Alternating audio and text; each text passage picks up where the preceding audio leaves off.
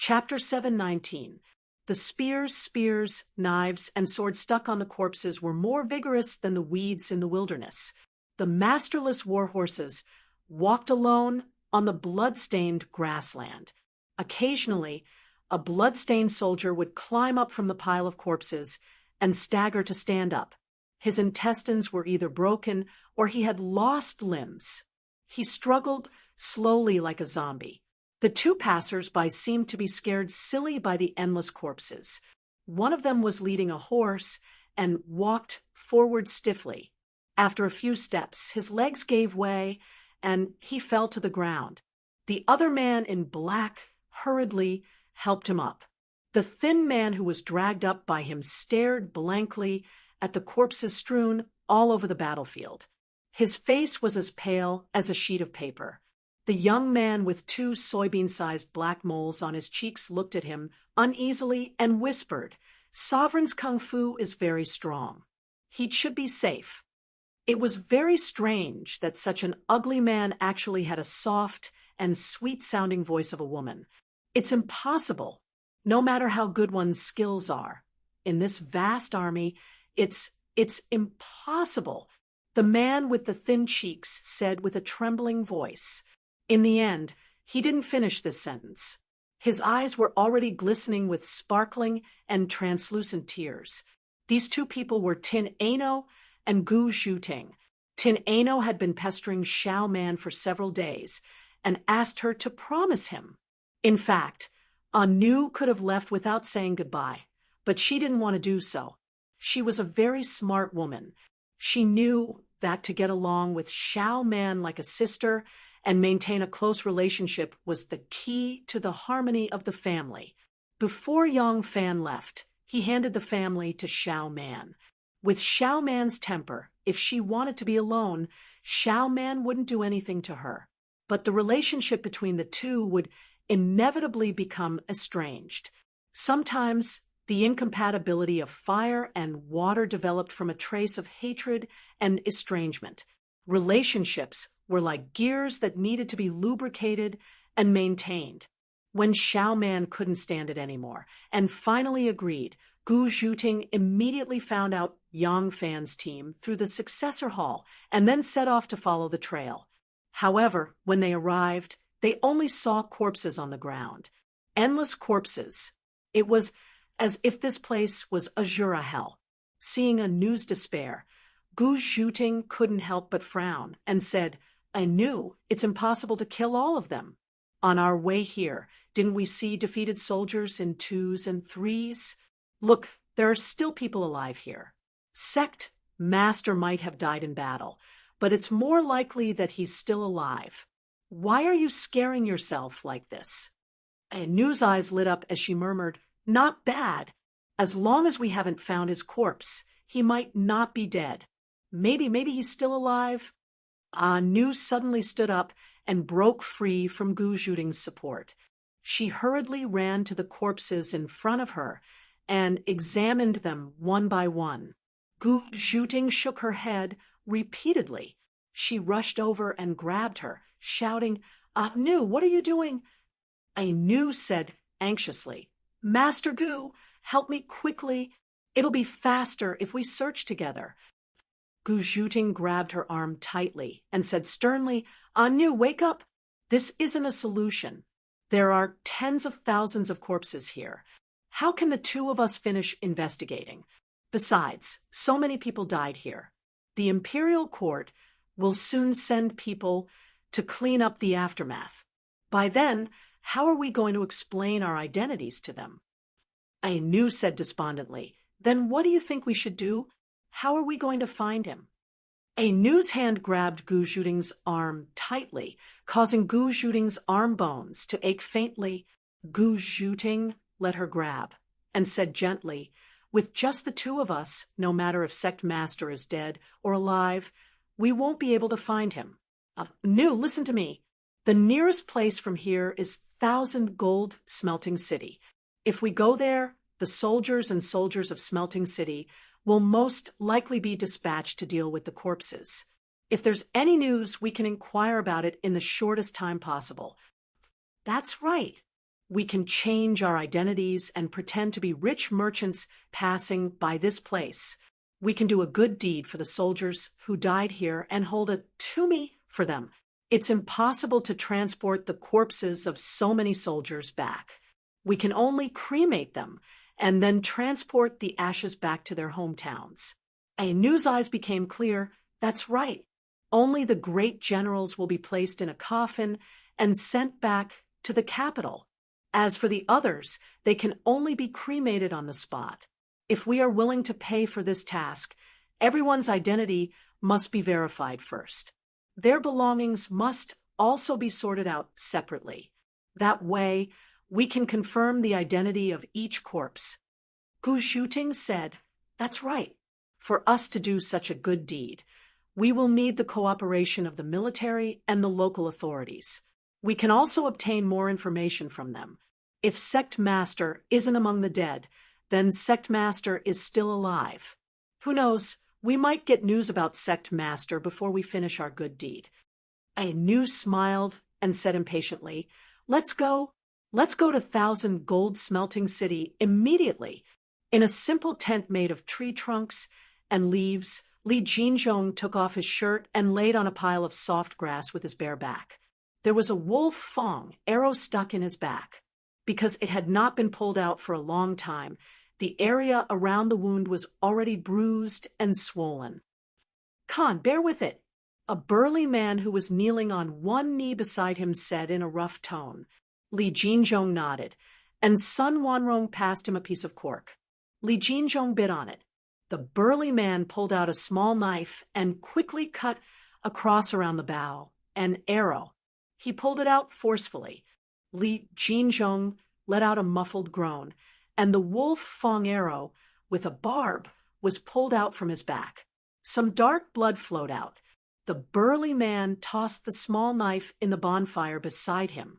When the blood gradually turned red, he suddenly stuck the small knife on Li Jinzhong's wound. Li Jinzhong's body tensed up. Although he was old, he was still strong. His muscles bulged, and his strong arms bulged. The small knife burned Li Jinzhong's wound. When the wound was slightly scabbed, the burly man grabbed a handful of herbs. Ignoring the bitterness, he stuffed them into his mouth and chewed. He carefully applied the chewed herbs on Li Jinzhong's wound and used a piece of cloth to bandage the wound. Only then did he stand up. Luo Wuzhen handed him a water sack. The burly man's mouth was full of green and bitter, so he didn't say anything. He took the water sack, pulled out the cork, and gulped down a large mouthful of water before quickly walking out of the tent. Inside the tent, Sun Wanrong, Luo Wuzhen, He Xiao, and the other Khitan leaders surrounded Li Jinzhong with concern. Li Jinzhong chuckled and said, "Don't worry, this old man's life is tough. I won't die. Come, help me up." Luo Wuzhen and He Xiao went forward to help him up and sat him on a haystack. Li Jinzhong asked in a deep voice, "How are our casualties?" The burly man who was treating Li Jinzhong walked out of the tent and gulped down several mouthfuls of water. The bitter taste still lingered in his mouth. His tongue was so numb that he couldn't feel it anymore. He looked around and saw a wild pear tree about 200 zhang down the slope. The branches were heavily laden with fruits. He walked down the slope with large strides. Yang Fan leaned against the thick trunk of the pear tree and sat on the ground. His hands were tied behind his back, and his wrists were tied with ox tendons. Ox tendons were the most flexible thing. Even if he struggled until the ox tendons sank into his flesh and cut his wrists, he wouldn't be able to break them. There were also a few people tied up under a few trees nearby. They were all high-ranking military officers. It seemed like the Khitans weren't foolhardy people. They also knew that if they captured more high-ranking military officers, they would have the capital to bargain with the imperial court if the situation turned bad. However, Yang Fan took a closer look and didn't recognize any of the high-ranking military officers. Judging from their uniforms, They were only high-ranking military officers like Commander Ingyang and Commandant Gua Yi. They were only 1.5 ranks higher than him. There wasn't a single high-ranking military officer, like Head Supervisor Yen Bengshi or Deputy Head Supervisor Zhong Huaichang. At this moment, the burly man who was treating Li Jinzhong walked under the tree and plucked 2 pears from the tree. He wiped them on his clothes and took a bite. The pears had just started to mature. They weren't bitter or sour, but they weren't sweet either. It was hard to tell what kind of taste they had, but after chewing a few times, it was very helpful in getting rid of the bitterness in the mouth. As soon as Yang Fan saw the burly man walk to his side, he stared at him. He felt that this person was somewhat familiar. After carefully identifying him, Yang Fan suddenly realized that this burly man was the Khitan military officer who used the 3 heaven-supporting trident last night. Even now, Yang Fan still remembered the strength of his arms. The burly man took 2 bites of the pears and realized that he was staring at him. He couldn't help but chuckle and said, "What, you're not convinced? Do you still want to have a duel with me?" Yang Fan smiled faintly and shook his head, saying, "A defeat is a defeat. How can a defeated general dare to speak bravely?" The burly man curled his lips and shook the pears in his hand, saying, all right, don't talk about literature with me. As a soldier, there's no need to be so literary. It's because of people like you that the Tang Dynasty army became so useless. Thinking back to when I was in the army, the might of the Tang Dynasty at that time. Hey! The burly man shook his head, plucked another pear, and turned around to leave. Yang Fan's expression changed. He hurriedly asked, "What did you say?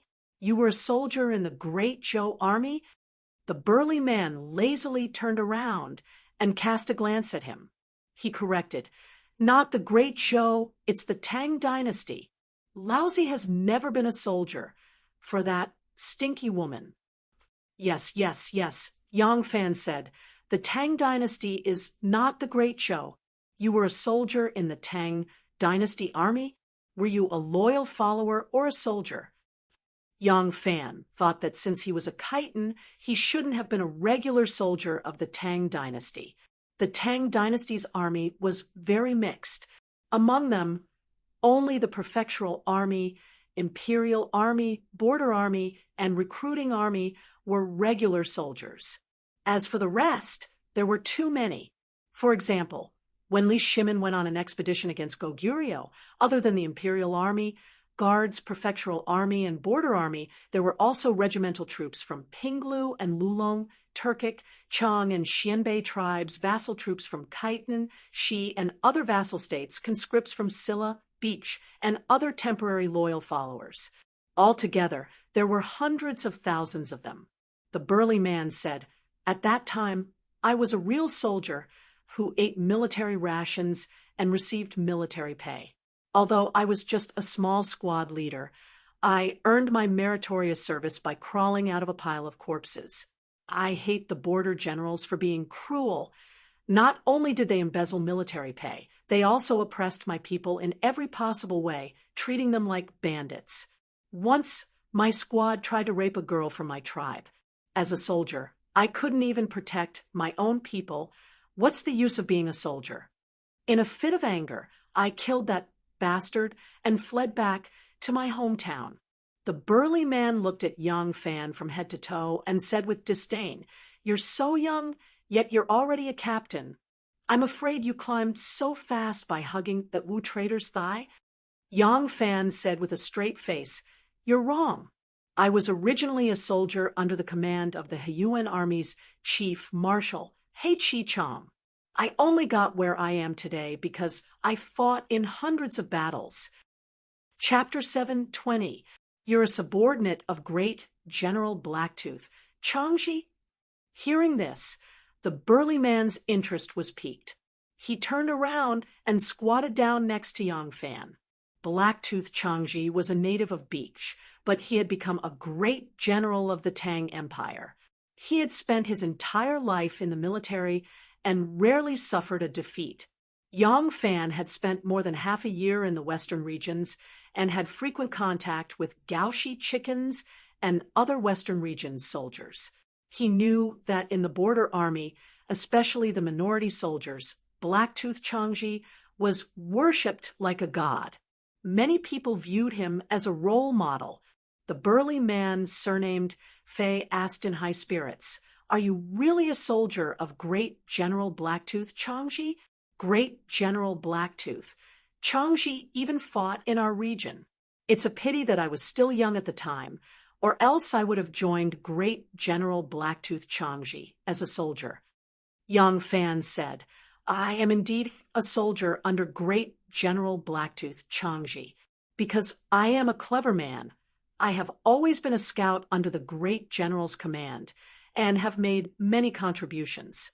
Later on, Great General Blacktooth Changji was framed by a scoundrel. He didn't die on the battlefield, but lost his life in prison. We all hate him to the core. The burly man, surnamed Fei, worshipped Blacktooth Changji to the extreme. When mentioning Blacktooth Changji's hatred, he couldn't help but curse. The burly man, surnamed Fei, cursed the imperial court with spittle flying everywhere. He then glanced at Yang Fan and asked him about the situation in the western regions and how he had been promoted.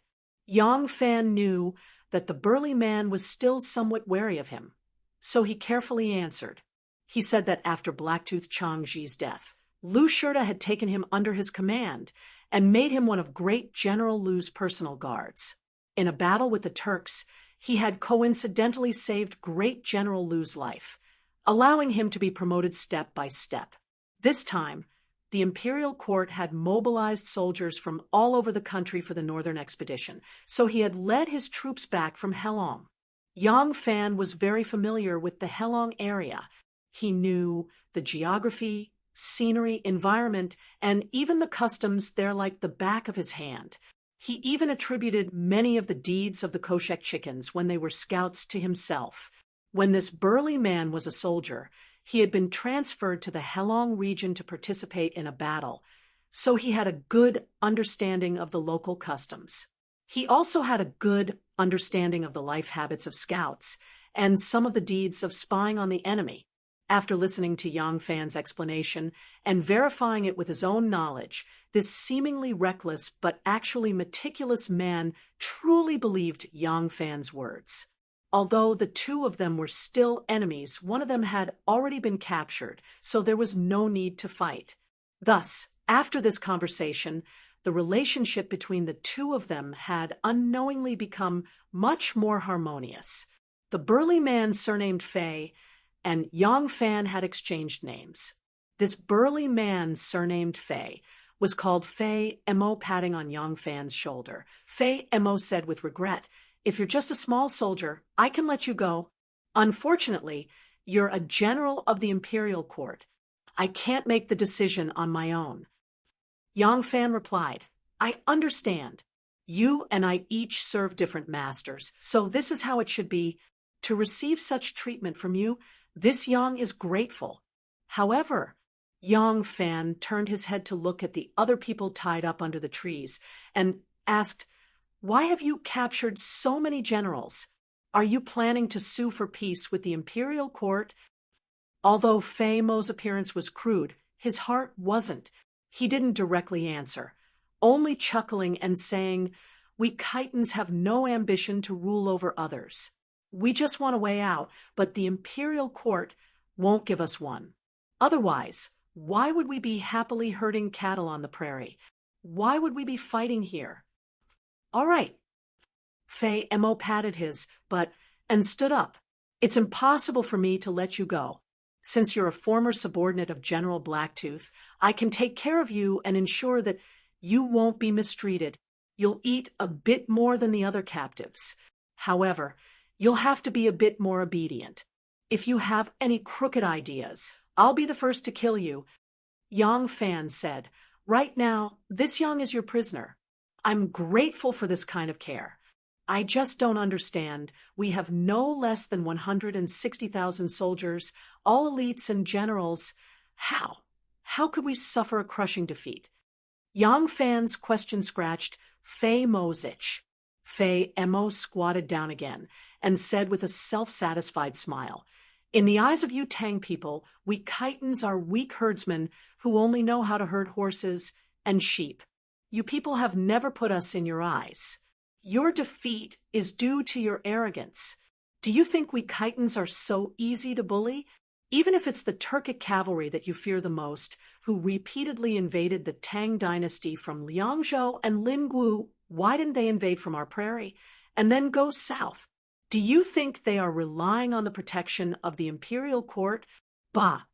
Fei Mo spat heavily and said, "That's because we Khitans are not easy to deal with.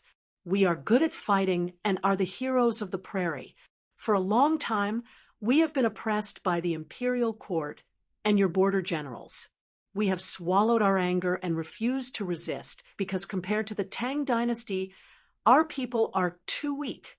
But we have endured step by step. What did we get in exchange? In exchange, you people want a foot after giving us an inch." When Fei Mo spoke of the resentment, his eyes were about to spit fire. Yang Fan hurriedly said, "I'm just a small officer. I can't ask about these things. I'm just curious. You have 60 to 70,000 men at most, right? How could you eat up our army of 160,000? And in one gulp?" Fei Mo sneered, "That's because you are too arrogant." He told her how he had set up a bait at the entrance of the Yellow Deer Valley to lure the main force of the Zhou army to rush in.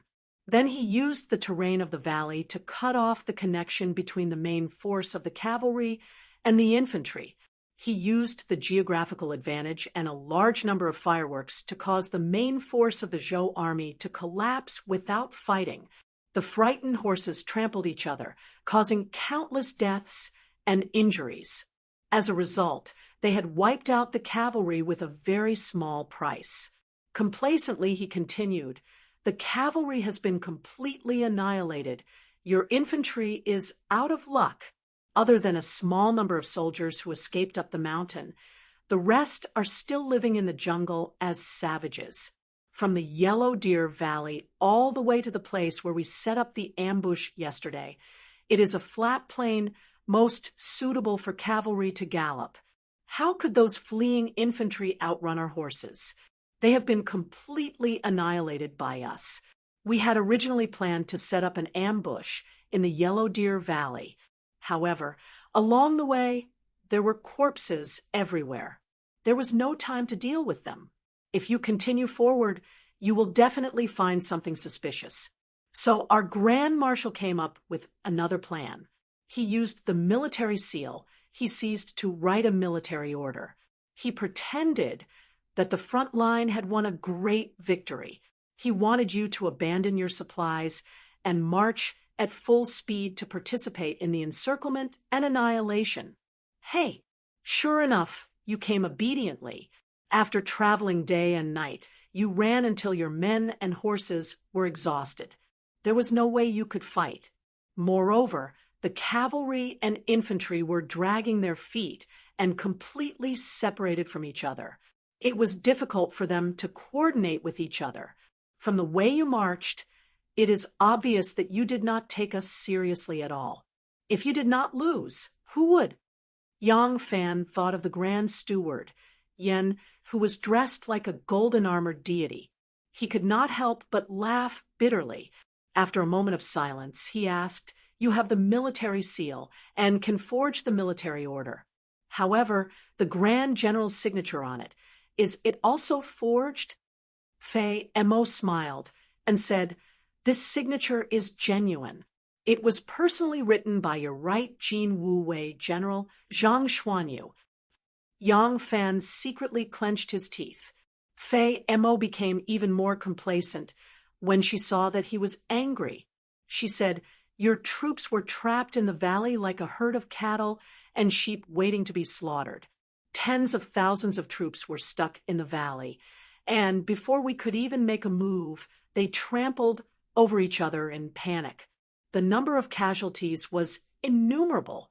We easily annihilated the most difficult part of your main force and captured your commander alive. That left Jin Wu-wei general, Chao Runsher, refused to sign his name on the forged military order. Our Khan chopped off his dog head. As a result, your right Jin Wu-wei general, Zhang Xuanyu, was so scared that his face turned ashen. He hurriedly signed his name. From the beginning to the end, he did not even dare to let out a fart. The corner of Yang Fan's eyes twitched.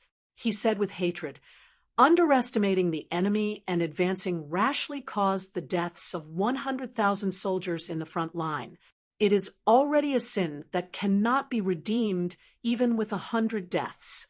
Furthermore, you are afraid of death and sent 60,000 soldiers in the rear into the tiger's mouth. Zhang Xuanyu. What is Zhang Xuanyu?" Fei Mo smiled and said, "You don't have to blame him so much. After your army of 100,000 was annihilated, the remaining 60,000 soldiers were destined to die. Without that forged military order, you all would have died all the same. That military order isn't of much use to you.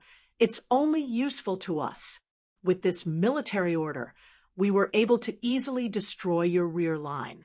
Including the dead and injured, there were less than 10,000 soldiers, and this includes the casualties from attacking your supply." Yang Fan was shocked and involuntarily cried out, "You also attacked our supply camp." Fei Mo said, "Since we killed the snake, we naturally had to follow up with another attack. The infantry behind you were even worse off. When we attacked overnight, most of them were sleeping like dead pigs. It was not easy to wake some of them up, but their legs were weak, and they had no strength to raise their hands. They couldn't even kill a chicken. We dealt with them as if we were chopping melons and vegetables. After that, we rushed straight to your supply camp. We thought that the supply camp would be the easiest to deal with, but we did not know who was the one escorting the rations. He dug pits for horses, set up spears for horses, and even brought many thorns to block the way. He even built a wooden wall outside the camp, and the sentries were 10 li away. Damn it, in Tang territory, we only stayed for one night and had to leave early in the morning. Was there a need to go through so much trouble? In the end, the ambush did not succeed. It was only when the sky was bright that we cleared the perimeter and approached the camp. Seeing that they could not hold on any longer, the general took the initiative to give up the rations and gathered the remaining soldiers to escape to Horse City. Damn it, as the vanguard, I originally wanted to annihilate them all. But the general who was transporting the rations set the camp on fire before he left. If we had chased after him, the rations would have been burnt to a crisp. Left with no choice, I could only turn back to save the rations." Yang Fan blurted out, "The rations were burnt to a crisp?" Fei Mo laughed. "In your dreams. Although half of the rations were burnt, the amount we saved is enough for us to eat for a month." Yang Fan was greatly disappointed. After a moment of silence, he said, "The general in charge of transporting the rations is called Li Duozhua. If he had been the commander-in-chief, I'm afraid we might not have been completely wiped out. Sai, since General Li returned to Horse City, what about the general in charge? Even Chief Steward Yen was captured alive by you?" Fei Mo said, "We did not see that Chief Steward Yen, but your Deputy Chief Steward Zhong Huaichang was trapped by us. We wanted to capture him alive, but he ended up killing himself." Hearing this, Yang Fan could not help but fall silent. At this time, someone shouted from the hillside, "Fei Mo, prepare to reorganize the army. We are moving into the mountains." Fei Mo hastily agreed, and hurriedly said to Yang Fan, "If you know your place, you won't have to suffer much. Otherwise, I won't be able to protect you." She then hurriedly ran up the hill. Yang Fan tried to break free from the ropes, but gave up in the end thinking we are already in the mountains and we still have to move into the mountains? That's right. No wonder I haven't seen any women or children. Their base shouldn't be here. If we reach their base, the security will be lax. With Fei Mo's friendship, we might have a chance to escape. Chapter 7:21. The 160,000-strong army of the Wu Zhou dynasty was completely annihilated. Other than Li Duozhua, who was escorting the rations, the rest of the generals were all captured. The left Eagle Guard's General Chao Rensher was beheaded, the right Golden Guard's General Zhang Xuanyu, and the new Minister of Agriculture Ma Renjie were captured. The chief of the army Yan Bengshi died in the chaos, and the deputy chief of the army Zhong, Huai Chu, committed suicide. When the news reached the capital, the entire court was in an uproar. How long had it been since the imperial court suffered such a defeat? Even when facing powerful enemies like the Turks and Tubo, the imperial court had suffered defeats from time to time, but it had never been defeated so quickly or so miserably. An army of 160,000 was instantly annihilated, and almost all of the generals were captured in one fell swoop. This was something unimaginable in the past. Wu Zetian felt as if she had been hit in the head with a stick. The Wu Zhou dynasty's greatest and only achievement was the recovery of the 4 towns of Anxi. Before this, there was nothing to write home about. She did not expect to suffer such a heavy defeat in the blink of an eye, especially at the hands of the Khitans, who were never taken seriously by the imperial court. The imperial court was in a state of panic. The initial disdain and confidence towards the Khitans turned into extreme fear in the blink of an eye. 160,000 people meant 160,000 families. As the news spread, the entire Tang Empire was in a miserable state. Countless parents, wives, and children wore mourning clothes and were in so much pain that they wished they were dead. Wu Zetian originally planned to let Wu Sanxi be the ambassador of Yuguan Road and lead the army to Shenzhou as the second army to suppress the rebels. In fact, her main goal was to let this nephew of hers be gilded. Although the military system was controlled by the Wu clan, the Wu clan had never made any contributions in the war. In the army, a group of generals who did not make any contributions would never have a solid foundation. Wu Qingxi's health was poor, and he was often bedridden in recent years. Otherwise, Wu Zetian might have sent this nephew to the front lines as well, allowing these 2 nephews of the Wu clan to establish their own military might. But now, Wu Zhou's 160,000-strong army was annihilated in a single battle. The entire court was shaken, and Wu Zetian did not dare to act rashly. Both of her nephews were born scholars. When they were young, she changed their surnames to Wei and exiled them to the border. Every day, they had to work hard for food. Later on, when she wanted to ascend the throne, she found that outsiders were unreliable, and she had to rely on the Wu family. She pardoned her nephews and brought them back to the capital. She entrusted them with important tasks. However, these 2 nephews had never commanded an army of dozens of people before. But almost all the famous generals left behind in the Tang dynasty were killed by her. Moreover, the more the Wu clan's generals were defeated, the more she needed the Wu clan's generals to fight a great victory to consolidate the Wu clan's position in the army. Therefore, Wu Zetian decided to send Wu Yuyi as the second general to suppress the rebels. Wu Yuyi had always been in charge of the Yulin Guard for her. He had been in the army for the longest time and was the most familiar with the army among the second generation of the Wu clan. Wu Zetian immediately issued an edict. She appointed Wu Yuyi as the right general of the Wu clan. He was to recruit soldiers and horses to lead the attack on the Khitans. At the same time, she appointed Chen Ziong and Qiao Zhizhi as his advisors. Unable to gather so many soldiers and horses in a short time, Wu Zetian ordered all the imprisoned prisoners to be escorted to the capital so that they could atone for their crimes. At the same time, she recruited soldiers and formed a new expeditionary army. She also ordered all the provinces to the east of Taihang Mountains to build up a cavalry regiment to be ready for support. The furious Wu Zetian did not discuss with the prime minister this time. She used her arbitrary power to quickly make a decision. She angrily returned to the inner court. Suddenly, she remembered Li Zhaoda, who had helped son Wanrong obtain a third-rank official position. She immediately vented her anger on him. She ordered him to be immediately escorted to the execution ground to be executed. Zhang Changzong and Zhang Yizhi heard this and immediately mentioned Lai Junchen. In a rage, Wu Zetian ordered Lai Junchen to be beheaded as well. Li Zhaoda was imprisoned because of Lai Junchen's impeachment. Today, he was going to be executed on the same day as Lai Junchen. Needless to say, this major event to a certain extent diverted the court's investigation of the defeat.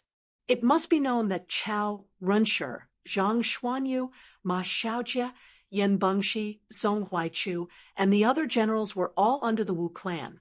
Only Li Duozhua, who was responsible for escorting the provisions, could be considered as a neutral party. On the day of the execution, the streets of Luoyang turned out. The execution site was packed with people. The execution site was located in the North City. All the shops in the North City did not open for business that day. Even the businessmen went to watch the execution. The #1 ruthless official of the Wuzhou dynasty, who was also the undying cockroach Lai Junchen, was finally going to be executed. On the same day, the one who was going to be executed was the Prime Minister Li Zhaoda, who had dominated the court for the past few years. This was no small matter. Li Zhaoda and Lai Junchen had wooden balls stuffed in their mouths. Dressed in the clothes of condemned prisoners, they were escorted to the execution ground. This system of wooden balls began in the 4th year of the emperor's reign. That year, Wu Zetian executed the crown prince's emissary, Hao Xiangxian. Hao Xiangxian cursed loudly and vehemently on the execution ground, listing all of Wu Zetian's crimes. He even mentioned the scandal of her adultery with Xue Huai. Wu Zetian was very embarrassed. From then on, whenever the court executed a criminal, wooden balls would be stuffed in his mouth so that he could not say a word on the execution ground. Li Zhaoda and Lai Junchen had wooden balls stuffed in their mouths. Their cheeks were squeezed to the point that their cheeks were somewhat deformed. They were pulled by the prison cart and slowly approached the execution ground. Although Li Zhaoda was a bit too domineering and was hated by hundreds of officials, he still had an excellent reputation among the people. When the people saw Prime Minister Li's disheveled hair and dirty face, they couldn't help but sigh sadly. However, in a normal dynasty, the people of the capital would probably never see the scene of a prime minister being executed in their lifetime. But in the Wu and Zhou dynasty, the people of Luoyang, not to mention the imperial princes, had seen the prime minister executed several times. Although they sighed for him, they weren't too shocked. Next was Lai Junchen. When Lai Junchen was escorted to the execution ground, a strange scene appeared. The people were crowded there. Countless heads were moving. Their eyes were fixed on Lai Junchen, who had the word death stuck on his back on the prison cart. But strangely, not a single sound was made. Everyone was staring at him. The scene was abnormally quiet, so quiet that it was frightening. Li Zhaoda was escorted to the execution ground. He was forced to kneel in the direction of the executioner. Then Lai Junchen was escorted to the execution platform.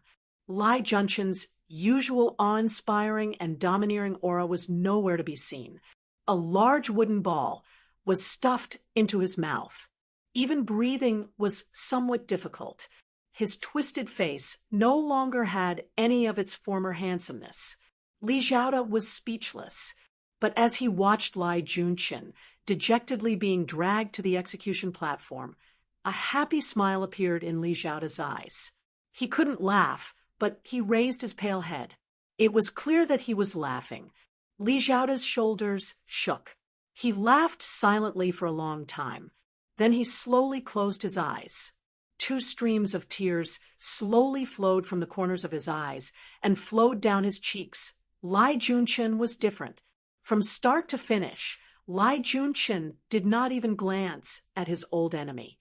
His head was always turned in the direction of the imperial palace.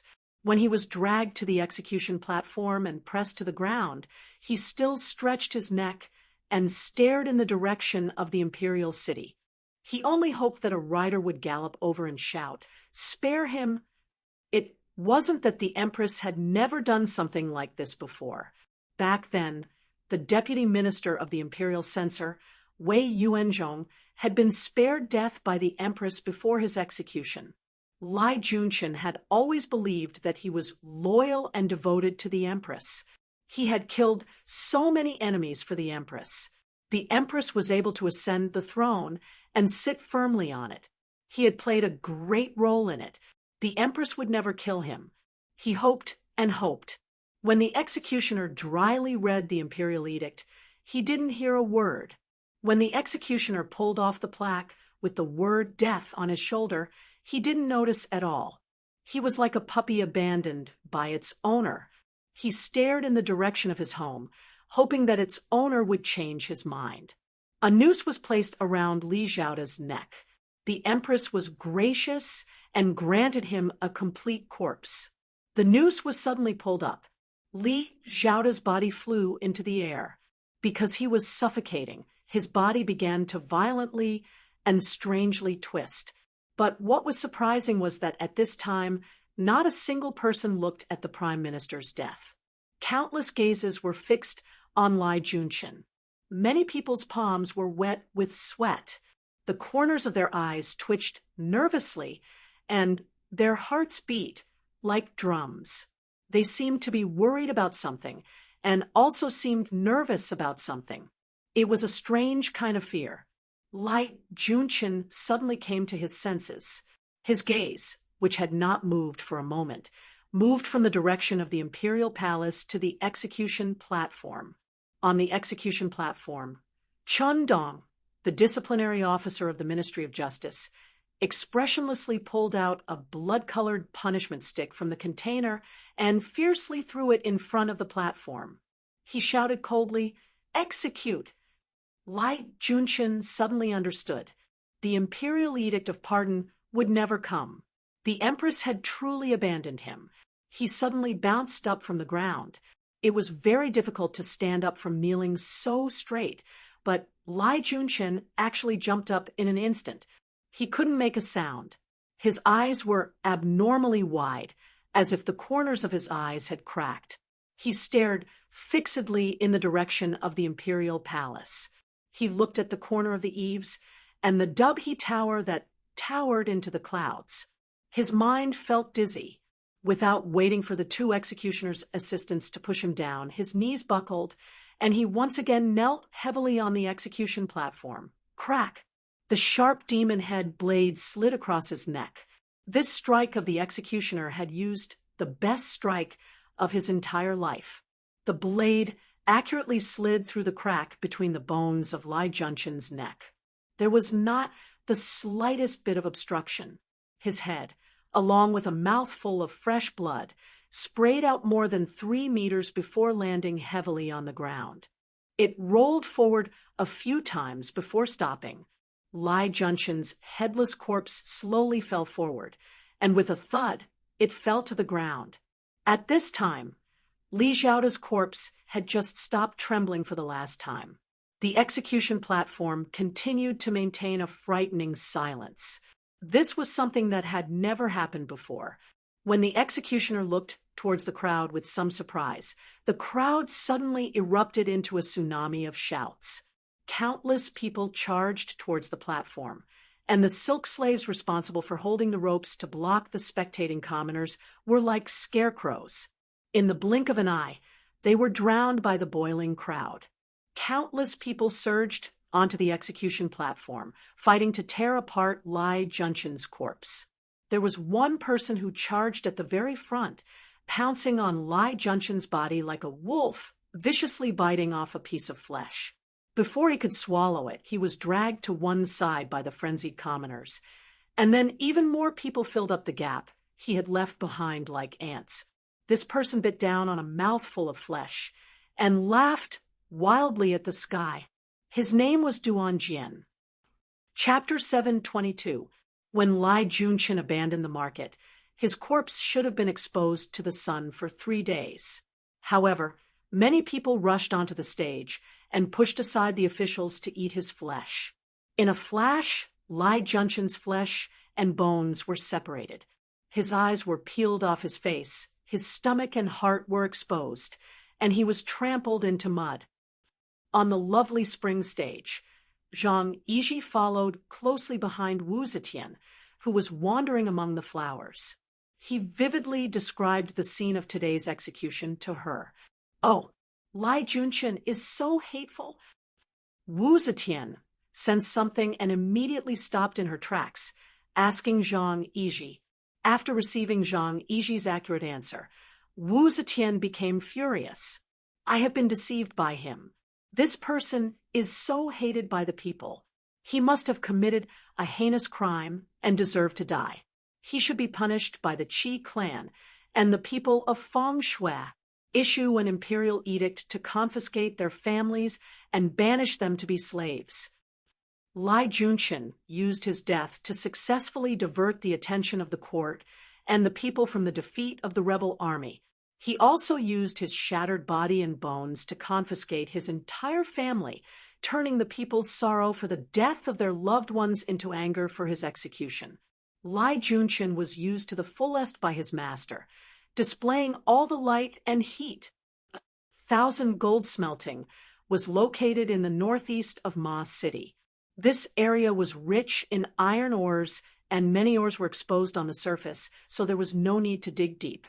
The border regions were the most war-ridden, so the demand for iron was especially strong. As a result, there were many local blacksmiths who used indigenous methods to smelt iron.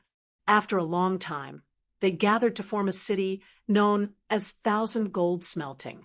Up to this day, 1,000 Gold Smelting already had many large-scale iron mines and smithing shops. Because of this, the city did not lack ironware, nor did it lack valiant and powerful men. The reason why the Khitans did not set their sights on this small city was because, although it was small, it was not easy to deal with. Gu Zhuting and Tin Ano had made up their minds. They changed their identities and hired a few servants before rushing to 1,000 Gold Smelting. At this moment, the news of the Great Zhou Army's defeat and the Great Zhou Army's corpses had already spread. Everyone in 1,000 Gold Smelting City was in a state of panic. The county magistrate, Li Luoyun, was a jinshi in the 2nd year of his life. His wife had been working hard for many years to become a mother-in-law. With great difficulty, he used his outstanding political achievements, and with the addition of his connections from top to bottom, he found himself a 7th-ranked county magistrate. He had only been in the 1,000 Gold Smelting for less than a month, and he had already encountered such an incident. He had just taken up his post. So he did not know how to handle the many low-ranking officials who had served here for many years and had a deep foundation, such as the registrar, the county lieutenant, or even the many low-ranking officials who had complicated relationships with each other.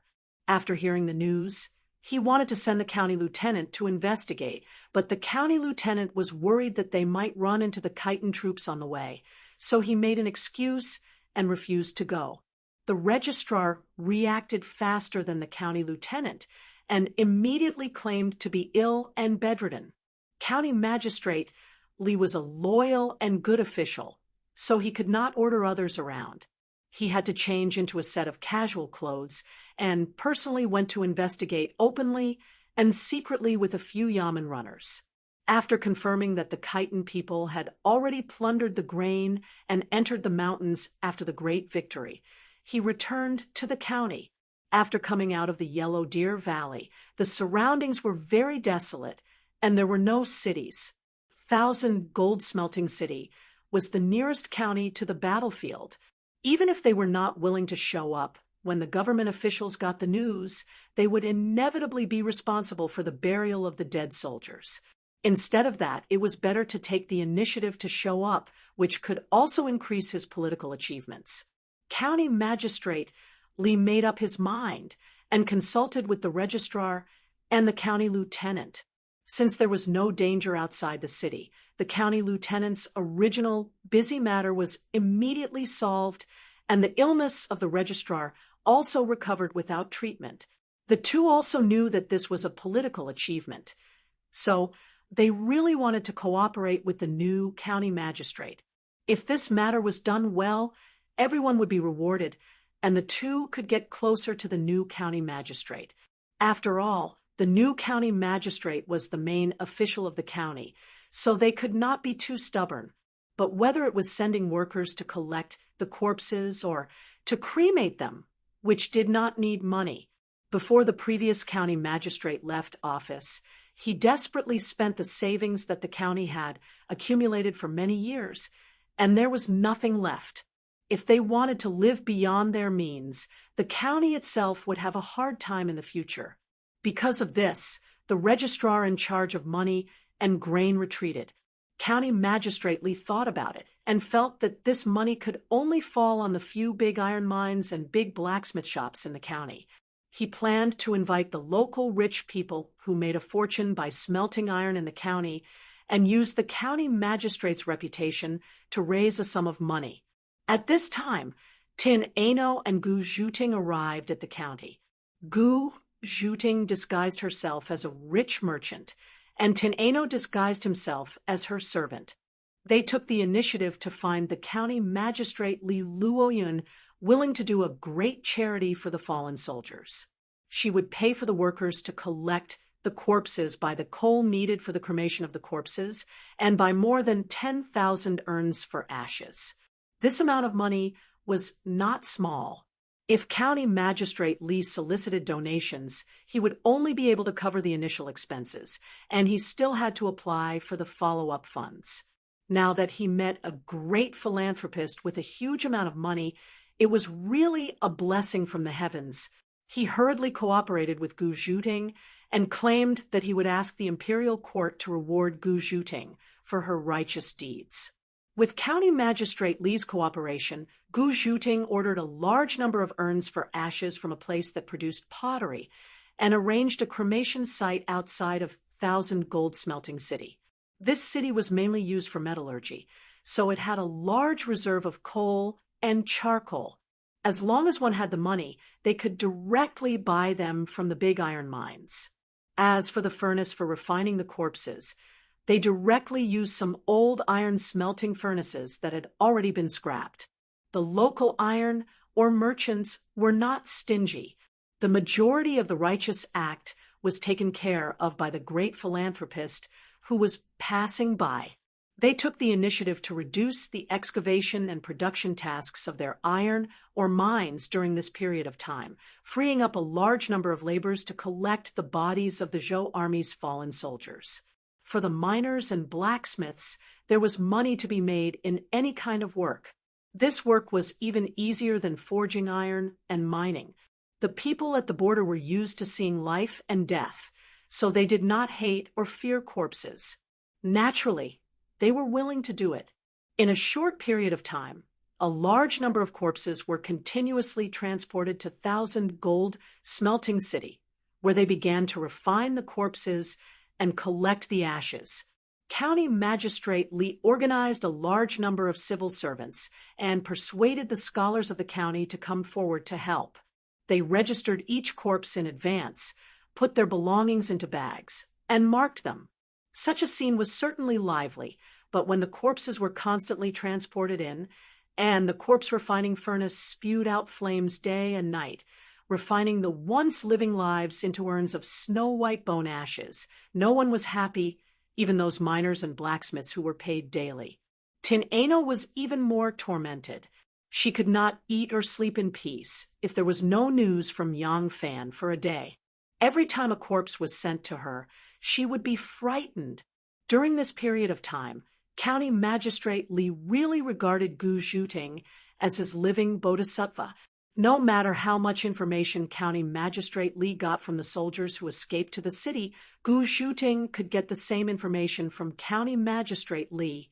She and Anu gradually learned about the whole battle, and also learned that some generals were captured alive by the Khitans. Although this time, the Zhou army underestimated the enemy and fell into the ambush, resulting in the death of 160,000 soldiers. It was impossible to kill all of them. The so-called total annihilation only meant that the Zhou army could not keep any organized troops and completely lost the ability to fight. The surviving soldiers escaped one after another. Most of them moved towards Thousand Gold City, which was the nearest to them. Anu's favorite thing to do every day was to see the Zhou army coming from afar. Although Thousand Gold City had taken in 3,000 to 4,000 wounded and defeated soldiers in the past few days, she did not see the face that she was most familiar with. After all, it gave her hope. During this period of time, they also contacted the branch of Succession Hall in the north.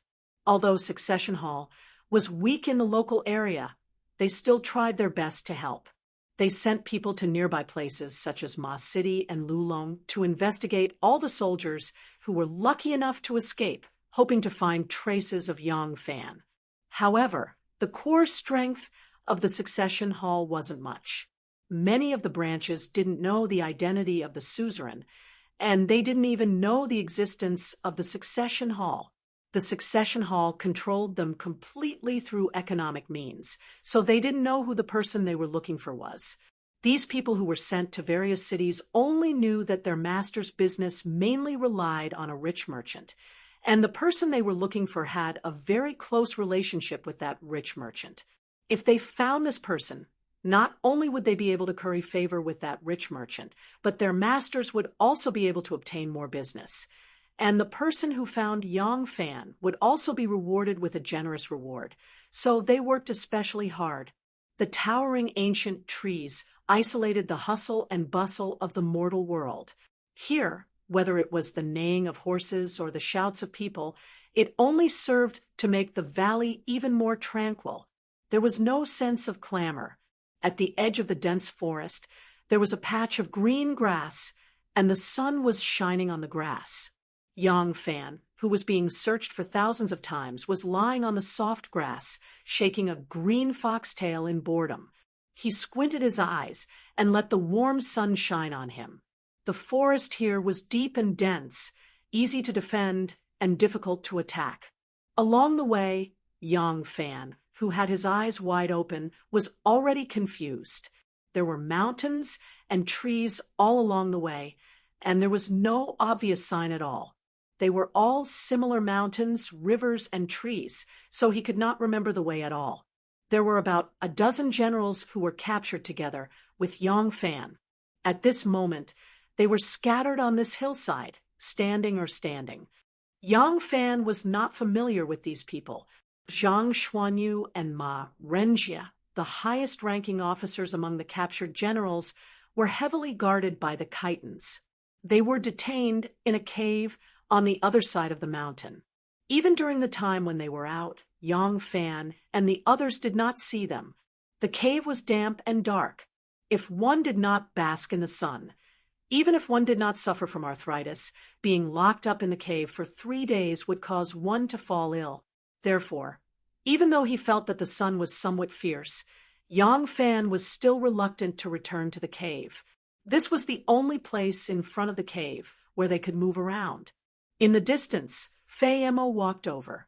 Although they were enemies, Fei Mo very much liked to chat with Yang Fan. When it came to the darkness of the court, Yang Fan would curse with him. When it came to the tragic death of the Black-Tooth Great General, Yang Fan would feel regret with him. When it came to the oppression and extortion of the Khitans by the border generals, Yang Fan would express deep sympathy for him. Fei Mo wasn't lacking in scheming. Although Yang Fan felt that this was a deliberate response to lower Fei Mo's wariness and get closer to her, Fei Mo could tell that his attitude came from the bottom of his heart. Therefore, although they were still enemies, Fei Mo increasingly liked to chat with him. Whenever he had time, he would come over to Yang Fan's place. When Yang Fan heard the heavy footsteps, the lightly swaying foxtail grass stopped. He could tell that it was Fei Mo's voice. He had always felt that even though he was captured, he should still do something. However, he could not think of what he could do. It was only last night that he finally thought of an idea. Therefore, he waited for Fei Mo the entire day. Fei Mo finally came. Hearing the approaching footsteps, Yang Fan hummed and continued to shake the foxtail grass in his hand. Chapter 7:23. It's rare to see a captive like you behave like this. Fei Mo walked over and saw Yang Fan's carefree expression. He couldn't help but find it both funny and annoying. He mocked him and sat down next to Yang Fan. He handed over a grass leaf larger than his palm that contained a handful of mulberries. Some of them were ripe and dark purple, emitting a sweet fragrance. Some were even bright red. It's bad enough being a captive. Do you want to torture yourself every day with a bitter expression? Yang Fan smiled and sat up. He threw away the green foxtail grass and took the mulberries wrapped in the grass leaf. He picked one up and threw it into his mouth. The flesh was thick, slightly sour, and extremely sweet. It was indeed delicious. Yang Fan asked Fei Mo, "You've already sent people to the capital?" Fei Mo nodded. "Yes, they've already been gone for 2 days. When the Grand Marshal was a hostage in the Central Plains, he had several guards with him. They are all very familiar with the situation in the Central Plains. This time, he sent one of them." Yang Fan shook his head. "I don't think it'll be very effective." Fei Mo glanced at him. "What do you mean?" Yang Fan threw another mulberry into his mouth. "That's right. You have won many battles, but the imperial court has never paid any attention to you. The more battles you win, the less the Empress will be able to lower herself to negotiate peace with you. If it was the Tubo or the Turks, there might be room for negotiation, but you," Fei Mo said, "we've captured more than 10 of your generals. If that Wu woman doesn't agree, none of you will live." Yang Fan sneered. "Old Fei, do you think this is a war between your two tribes? You've captured a few of their leaders and you want them to use cattle, sheep, and pastures to redeem them? This is the imperial court. Whether it's for the dignity of the Empress or the imperial court, they will never lower their heads to you." Fei Mo's dark face turned red. "All along, when the imperial court wants us to fight, we will send troops. We will prepare our own food, weapons, and horses. We will first fight with Emperor Taizong, then listen to Emperor Gaozong's orders. When the imperial court wants us to pay tribute, we will pay. Every year, we will choose the best furs and fattest cattle to pay tribute.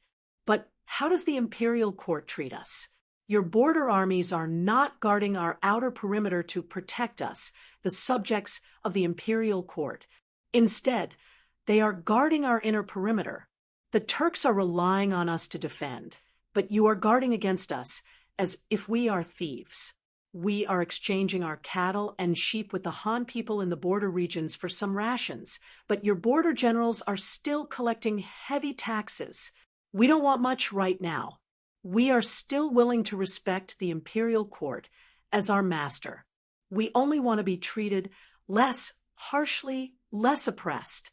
Allow us to trade cattle and sheep with you Han people on equal terms, and withdraw your so-called border armies. This is too much," Yang Fan said. "From your point of view, it's certainly righteous and confident. But you must understand that you are not the Tubo or the Turks. You are not a country. You do not have the right to rebel first, kill the soldiers of the court, capture the generals of the court, and then negotiate with the court, haggling over the terms. With regards to your actions, The only option left for the imperial court is to strike down harshly and kill one to serve as a warning to others. If the imperial court agrees to your request, it won't just be a matter of face. The imperial court's territory is huge, and there are many tribes like you. If they make an exception for you today, others will follow suit. What will the imperial court do then? Fei Mo went silent for a moment before she sneered. If there's nothing to talk about, then let's continue. However, since the imperial court has abandoned you, you are no longer of any use. When our messengers bring back bad news from the imperial court, the Khan will definitely execute you. Yang Fan placed the mulberries on the grass and lay down facing the sky. Using his arms as a pillow, he sighed and said, I did not die in the midst of thousands of horses and horses. I am already very lucky to be able to live this long. If I can't avoid death in the end, I have nothing to regret. However, if I die, I won't be lonely on the road to hell. Anyway, it won't be long before you come to accompany me. Fei Mo spat up a mouthful of saliva and scolded, Don't talk about bad luck. I won't die. Is your imperial court's army very powerful? An army of 160,000 was still swallowed by us in one gulp. Yang Fan raised a finger and leisurely wagged it. You can't say it like that. This time, the imperial court suffered a great loss because they were too arrogant. From the generals to the soldiers, not a single one of them took you seriously. Next time, do you think the imperial court's army will still be so careless? Fei Mo sneered and didn't say anything. She thought to herself, do you think we placed all our hopes on the imperial court to sue for peace? We didn't just prepare one hand for this. However, this was an extremely confidential matter. Even though Yang Fan was already a prisoner and she wasn't afraid of him leaking it, Fei Mo still couldn't say anything. Yang Fan continued, You were also a soldier, so you must know some stories from ancient times. Look at those roving bandits. Which one of them can stir up the slightest wave? Regardless of the final outcome, those who once had glory must grasp 2 points. Fei Mo's expression changed. She hurriedly asked, What 2 points? Yang Fan said, First, there must be a stable base. There must be people to control and food to gather. Those who roam everywhere without a base won't be able to last more than a few days. Fei Mo was silent for a moment. What about the second point? Yang Fan said, Second, there must be a clear position. You must let the world know what you want and what you are fighting for. Moreover, what you want is what the world wants. Only then will a just cause be supported by many. Chen Sheng and Wu Guang are just 2 bumpkins, but they both know to shout, Slay the tyrannical Qin, slay the tyrannical Qin, to rally the world. Shang Tang rebelled against Xia, saying, Time is lost. I will die with you. Fan Chong of the Red Eyebrows Army, an illiterate man, also knows to shout, Those who kill shall die, those who injure shall suffer. Zhang Jiao said, The heavens are dead, the yellow sky shall rise. The year is 60 years old, the world is prosperous. Wang Mang forged the heavenly mandate. Emperor Guangwu of Han said, The Liu family will rise again, the Li family will assist. As for our dynasty, let me ask you, what do you have? Fei Mo retorted, All nonsense. Do you think we, the Khitan tribe, can become an independent country, or even overthrow the Tang dynasty? If we say that, it will really be considered a rebellion. The imperial court will not rest until we are annihilated. Yang Fan said, Do you think that because you have not shouted the slogan of independence or overthrowing the Great Zhou, your actions are not considered a rebellion? During the rebellion of the 7 kings of Han, although they did not dare to shout the slogan of rebellion, they still shouted, Purge the emperor's side, kill Chao Qiuo, to tell the world that their intention is Chao Qiuo, not the emperor, so that the world will not join forces to punish them. Fei Mo fell into deep thought. After a while, she slowly said, What slogan can we shout? Yang Fan said, Wu and Zhou are in power, but the common people still think of Li Tang. If you can shout the slogan of supporting Li Tang, supporting Prince of Xiang Li Dan, and supporting Prince of Luling Li Xian, then you will be able to comply with the will of the heavens and the people. The common people will not oppose you so strongly, and if the imperial court wants to deal with you, it will also cause all kinds of criticism. Fei Mo's eyes brightened. Slapping her thigh, she exclaimed, Wow, it really is a good idea. If we do it this way, we will have a good reason to attack, and will instead make the imperial court look unjust. If the imperial court sends an army, the officers and soldiers who are determined to restore Li Tang will not go all out to suppress us. Yang Fan smiled. Exactly. Fei Mo said excitedly, I will go talk to the Khan and the Grand Marshal. Fei Mo jumped up and walked away. Yang Fan secretly let out a sigh of relief. After getting along with Fei Mo for a few days, he knew that Fei Mo's mind wasn't as rough as his appearance. He was afraid that he wouldn't be able to convince him. Seeing Fei Mo leave, Yang Fan picked up the bag of mulberries. Blowing away a few ants that had crawled onto it, he picked up a mulberry and tossed it into his mouth. It tasted very sweet. After a while, heavy footsteps came from behind him. Yang Fan turned his head and saw that Fei Mo had returned and was once again in front of him. Yang Fan raised his eyebrows in surprise. Fei Mo's face was gloomy. Emphasizing each word, she said, You are using me, aren't you? Yang Fan's heart skipped a beat. Pretending to be calm, he asked, Why do you say that? Fei Mo said, You are a former subordinate of Great General He Chichong, and Great General He Chichong was harmed by the Zhou imperial court. You must hate Zhou and hope to restore Li Tang. You gave me this idea because you hope to use us Khitans to exert pressure on the imperial court and force the emperor to not dare to tamper with the crown prince selection. Am I right? Yang Fan's goal was too obvious. He and the Khitans were enemies, so there was no reason for him to help them think of an idea that would allow them to gain a foothold in the name of righteousness. As long as Fei Mo changed her mind, it would be hard not to guess his intentions. Yang Fan made up his mind and straightforwardly said, That's right. I am using you to work for the two princes of Li Tang. I don't like this imperial court, and I also don't like a woman becoming the emperor. In order to protect her power, she wantonly kills. But my idea isn't harmful to you, is it? Fei Mo chuckled. That's right.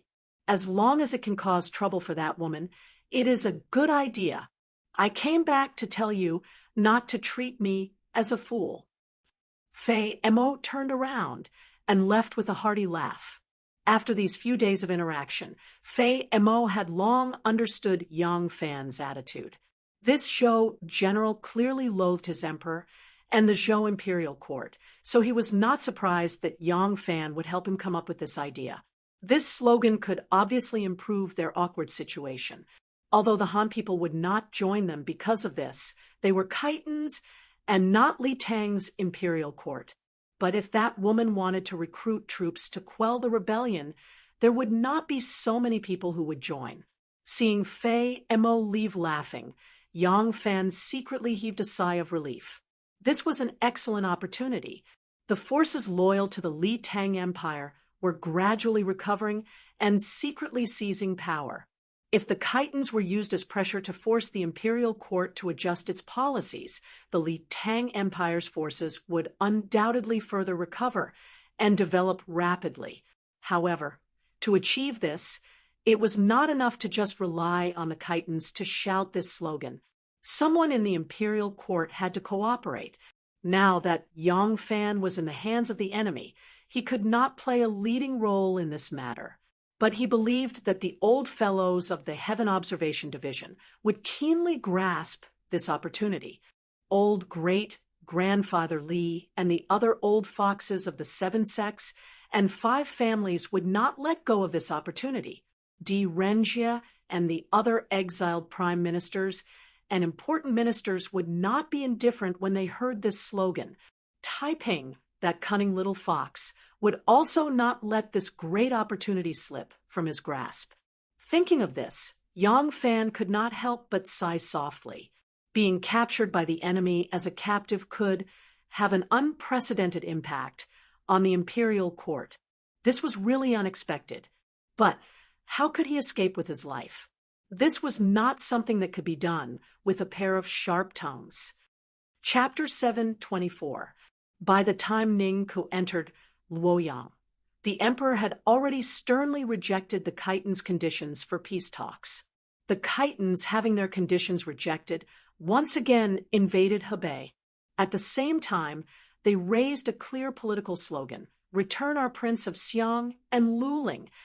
The Prince of Luling, Li Xian, and the Prince of Xiang, Li Dan, were the only two surviving sons of Emperor Li Ji. Both of them had once been crowned emperor, but they had been deposed by Wu Zetian.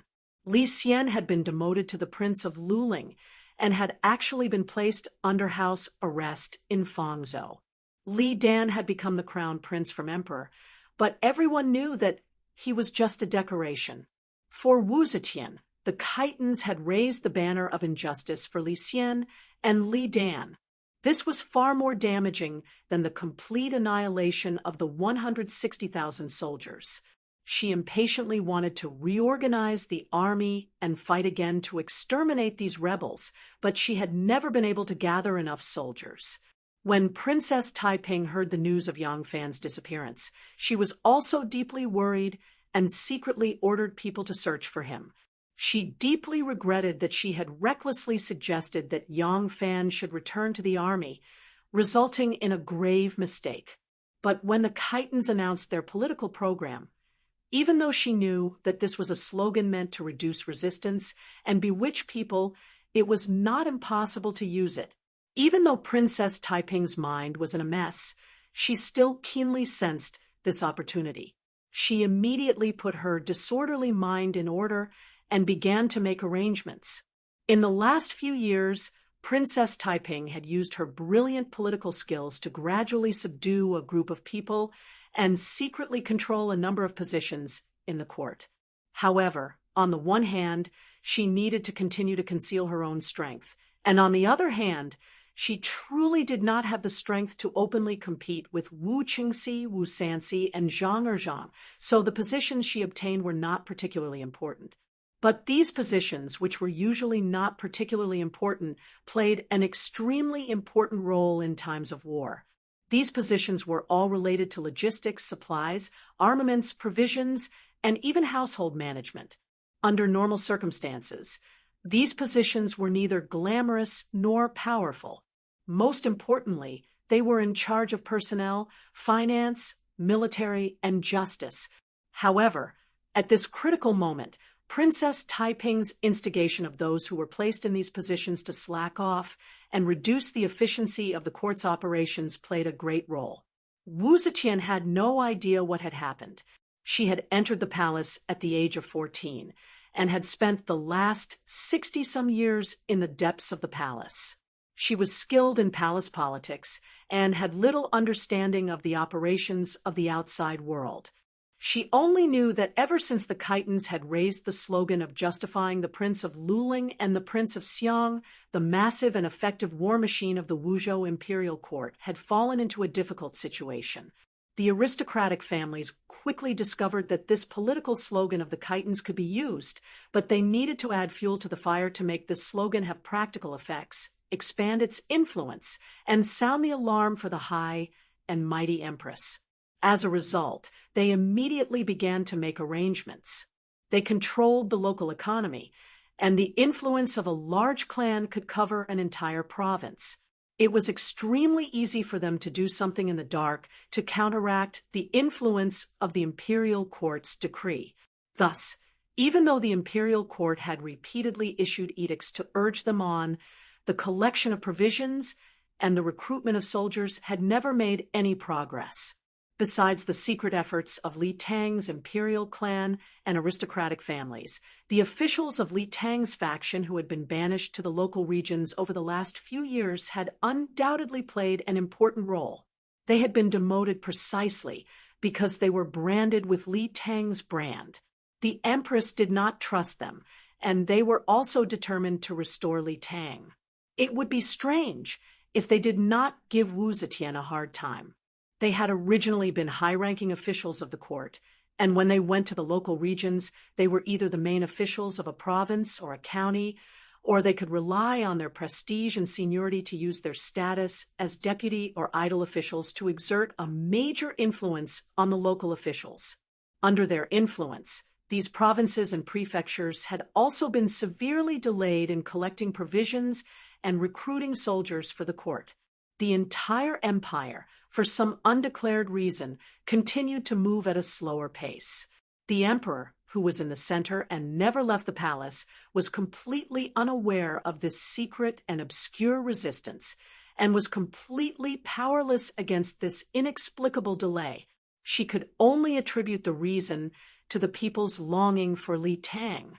The power loyal to Li Tang was still so great and so deep in the hearts of the people. This made her secretly panic. She did not understand. Her Zhou dynasty had been established for so long.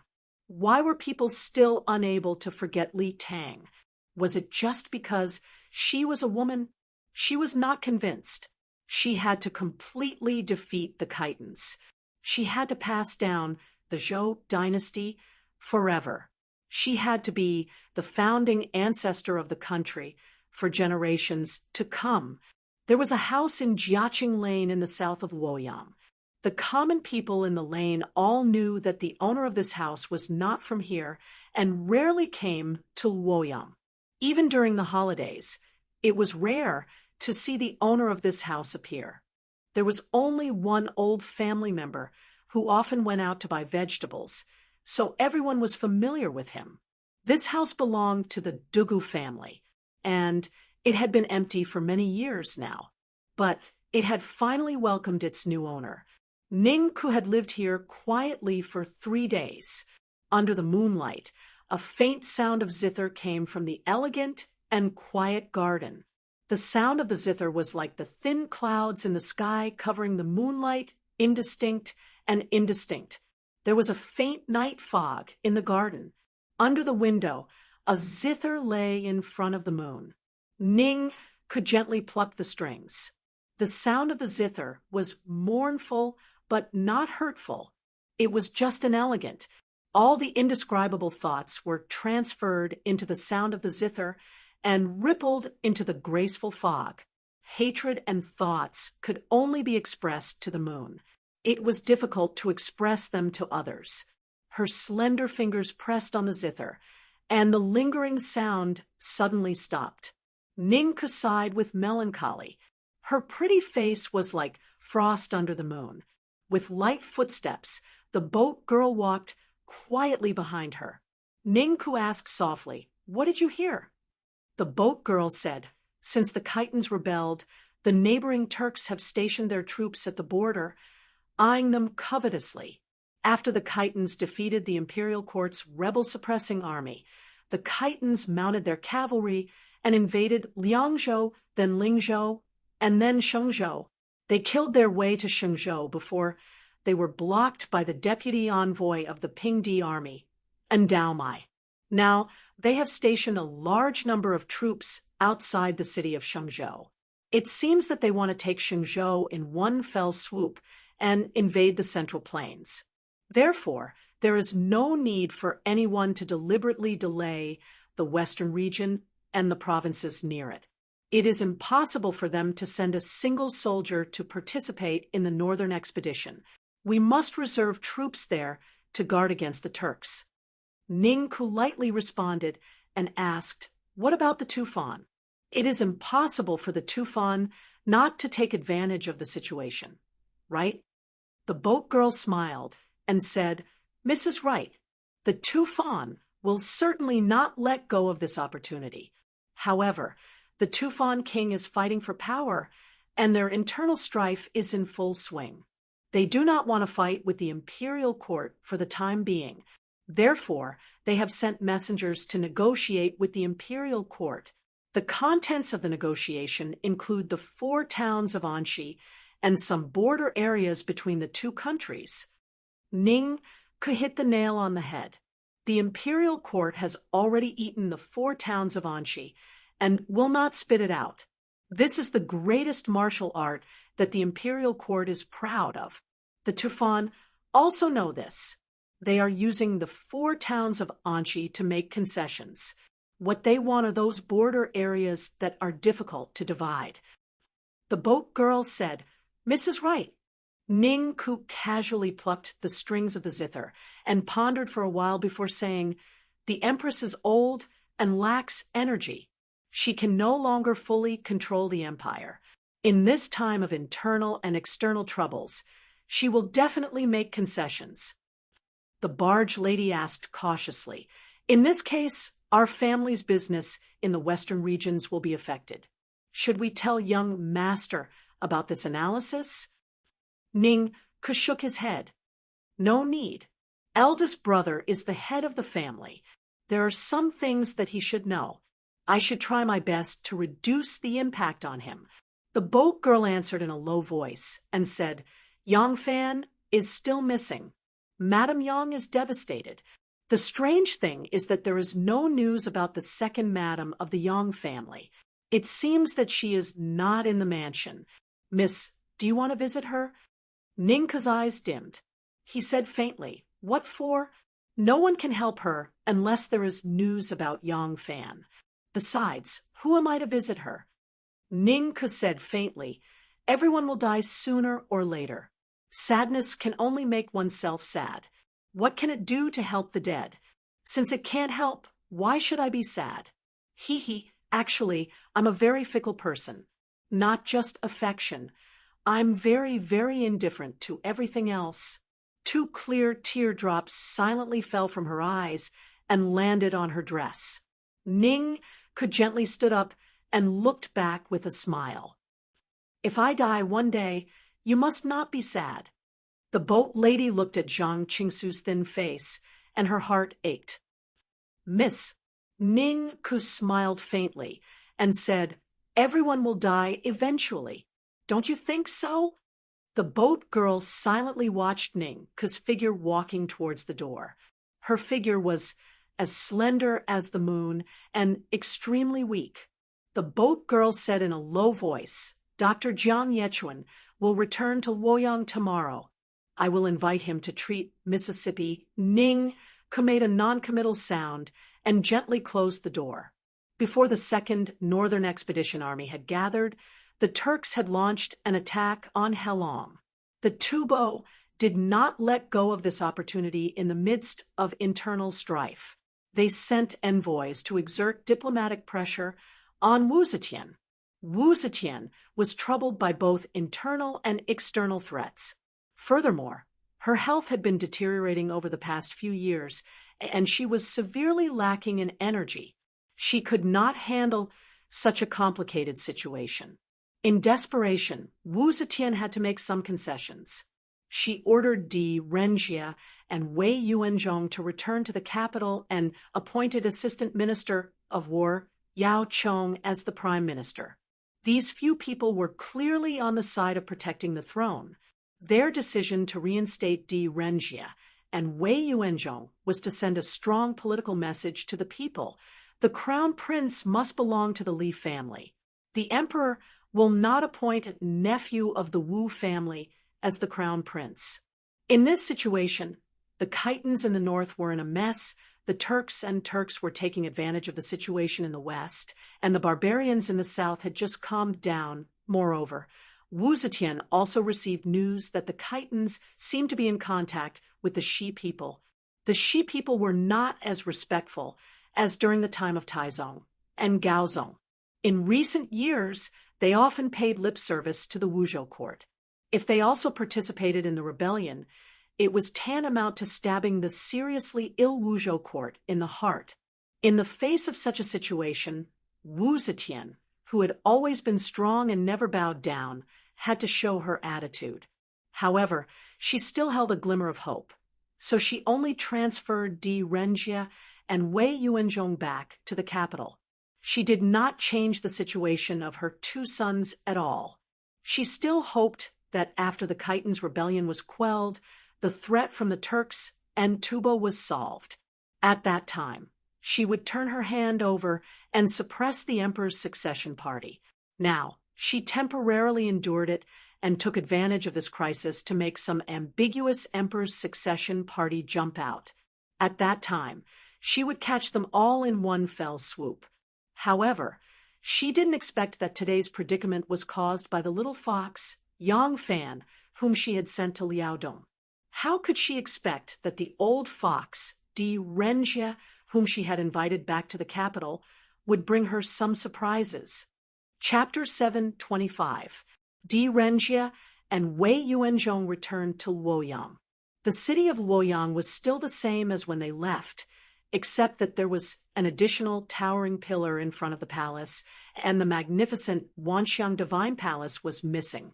The giant Buddha in heaven that could be seen from Ding Ding Street all the way to the Dragon Gate was also nowhere to be seen. The two of them still looked the same, but there were more wrinkles on Di Renjie's face, and there were more white hairs on Wei Yuanzhong's head. They were both old. If they were exiled again, perhaps they would not have the chance to return to Luoyang alive. The two of them had many ups and downs in their lives, especially Wei Yuanzhong.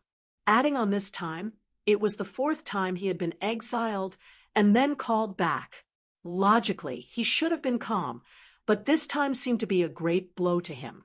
He became silent, and the old friends who went to welcome him clearly felt this. Other than the most important banquet, he did not accept any other banquets. This time, when he returned to the capital, he had been promoted. He was promoted to assistant minister of the Phoenix Pavilion and the Phoenix Pavilion's Luantai ranking director, which was the prime minister of the court. He moved back to his own residence and rarely went out. Every day, he went to the political affairs hall to work, but the officials quickly discovered that he seemed to have become a second Su Wei. Everything was vague, and the loftiness and drive of the past had completely disappeared. It was not just Wei Yuanzhong. Elder Di, whom everyone had high hopes for, was even more depressed than Wei Yuanzhong. He had been appointed by the Empress as assistant minister of the Phoenix Pavilion's Luantai ranking director, and was also the prime minister of the court. However, when he returned to the capital, he claimed illness and did not even go to court. He did not even attend a single banquet, and only closed his doors, not seeing anyone. The two upright and loyal old ministers seemed to have lost their drive. The Empress and the civil and military ministers, who had hoped that Di Renjie and Wei Yuanzhong would bring a little liveliness to the dispirited court when they returned, were greatly disappointed. She had summoned these two old officials back to the imperial court and entrusted them with important tasks, but it had no effect on the state affairs at all. Wei Yuanzhong had become tactful, Di Renjie had become depressed, and the Empress had also acted out of character. She did not reprimand the two of them for this change. On this day, it was time to disperse. Wei Yuanzhong was about to pack up and return home when the newly promoted Prime Minister of the Ministry of War, Yao Chong, suddenly walked into his room. "All of you leave." Yao Chong's eyes were like lightning as he glanced at the servants in the hall and ordered in a deep voice. The servants quickly left the hall. Yao Chong's brows suddenly surged with anger. He strode to Wei Yuanzhong and said in a deep voice, "I heard that Duke Wei returned to the capital and was promoted to prime minister. I was overjoyed and couldn't sleep at night. Unexpectedly, when Duke Wei returned to the capital, he became as depressed as a servant. He is even worse than Su Moling was back then. How disappointing." Wei Yuanzhong, who had been silent and gloomy, sat behind the table and glared at Yao Chong for a while. Suddenly, he laughed.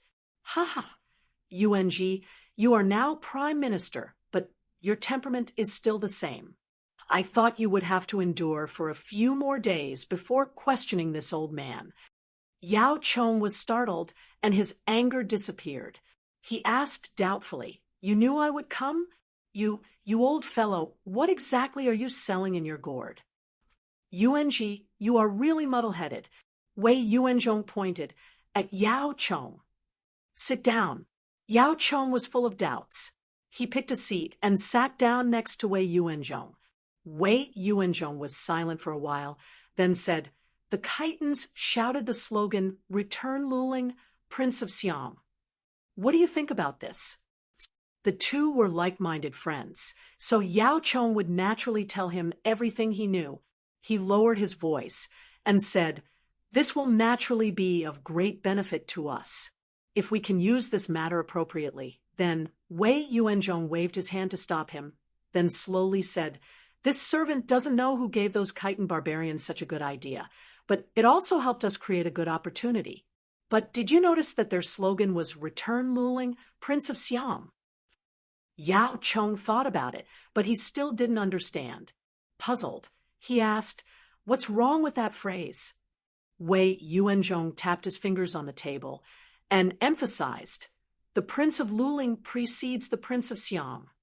Yao Chong exhaled and bitterly smiled. "Duke Wei, just what sort of trick are you playing at? The Prince of Luling is older than the Prince of Siam, and it was the Prince of Luling who became emperor first. It was only after he was deposed by the Empress that the Prince of Siam ascended the throne. When the Empress ascended the throne, the Prince of Siam stepped down from the throne. No matter how you look at it, what's wrong with placing the Prince of Luling before the Prince of Siam?" Wei Yuanzhong lightly shook his head. "The Prince of Siam is now the Crown Prince. Shouldn't the Crown Prince be placed before him?" Yao Chong doubtfully asked, "Duke Wei, you mean?" Wei Yuanzhong emphasized each word. "If things go wrong, we might end up working for someone else." Yao Yuanzhong's expression instantly changed. Although they all had the same goal of restoring Li Tang's throne, these people who considered themselves to be loyal subjects of Li Tang also had their own cliques. One group supported the current Prince of Luling, Li Xian, while the other supported the current Crown Prince, Li Dan. Wei Yuanzhong and Yao Chong were both people of the Prince of Xiang's faction. Although the Prince of Xiang still bore the title of Crown Prince, everyone knew that he was as incompatible as fire and water with the Wu clan. Empress Wu Zetian also did not have a favorable opinion of him.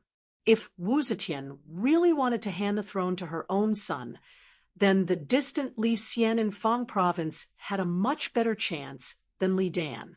Yao Chong immediately understood Wei Yuanzhong's words, but after thinking it over, he still shook his head. Even so, this is still an excellent chance to restore Li Tang's throne. If we let it go, it won't be good for anyone. If we want to fight, we shouldn't fight now." Wei Yuanzhong replied, "I naturally understand that now is not the time to fight. However, we must use every opportunity to expand the Prince of Xiang's power. My current actions are not for the Emperor to see, but for Di Renjie to see. That old fox should understand my meaning." Yao Chong nodded. However, we still need to know when to stop. Going too far is as bad as falling short. That's right. Ever since Di Renjie returned to the capital, he's been confined to his sickbed. Could it be that he has the same goal, that he wants to teach us a lesson? Wei Yuanzhong smiled. "I think he's trying to bargain with the Empress." After Di Renjie's sick pilgrimage, he shut himself in his residence, neither attending court nor meeting with any of his friends. He shut himself in his estate, quietly calculating and pondering the future. He was old and did not have many days left. Many things could not proceed according to his plans. He needed to clearly consider every aspect. He also wanted to restore Li Tang's throne, but he was more inclined toward the Prince of Luling. He had seen Wei Yuanzhong's actions and understood his concerns. After several days of careful consideration, he gradually made up his mind. Restoring Li Tang's throne was only a glimmer of hope, but it was far from the time to share the fruits of victory. All the forces that opposed martial arts had to be united. They could not afford to have a serious disagreement with the Prince of Xiang's party. Thus, how to strengthen the ruling party while also satisfying the Prince of Xiang's party was what he needed to consider the most. In truth, strengthening the ruling party was easy. As long as he could return, given his qualifications and prestige, he was bound to become the chief writer of the Political Affairs Hall. This would be the greatest victory for the ruling party. What he needed to consider was how to satisfy the Prince of Xiang's party and thus have them become his allies. If he wanted to return and become the chief writer of the Political Affairs Hall, the first major test was whether he could deal with the war on the northern frontier and the invasion of the Turks. Wu Sanxi and Wu Qingxi were certain to hold him back, and if the Prince of Xiang's party tried to interfere, no matter how great his abilities were, he would find it difficult to accomplish anything. There were already 2 prime ministers in the Political Affairs Hall that belonged to the Prince of Xiang's party. Thus, he had to first think of the conditions for his compromise with the Prince of Xiang's party. At the same time, although the Empress was old and her control over this massive empire was no longer as strong as before, her fangs and claws had still not fallen off. As for how to treat the Empress, he needed to decide ahead of time what to do. Di Renjia leisurely strolled along the banks of the Yi River that flowed through the garden, his thoughts gradually becoming clearer. At this moment, the old steward rushed over, panting for breath, as he yelled, "Ah Lang! Quickly go and welcome the Emperor. The Emperor has arrived." Shocked, Di Renjia hurriedly returned to the inner residence, changed into a new set of robes, and then hurried to the drawing room. The Empress was making a private visit incognito. She had changed into men's clothes out of habit, but these men's clothes could no longer set off her grace and grace. In the last few years, she had aged very quickly. Even the well-tailored and well-made robes could not conceal her age.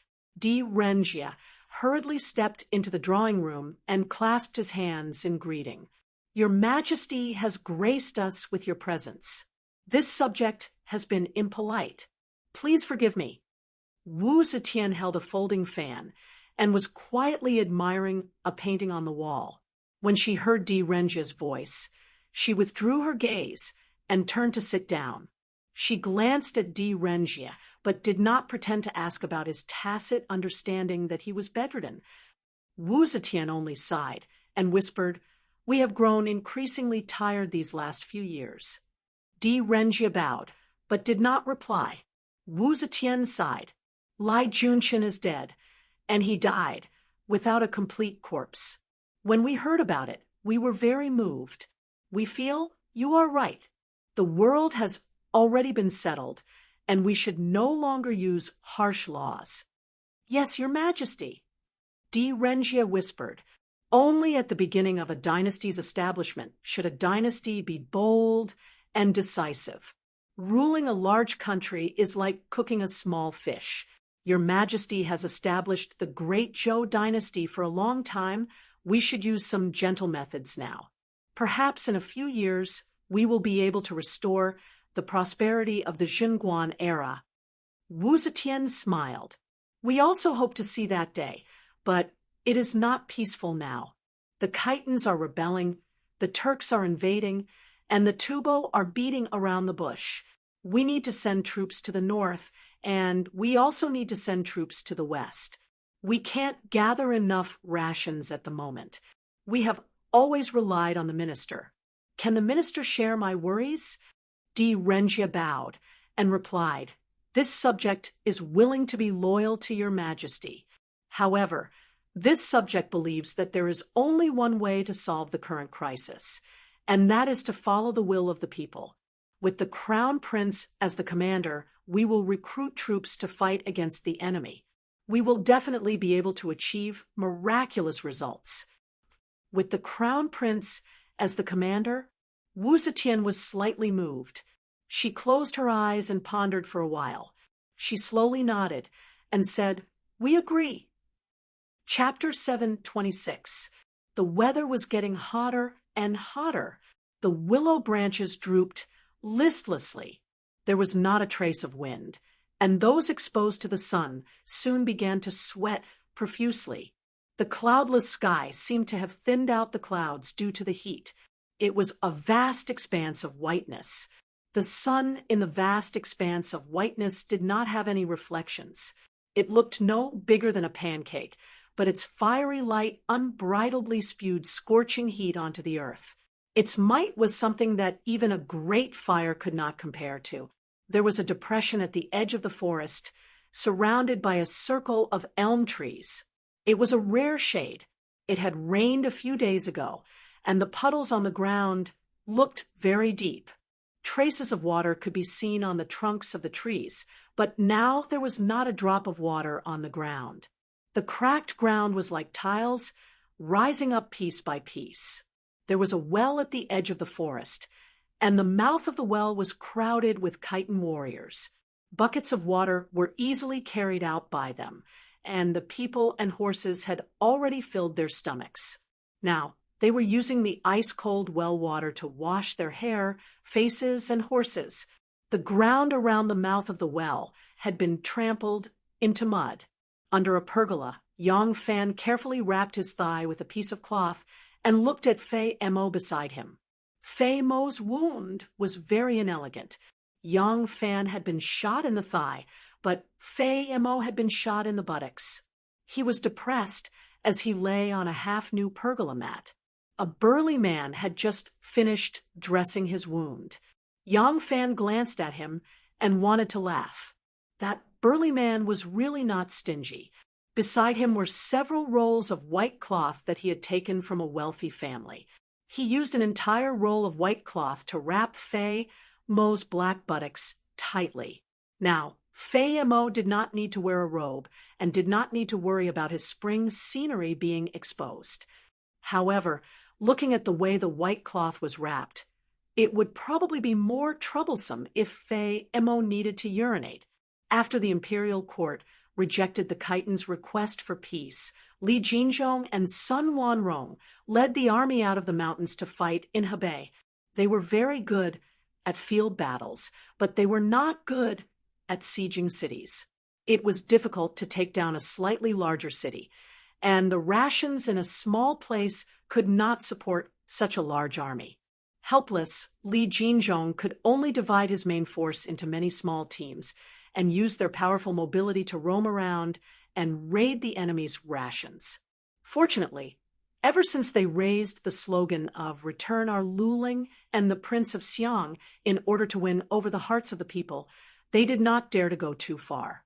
They rarely harassed the poor and small families. After all, those families didn't have much to gain from it. However, those rich families were out of luck. Whether it was grain, cloth, horses, cows, or medicinal herbs, there was nothing they didn't want. If they obediently offered it to them, they would return it. If they risked their lives and refused to part with their wealth, then they would take away their wealth along with their lives. However, Li Jinzhong's team was like mud that couldn't support a wall. It was destined that they wouldn't last long. Although they had cleverly chosen the correct political slogan, they had only taken the initiative in politics and exerted a certain amount of pressure on the imperial court. It did not improve their situation at all. They still didn't have a base of operations, nor did they have a set of long-term strategic plans. Their actions were no different from bandits. It was only because they wanted to win the support of the people that they shouted slogans in support of Li Tang that they couldn't go too far. Compared to the bandits that swallowed everything like locusts, their destructive power was not as great. The chitins muddled along for more than a month as they plundered and plundered. Their strategic prospects had not improved, but their relationship with the Shi was growing closer. The Shi saw that the chitins were unhindered in Hebei, and that the imperial court was helpless against them. That lion that had once shaken the East was truly getting old and finally agreed to cooperate with them. When the Khitans first came into contact with the Shi, this was still a top secret. However, as the two sides came into contact more and more frequently, and after they confirmed their alliance, this information was made public. Li Jinzhong publicized this news in order to boost the morale of the soldiers. The territory of the Shi bordered the nomadic lands of the Khitans, and the two had always had a close relationship. In the last few years, the imperial court's policies on the border and the ethnic groups had not been good. The empress's thoughts had always been on the imperial court, on cutting down all opposition, and passing on the Wuzhou River Mountain. As a result, she had neglected to govern the border. The border generals who had inherited the border also had the authority to govern the border government, collecting taxes and governing the people living on the border. They took the opportunity to collect taxes and drain the resources of the ethnic groups in the border, causing the relationship between the border tribes and the Wuzhou imperial court to grow increasingly tense. The Shi tribe's decision to ally with the Khitans actually had no political agenda. They had no ambition to expand their territory, and they had no delusions of overthrowing the imperial court. After allying with the Khitans, they did not have any political goals. They were fighting purely for the sake of war, and this was the culmination of many years of accumulated grievances. At this time, the army of the king of Jianan, Wu Yuyi, finally arrived. Wu Zetian accepted Di Renjia's conditions. The day after she visited the Di residence, she issued an edict that Di Renjia, assistant minister of Luantai, Tongfeng Pavilion's Luantai Pingzhang, as well as Inqing Guanglu Daifu, and Nayan would be promoted to the chief scribe of the Political Affairs Bureau. He would be given a purple robe and a tortoise belt, and she personally wrote on the purple robe, "Apply political wood, be diligent and diligent, be promoted to prominent position, encourage ministers." At the same time, according to Di Renjia's request, she appointed Crown Prince Li Dan as the Grand Marshal and Di Renjia as the Deputy Marshal. Of course, Wu Zetian could not really let the Crown Prince be the Grand Marshal. What if the Crown Prince gathered enough troops to launch a counterattack on the capital? The Crown Prince's Grand Marshal was only a nominal position, and Di Renjia would be the Deputy Marshal. Even so, this action was approved by the Crown Prince Society. The Crown Prince Society also knew that this matter could not be accomplished overnight. It was enough to use this matter to expand the Crown Prince's prestige and influence. Thus, Wei Yuanzhong, Yao Chong, and the other ministers of the Crown Prince's faction changed from nonviolent non-cooperation to fully cooperating with Di Renjia, using the Crown Prince's banner to recruit troops. The Crown Prince Society, Luling Society, Taiping Society, and other remnants of Li Tang's imperial family, along with the cooperation of the various aristocratic families, turned the previous resistance into the greatest driving force. They quickly recruited an army and prepared enough provisions. Just by using the title of Crown Prince, he had gained so much power and was supported by so many people. Wu Zetian had no idea how these hidden powers worked, and she was only shocked by the results. Her determination to pass on the empire to the Wu clan's descendants began to waver. She did not want to die like this. She believed that as the only female emperor in history, she was a great emperor on par with Qin Shi Huang and Sui when emperor. Only because of this did she not want to follow in the footsteps of Qin Shi Huang and Sui when emperor. If the successor she had chosen did not have the support of the people, not only would her empire not be able to pass on, even her grave would not be preserved. This matter wavered Wu Zetian's resolve, and she began to reconsider her plans for the future of the empire. She personally gave a farewell dinner to Di Renjia. As the new prime minister of the Wuzhou Empire, Di Renjia led his army to the western regions, meeting up with the Helong border army and launching a counterattack against the Turkic Khan Moki. As for the northern army, because of the emperor's concession, their political goal had been achieved. The various anti-martial factions in the empire could not allow the Khitans to grow in power in the north and cause even greater harm to the court. Thus, Wu Yuyi's army finally gathered enough men and began to head for the battlefield in Hebei. However, there were a large number of prisoners and servants in the northern army. These people might be valiant in battle, but their military discipline was simply too poor. Things like stealing chickens and dogs, falsely claiming military merits, and raping women were endless. Compared to the harm the Khitans caused to the local people, they were not inferior in any way. After Wu Yuyi led his army to Hebei, he was extremely fearful of the Khitans' military strength because his 160,000-strong army had been completely annihilated. At this time, there was also news that King Shi had sent troops to ally with the Khitans. Thus, he adopted a conservative strategy of confrontation. He concentrated his main forces on the front lines of Yuyang and Yuzhou, resisting the Shi in the north and the Khitans in the south. The Khitans were naturally not stupid enough to initiate a decisive battle. They continued to attack in all directions, only avoiding the places where Wu Yuyi had stationed his troops. The two sides thus entered a phase of confrontation. The Khitans continued to wreak havoc in Hebei, while the imperial army was as steady as Mount Tai. More than 100,000 troops were stationed on the front lines of Hebei, and the expenditure of money and rations was like flowing water. The Khitans did not dare to attack the heavily fortified cities, so they could only sweep through some small villages and towns. There was no point in raiding villages and towns that had already been swept through. Gradually, there was a severe shortage of rations and fodder. Helpless, Li Jinzhong and Sun Wanrong could only once again set their sights on Lulong.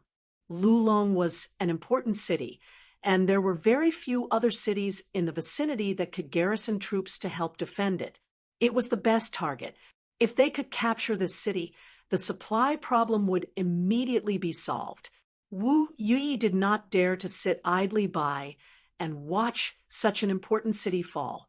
After receiving the news, he immediately sent a large number of troops to help. The Khitans could not attack Lulong, and the imperial court's reinforcements had already arrived. They used the same trick again, and used the advantage of the cavalry's mobility to travel day and night to attack Danzhou.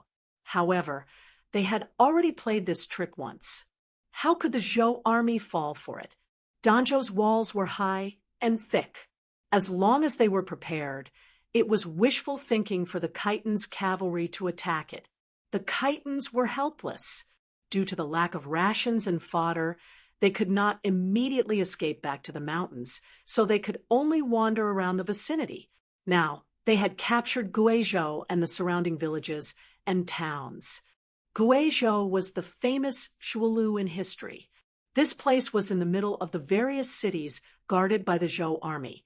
All along, the Khitans had been worried that they would be surrounded by the Zhou army if they attacked this place, so they did not dare to attack lightly. However, firstly, they urgently needed to replenish their rations. Secondly, after this period of confrontation, they also understood Wu Yuyi's strategy. They predicted that Wu Yuyi would not dare to take the initiative to fight, so they boldly launched an attack on Zhuolu. Zhuolu city was originally guarded by about 3,000 Zhou soldiers. There were also about 2,000 soldiers who had retreated here. Although the city walls were not high, the casualties were not small. Therefore, in the beginning, the Khitans wanted to use the captured Zhou generals as meat shields to easily take down Zhuolu.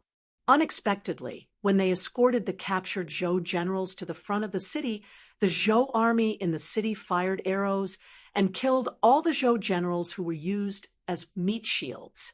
The captive generals and the Khitans who were escorting them to attack the city were immediately shot into hedgehogs. Yang Fan was also a meat shield. Thankfully, he had sharp eyes and quick reflexes. Just as the Zhou army raised their bows and knocked their arrows, he saw that the situation was amiss and fell to the ground. He rolled towards a slightly undulating mound beside him and kicked Fei Mo to the ground. In the end, only the two of them survived and scrambled to escape. When the imperial court refused to negotiate for peace, Zhang Xuanyu and Ma Renjie, the two generals, had been beheaded by Li Jinzhong to vent his anger. If Sun Wanrong had not stopped them in time and said that these surrendered generals were still useful, the other dozen or so captive generals would have died. Sun Wanrong's idea was to use these captive generals as meat shields, but he was completely wrong. The Tang people did not have the tradition of compromising because of hostages. If someone took hostages, the government would never care about the hostages' lives. They would rather kill them decisively than compromise with the criminals, although they were in the army. And this was no ordinary criminal case. The Zhou army would not cower and wait for death just because of them. Yang Fan had been forced to save Fei Mo. Of the Khitans, only Fei Mo had a good impression of him. If Fei Mo died, even if he managed to escape the crossbows of the Zhou army, he would still be killed by the enraged Khitans. Fei Mo was his protective umbrella. The slogan, "Return my Luling and the Prince of Xiang," was a fulcrum, while the Khitan army and the various anti-martial factions in the court were the two ends of the lever. Yang Fan had used this lever to easily alter the political situation that Wu Zetian had painstakingly managed from the moment she ascended to the throne, but he was still helpless in his own situation. Fortunately, this meat shield incident had slightly improved his situation, because of the attitude that Yang Fan had always displayed toward the Wuzhou imperial court, and the fact that he had saved the lives of the Khitan generals. The Khitans no longer held much hostility toward him. Other than still restricting his freedom, they now completely treated him as one of their own.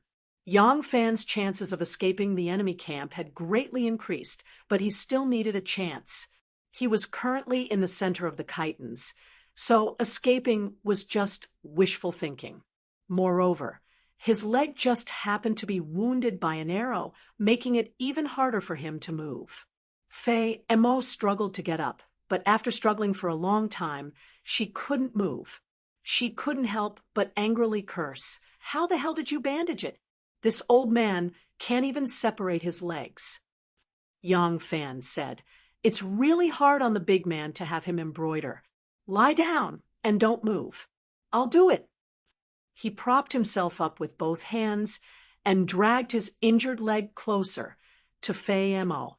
Just as he was thinking about how to untie the knot on Fei Mo's buttocks, a few Khitan soldiers escorted a group of well-dressed people over. One of the Khitan soldiers cupped his fists towards Fei Mo and said, "General Fei, we've brought all the gentry of this town." Li Jinzhong and Sun Wanrong had already entered Zhuolu City. As Fei Mo had been injured during the siege, he had been withdrawn and left to guard the town that had already been occupied. Now that Zhuolu City had been conquered, they could only care about the town in front of them. Their only goal in attacking Zhuolu was to resupply, so they naturally wouldn't let this town go. Gathering the aristocrats in the town to intimidate them was the experience the Khitans had accumulated over the past few months of plundering. Some of the landlord's food was hidden extremely well, so it was time-consuming and laborious to search for it themselves. Seeing that the aristocrats had arrived, Fei Mo temporarily stopped Yang Fan's actions. She struggled to sit up, ignoring the fact that her snow-white buttocks were still exposed. She pretended to be fierce and prepared to intimidate them. Yang Fan didn't care about the aristocrats and only casually swept his gaze at them. Therefore, he didn't notice that one of the aristocrats had a strange look of surprise in his eyes when he saw him. Chapter 727. With a ferocious expression, Fei Mo said in an angry voice, "You must have heard that we Khitan people are mobilizing because we are fighting for the Li family and to restore Li Tang's empire. Right now, we are under attack by the Zhou army and lack rations. We need you local gentry to help us. If you help us today, in the future, We will help Li Tang restore his empire. You will be meritorious people. At that time, the imperial court will naturally return the money and rations you borrowed today. If you are not willing to hand over the rations, then you are part of the Zhou army, traitors, and treacherous officials. This General Saber will not be lenient when it comes to killing people. This town was slightly more affluent than most small towns. There was also a very large manor in the town. There were no luxurious buildings inside, which meant that this was not a local landlord, but one of the local residences of a major landlord from the large city of Dafu. Fei Mo and the others had raided many wealthy families, and were very clear that this meant that this family owned a large amount of land. In that case, their residences might not have much, but they would definitely have a lot of rations. Fei Mo's long experience in raiding made him know that rather than wasting time and energy plundering each family, it was better to intimidate these large families into paying on their own. Fei Mo grabbed the saber on the side of the mat and forcefully stabbed it into the ground. In a stern voice, he said, "In a moment, all of you go back and gather rations. This general will say the ugly words first. If any of you dare to hide your rations, once we find them, your entire family will be executed, not even chickens or dogs will be spared. Do you want money or your life? Think about what to do." Fei Mo's saber was stained with blood. Such a forceful stab had a rather frightening effect. However, he was half undressed and kneeling on the mat with his large buttocks wrapped in white cloth. It was truly not a frightening sight, but a rather ridiculous one. Among the gentry, the one who had revealed a shocked expression when he first saw Yang Fan had already recovered. Like the other gentry, he listened to Fei Mo's lecture with an expression of fear and trepidation. He no longer glanced at Yang Fan, but he kept glancing at Yang Fan out of the corner of his eye. After repeated identification, he was convinced this person must be Yang Fan. This person who had mingled with the gentry group was called Liang Shuang. He was not a local gentry, but a steward of a wealthy family. The wealthy family he belonged to was the Fanyang Lu family, the uncrowned king of the Hebei region. When Yang Fan returned from the southern border and first entered Chang, and the second son of the Lu family, Lu Binji, had schemed to deal with him in order to avenge his elder brother, Lu Binmi. At that time, the person who was sent to investigate Yang Fan's background was Lu Binji, so he knew Yang Fan. At that time, Yang Fan was just an imperial envoy of the imperial court. Later on, Yang Fan replaced Lu Binmi and became the head of the succession hall. Following that, he fought with Lu Binmi openly and covertly. To others, this might be a big secret, but to Lu Binji and his confidant Liang Shuang, it was crystal clear. When the news of Lu Binmi committing suicide in Hulao Pass reached the Lu family, everyone in the Lu family hated Yang Fan to the extreme. However, it was obvious that Lu Binmi was in the wrong in this matter, and Yang Fan had already magnanimously let him go. He only saved his daughter, so he didn't do anything wrong. If it was an ordinary family, the Lu family could be unreasonable and use the Lu family's power to kill the other party to vent their anger. But Yang Fan was different. With Yang Fan's current status, and under the circumstances where Yang Fan was reasonable, the Lu family did not dare to act without regard for the consequences. The tragic death of his elder brother caused Lu Binji, who was grounded at home, to be in so much pain that he wished he was dead. Every day, he would grit his teeth and curse Yang Fan to die early. Perhaps it was because sincerity could move metal and stone. Not long ago, the Lu family suddenly received a piece of news that made Lu Binji wild with joy. He thought that the heavens had eyes because Yang Fan had gone missing. Yang Fan had gone missing in the Yellow Deer Valley while accompanying the army on a northern expedition. In this battle, the imperial court's army of 160,000 was wiped out. Less than 20,000 of the wounded and defeated soldiers managed to escape. Corpses covered the entire Yellow Deer Valley, and the road from Yellow Deer Valley to Horse City was also littered with corpses. The corpse refining cauldron in Thousand Gold Smelting City worked day and night, but it had only processed a third of the corpses. There was still no news of Yang Fan in the succession hall. Judging from the death rate of the Great Zhou soldiers, Yang Fan was likely dead. The succession hall had been temporarily taken over by the heads of the 7 great clans. All major matters and decisions were jointly decided by the 7 great clans. While this would seriously affect efficiency and delay some urgent matters as an emergency measure, it was the best they could do. As one of the 7 great clans, the Liu family naturally couldn't hide such matters from them. As the legitimate heir of the Liu family, Liu Binji, who had become the only heir of the Liu family after his elder brother's tragic death, naturally knew everything. As his trusted aide, Liang Shuang was one of the few people in the Liu family who knew. However, he never expected that Yang Fan, whom his young master believed to be dead in battle, was actually alive and well.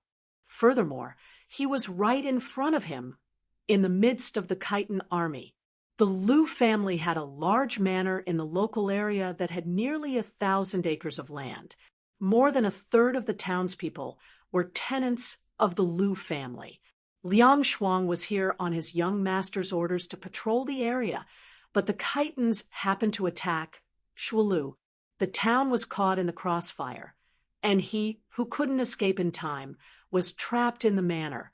Upon seeing Yang Fan, Liang Shuang placed all his attention on Yang Fan. He no longer cared about the grain in his manor's grain cellar. Even if all the grain there had been plundered, it was nothing to the powerful Liu family. Yang Fan was the Liu family's greatest enemy. Liang Shuang's first reaction was that Yang Fan had been captured by the Khitans. However, from the Khitan soldiers' attitude towards Yang Fan, it didn't seem like they treated him as a prisoner. At the very least, they didn't show much hostility. This was strange. Liang Shuang didn't think that Yang Fan was an accomplice of the Khitans.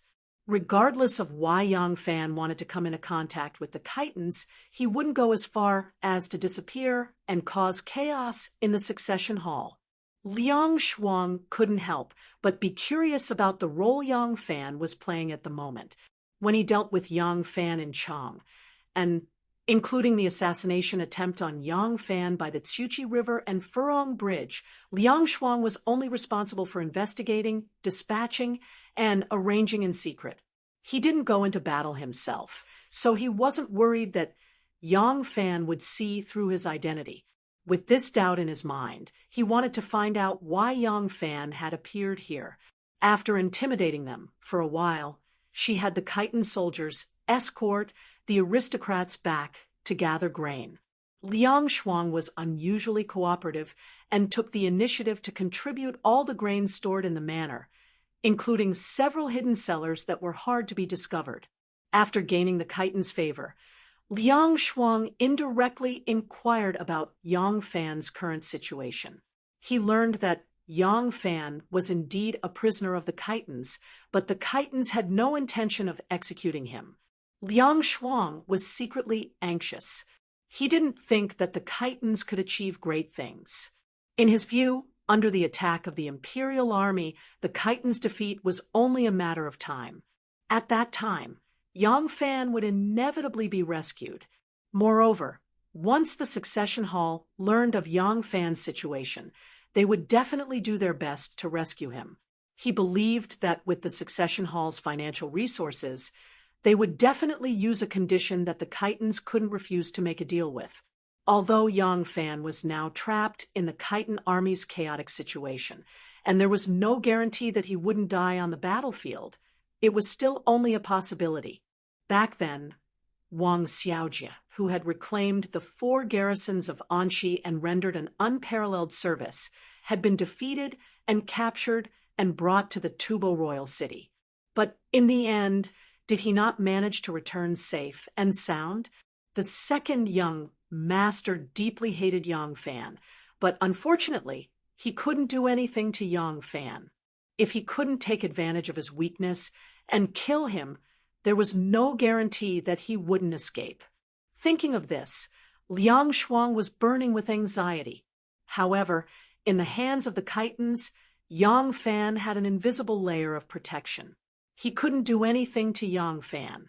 After thinking about it, Liang Shuang just wanted to quickly report this news to the second young master and let him decide. However, he was also worried that the Khitans would rob the provisions and leave as usual. If that happened, he would be in a panic and unable to find Yang Fan's whereabouts. What was strange was that this time, the Khitans didn't leave immediately. In the afternoon, Fei Emo summoned the town's gentry again and asked them to vacate the houses for her soldiers. It seemed that they were going to stay in the town for a few days. Liang Shuang was secretly happy and quickly arranged for people to sneak out during the night to report to the second young master in Zhuozhou. It wasn't that the Khitans didn't want to move quickly, but they couldn't leave. The Khitans couldn't leave not because Wu Yi suddenly changed his mind and took the initiative to send troops to encircle and suppress them, but because their Supreme Khan Li Jinzhong was critically ill. Last time, Li Jinzhong had been shot in the back by an arrow. Although he had applied medicine and bandaged the wound, it hadn't fully healed. After all, he was an old man in his 60s. His recovery speed was far slower than that of a man in his prime. He hadn't even fully recovered from the arrow wound when he led troops out of the mountains to fight in Hebei. In the process, the arrow wound on his back had burst open. It was a hot summer, and he was in the army fighting everywhere. The arrow wound hadn't been treated well, so it had finally become a fatal problem. In fact, Li Jinzhong was also aware of his own injury. However, there was no food in the army, so he, as Khan, had to lead the troops in a battle to solve the food problem.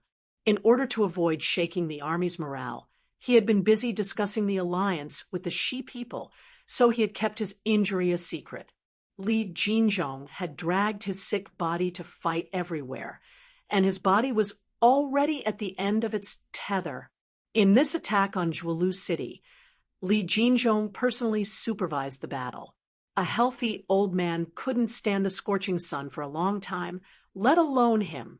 So when Zhuolu City was taken, Li Jinzhong had just entered the city gates when his vision went black and he fell off his horse. Only a few people knew of his injury, and Grand Marshal Sun Wanrong was one of them. Seeing the Khan faint, Sun Wanrong panicked and hurriedly rescued Li Jinzhong. He temporarily placed him in a large family's home, to the outside world. He only said that the Khan had fainted from heat exhaustion and didn't dare reveal the truth. He secretly inquired about the city's famous doctors to treat him. Under these circumstances, they naturally couldn't move immediately. The Khitans occupied Zhuolu and set up camp there. In the face of the Tang army's superior military strength, the Khitans' greatest strength was their mobility. Now that they couldn't leave and the Khan's injury couldn't be announced to the outside world, Sun Wanrong couldn't help but fall into a dilemma. Wu Yuyi's only mobile force had been sent to Lulong and had yet to return. After learning of the fall of Zhuolu, he was worried that the Shi people would attack him from behind when he sent troops to Zhuolu. If he stayed in the city and defended it, he would be suspected of leaving the Khan to die. Wu Yuyi and Sun Wanrong immediately became a pair of brothers in the same dilemma. Chapter 728. Zhuolu City wasn't quiet at night. The maddeningly hot summer heat hadn't completely subsided even in the middle of the night. Tens of thousands of soldiers were gathered in Zhuolu City. Even if only 1/10 of the people were woken up by mosquitoes or wanted to get out of bed, the noise created would be like 10,000 flies, making the summer night even more irritating. However, the large manor that Li Jinzhong was temporarily staying in was abnormally quiet. Even the horses that occasionally neighed were led out of the manor.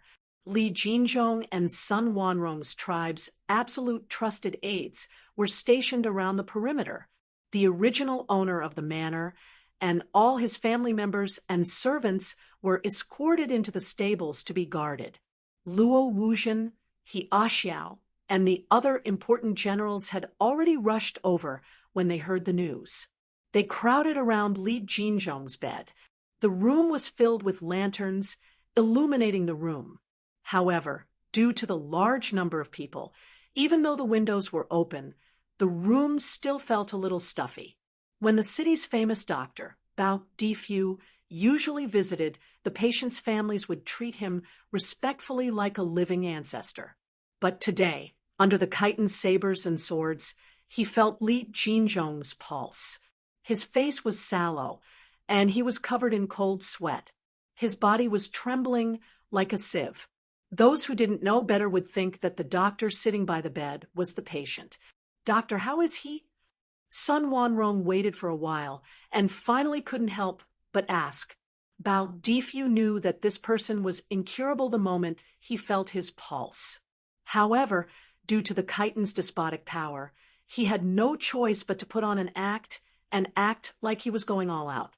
Now that Sun Wanrong asked him, he was so frightened that he trembled and answered with a trembling voice, This patient was originally injured by an arrow. The qi and blood in his spine were stagnant, and the heat prevailed over the flesh.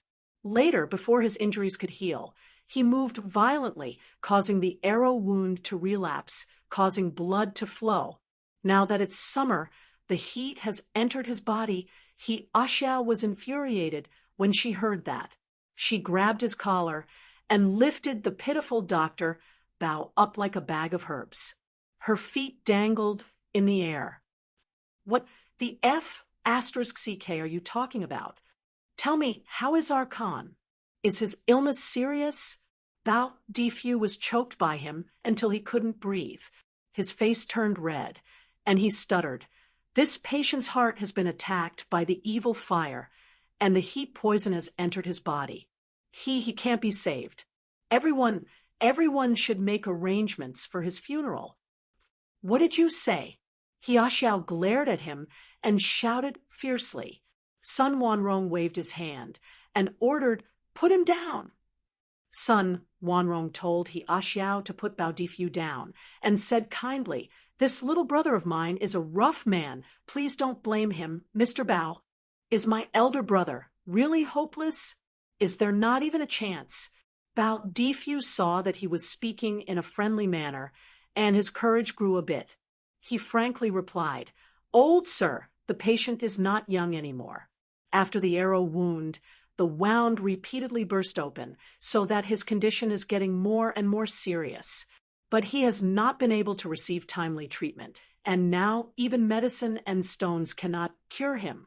Speaking of a chance, to be honest, I've been practicing medicine with my father since I was 7 years old.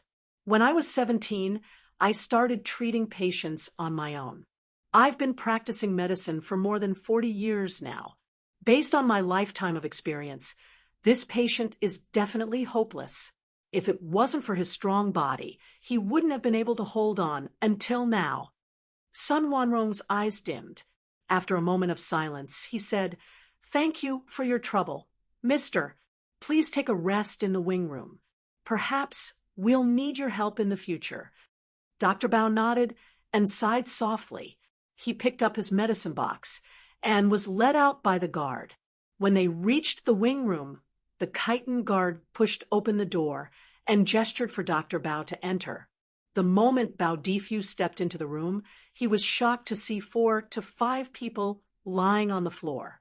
There were even a few medicine boxes among the blood. Soon his vision turned black, and he sank into an eternal world of darkness. In Li Jinzhong's room, Luo Wuqing said dejectedly, 6 doctors have concluded that the Khan is dead. What should we do?" Sun Wanrong did not speak, only with a gloomy face. He sat down by the bed and gently held Li Jinzhong's hand. Li Jinzhong's palm had a strange dry heat, but looking at his pale face, his body that was still trembling in unconsciousness, he seemed to be in extreme cold. The room gradually quieted down. Only the heavy panting of the chitin leaders could be heard. After a long time, Li Jinzhong groaned and slowly opened his eyes. Sun Wanrong hurriedly leaned forward and called out, "Khan!" Li Jinzhong opened his lifeless eyes and looked at them. He said with difficulty, "Wanrong, am I not going to make it?" Sun Wanrong wanted to dodge the question, but when he thought about how Li Jinzhong was not going to leave this world, and there were many things he needed to explain to him, he was at a loss for words. If he were to confess this time, he might not wake up the next time.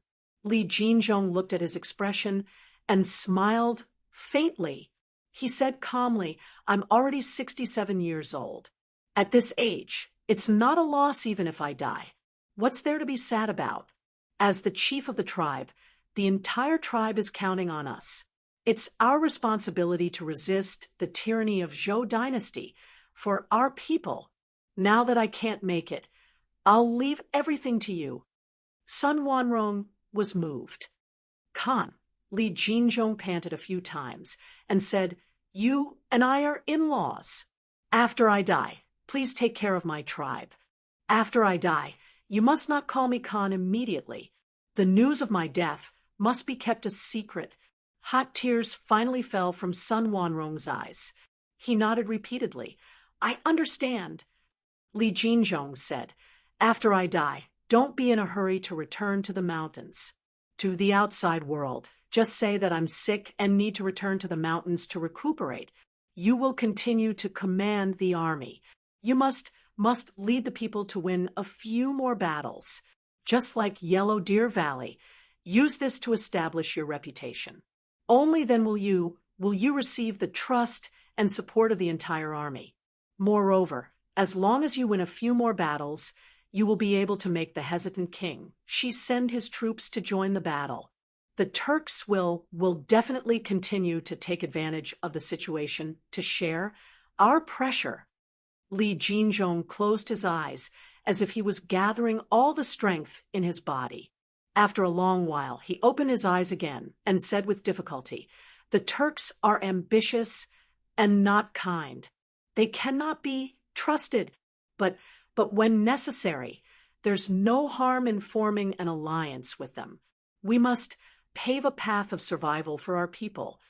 Sun Wanrong nodded vigorously with tears in his eyes. Li Jinzhong looked at Luo Wuzhen, He Xiao, and the other chiefs who had mobilized with him. Gathering all the strength in his body, he said sternly, "The fate of us Khitan people will be in your hands. All of you should be as loyal to Wanrong as you are to me, for our survival, to fight." Luo Wuzhen and the other Khitan generals all knelt on one knee and placed their right hands on their chest. They said in unison, "We solemnly obey the Supreme Great Khan's order. All of you, leave first. I and Wanrong will be alone for a while." The generals lightly stepped out of the room and closed the door. Only Li Jinzhong and Sun Wanrong were left in the room. Li Jinzhong used his weak hand to gently hold Sun Wanrong's hand. He laughed bitterly. "Jinzhong is really going to die. Wanrong must not be killed. You must do your best. You must live well." The Lu family's foundation was in Zhuozhou. The North had never been peaceful. As the #1 aristocratic family in the North, for their own safety, the Lu family had spared no effort in managing Zhuozhou for thousands of years. The walls of the city were high and thick, and the river was wide and deep. It was a sturdy city that was very difficult to destroy. Zhuozhou City also had a regimental training troop recruited from the locals. All the major border cities of the north had regimental training troops, and Zhuozhou was where the Lu family's foundation was located. The regimental training here was especially powerful. There were nearly 8,000 soldiers, and whether it was in terms of daily training or equipment, they were superior to the regular troops of the border army. Moreover, this city was the home of these regimental training troops. As the soldiers of this city, if anyone wanted to invade this place, they would swear to fight to the death. Not only were they powerful, their morale was also reliable. Even if this army was not garrisoned by the regular troops of the imperial court, it would not be easy to gnaw at them, let alone the fact that the imperial court had stationed a large force here. If such a powerful aristocratic family were to be plundered by bandits, it would be an unimaginably massive disaster for the imperial court. The political repercussions would be enough to erase all of the Wuzhou imperial court's achievements, even if the Wuzhou imperial court had not accomplished anything other than recovering the 4 garrisons of Anxi. The Khitans also knew that this place was a hard bone to chew, so they had never had any intentions of conquering it. Although Lu Zhongjie was forced to return to Fanyang by Yang Fan, he had sworn an oath in the name of his ancestors. As a result, even though he was unwilling, he still strictly obeyed the oath and confined Lu Binji to his home. He also withdrew all of the Lu family members who were outside. Lu Binji had been cultivating his mind and character in the Lu clan, reading and practicing calligraphy. He appeared to be extremely leisurely, but he knew everything that was happening outside like the back of his hand. Although the Lu family had already retreated to Fanyang, the Lu family was like a giant spider. They had a giant and invisible web spread outside. Even the slightest sign of trouble would be immediately transmitted to their ears. The news of Zhuolu's fall had been delivered to him together with the news of Yang Fan's appearance. It wasn't a secret that the Khitans were temporarily stationed in Zhuolu. In any case, the Khitans' mounted scouts were dozens of kilometers away. If the imperial court's troops did anything, they would immediately sense it. With their mobility far superior to the imperial court's troops, they could retreat in time, so their defenses weren't strict. Furthermore, the person Liang Shuang had sent was a very shrewd and skilled person. He was very familiar with the terrain of the Zhuolu area. The Khitans had set up defenses in the periphery to guard against the movement of large troops. There was no way they could stop a scout or two from entering and leaving. Lu Binji had originally believed that Yang Fan was already dead. He had even burned incense and prayed before his deceased brother's coffin, informing his brother's spirit in heaven of the good news. Now, he was shocked to hear that Yang Fan was still alive and well. Furthermore, he had received preferential treatment from the Khitans. It didn't seem like he was in danger. Lu Binji was dumbfounded. Yang Fan must die.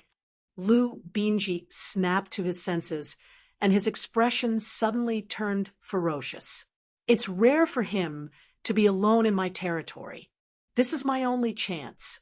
If I let him escape and obtain the protection of the succession hall again, we will no longer have a chance.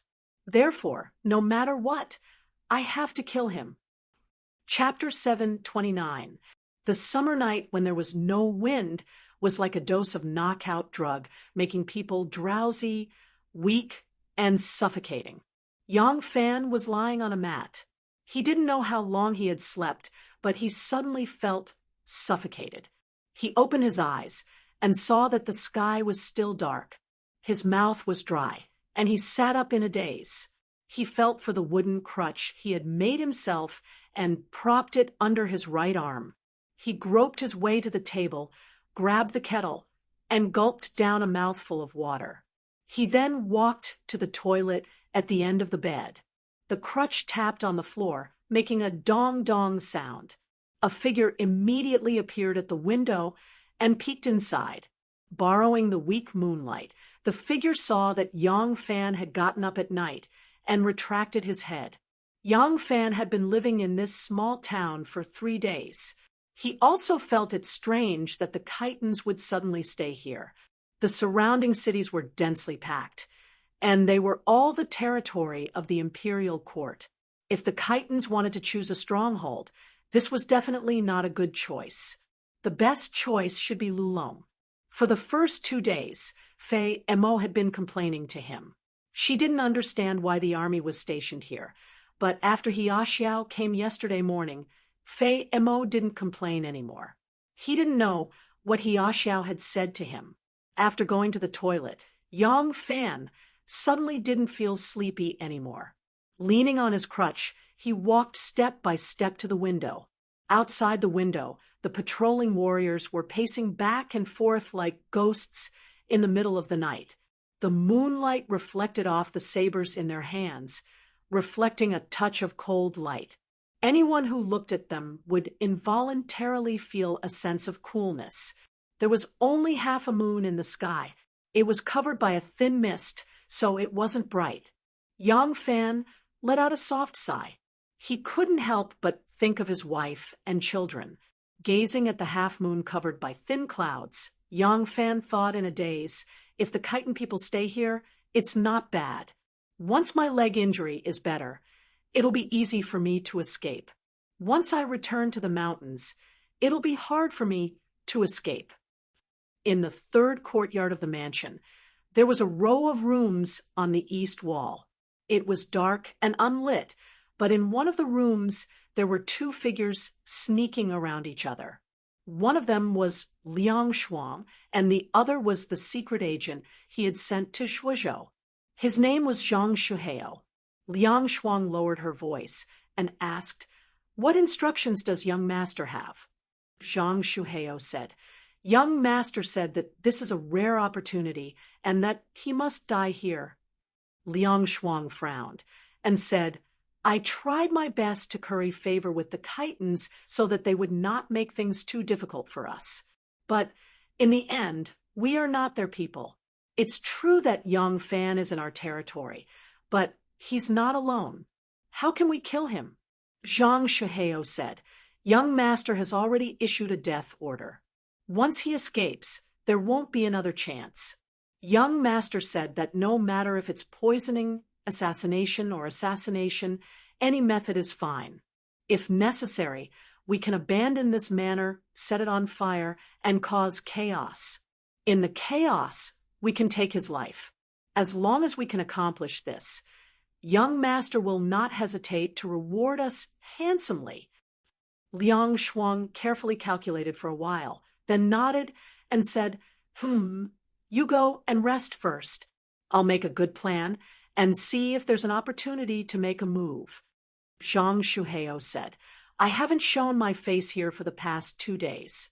If a new face suddenly appears, won't it arouse their suspicions?" Liang Shuang scoffed and said, "Don't worry. All of us have been locked up in this courtyard. Those Khitan soldiers have never looked us in the eye, nor have they counted our numbers. Who would remember who you are?"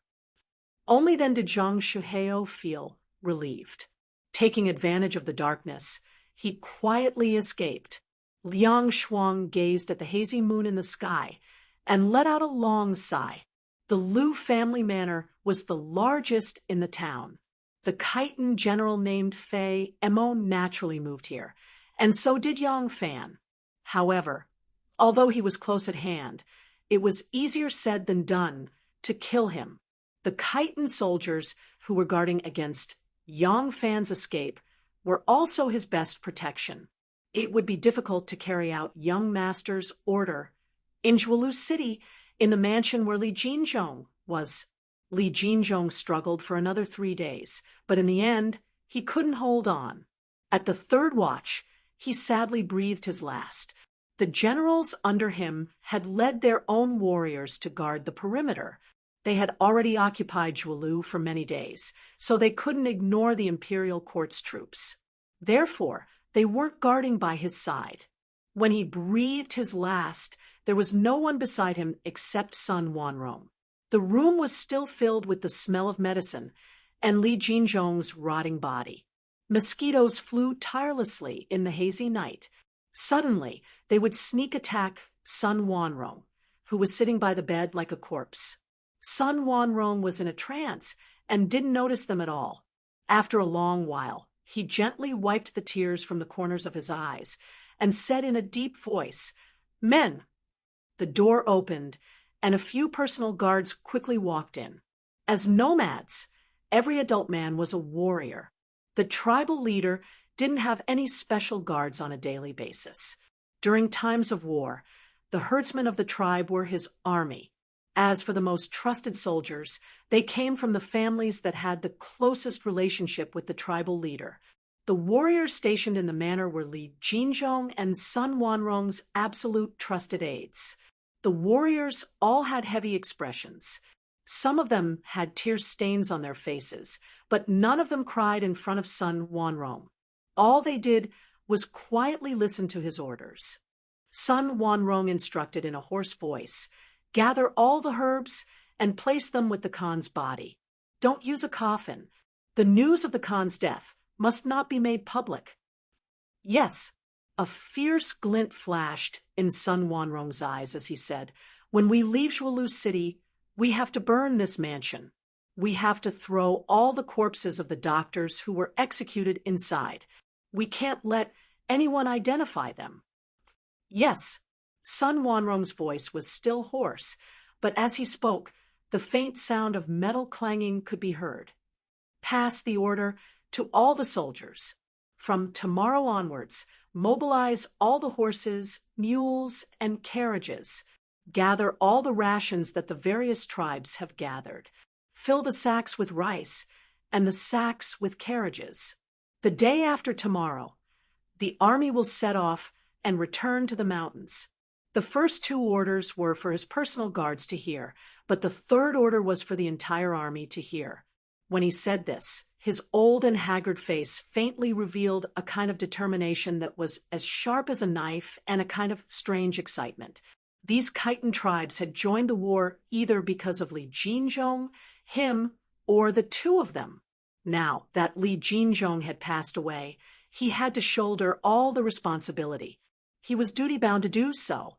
From the first day they raised their flags in rebellion, he knew that the future would be filled with thorns if they wanted to fight against the behemoth-like imperial court. But back then, Li Jinzhong was the Khan, and he had assisted him from the side. The pressure had never been as heavy as it was today. Today, he had to bear all of this. This was responsibility and motivation.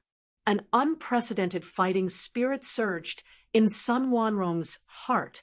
He wanted to fight a victorious battle, a great victory, so that Li Jinzhong's spirit could rest assured and all the clansmen could rest assured. He, Sun Wanrong, could still lead everyone down this path. Near noon the next day, Fei Mo suddenly received a military order. He immediately ordered someone to call Liang Shuang over. Liang Shuang had always tried his best to satisfy the various requests of the Khitan people. Seeing that he was obedient, Fei Mo didn't make things too difficult for him. Being nice to him was equivalent to setting an example for the other gentry. Only then would the gentry try their best to satisfy their requests. The people of the northern lands were fierce, and most of them practiced martial arts. If they were too harsh and even threatened their lives, these villagers would resist with all their might. Although they could suppress them, they would still suffer losses. When Liang Shuang saw Fei Mo, he pretended to be a yes man, nodded and bowed, and said, "General, you were looking for me?" Fei Mo stuck his butt out on the Kong and said in a rough voice, "Yes, we are going to leave now. Gather all your mules, horses, and carriages, pack the grain into bags, and move them to the carriages. Tie them up with ropes and cover them with linoleum. Otherwise, if it rains halfway, everything will be ruined." Liang Shuang was shocked and cried out, "What? You are going to leave just like that?" Fei Mo looked at him and said, "What? If I want to leave, do I need your permission?" Liang Shuang hurriedly said, No. What I mean is, with so much grain, I'm afraid we won't be able to load all of it in a short time." Fei Mo said, "Oh, then you will have to fight through the night. We are leaving early tomorrow morning. Go and do it now. Pack all the oil, salt, sauce, and vinegar and tie them up tightly. As long as you are obedient, I won't make things difficult for you. Otherwise, not only will I confiscate your property, I will also take your life." Hearing that they were leaving tomorrow, Liang Shuang felt slightly more at ease and hurriedly agreed. Fei Mo added, "Also prepare a light carriage and cover it with 2 extra layers of mattresses. I want to use it." The corner of Liang Shuang's mouth twitched twice, and he hurriedly agreed. He went to the back and called out all the servants who were detained in the side courtyard. Under the supervision of the chitin soldiers, they gathered all kinds of bags of rice and carriages of all sizes and loaded them into the carriages. In the grain cellar, Liang Shuang and Zhang Shuheo stood on top of a mountain of rice, using wooden shovels to load the grains while muttering softly. Zhang Shuheo propped up a rice bag and whispered, "They are leaving early tomorrow morning.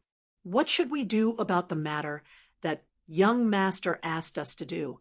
Can we think of a way to poison him?" Liang Shuang fiercely shoveled the grain and quickly glanced at the chitin soldiers standing at the entrance of the granary. He lowered his voice and said, "They cooked the food themselves. We can't do anything. Besides, if we want to poison him, where will the poison come from? There is only one pharmacy in this town. As soon as they arrived, they took away all the medicine from the pharmacy, even the arsenic.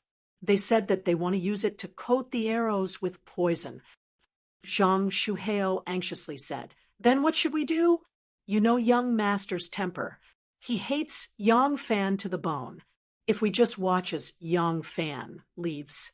Liang Shuang shoveled down and suddenly remembered something. He hurriedly shoveled a few more times and filled the rice bag. Then he grabbed the wooden shovel and went forward to help Zhang Shuheo tie up the bag. He took the opportunity to whisper something to him. A trace of joy suddenly flashed across Zhang Shuheo's face. He calmly nodded and carried a freshly filled bag of grain out of the grain cellar. Chapter 7:30. "Hey, what are you doing?" Zhang Shuheo was busy working on the grain cart when a chitin soldier, holding a saber, suddenly sensed something was amiss. He quickly walked over and asked fiercely. Zhang Shuheo stood on the cart and wiped the sweat off his forehead. He nodded and bowed, saying, "This lowly one is loading the cart according to the general's orders." The chitin soldier used his saber to point at a black jar in the middle of the sacks of rice and asked, "What is this?" Zhang Shuheo smiled apologetically and said, "This is a jar of sesame oil." The chitin soldier frowned and asked in confusion, "Why did you stuff the oil jar in the middle of the sacks of rice?" Zhang Shuheo smiled apologetically and said, "Sir, the journey is too far, and the road is bumpy. If the oil jar is loaded onto a cart by itself, it will break if you aren't careful. This lowly one is thinking that if you stuff the oil jar in the middle of the sacks of rice, it will be foolproof." Oh, the chitin soldier's anger turned to joy. He patted his shoulder with his saber and praised, "That's good. Let's do it this way."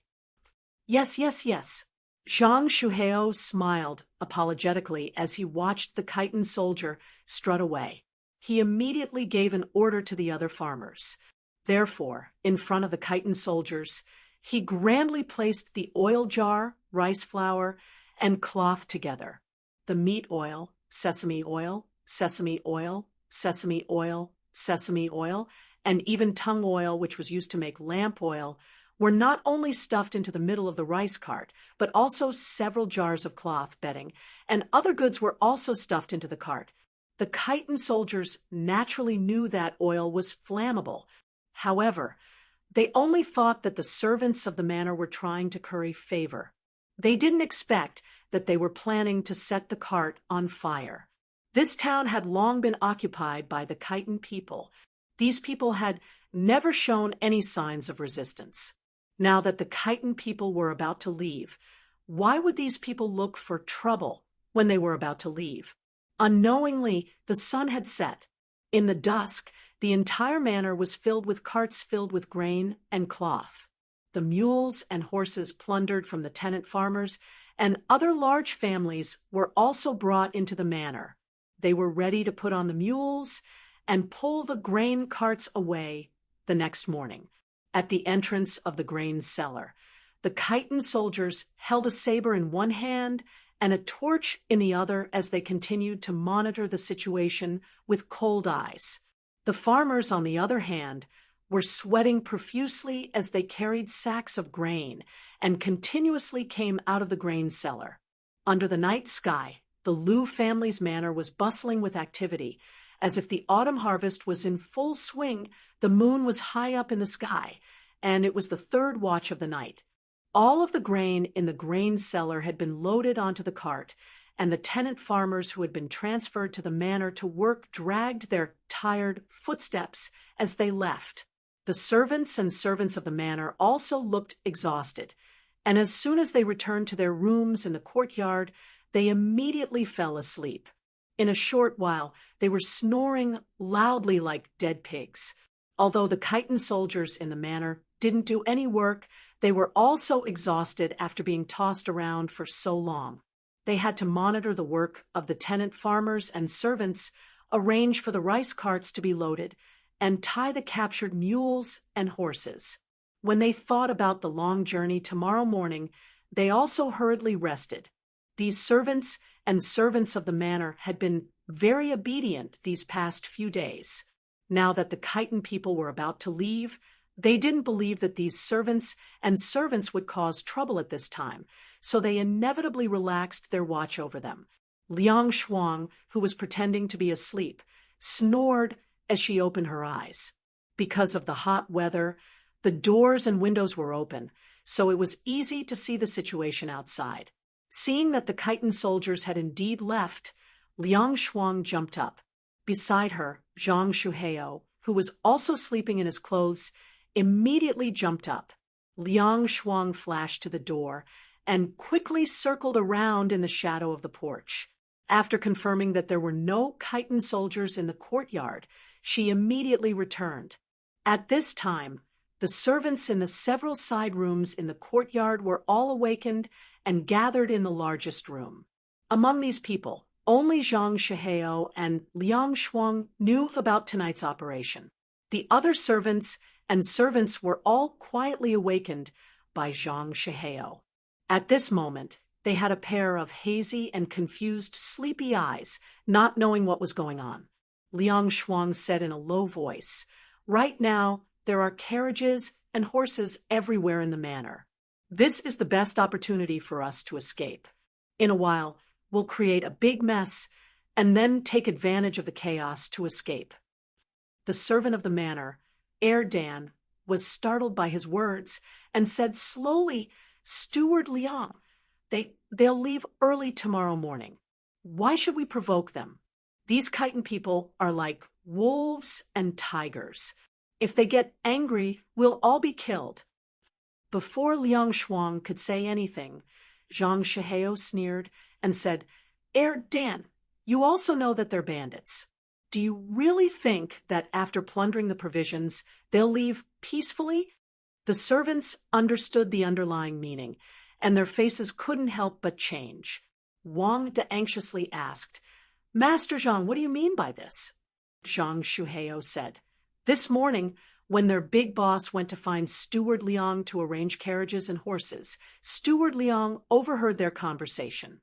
They plan to kill everyone in the town when they leave early tomorrow morning." Everyone was shocked. Liang Shuang confirmed, "That's right. Their big boss told me to prepare carriages and horses to transport provisions."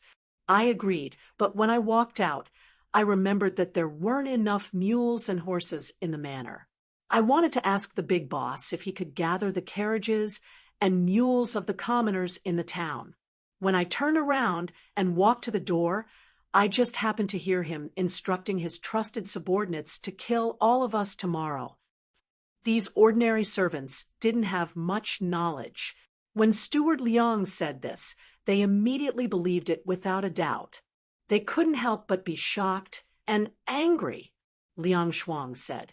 From then on, I started to think about how to find a way for everyone to survive.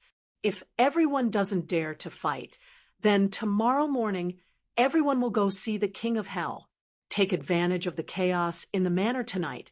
Everyone set a fire and create a big mess. Then, split up and break out. Maybe we can still find a way out. You understand?" The servants were so scared that they nodded their heads. Zhang Shuheo said sternly, "Steward Liang is thinking of everyone's safety. Otherwise, with Steward Liang's martial arts, your chances of escaping will be higher. If we don't fight, we'll die.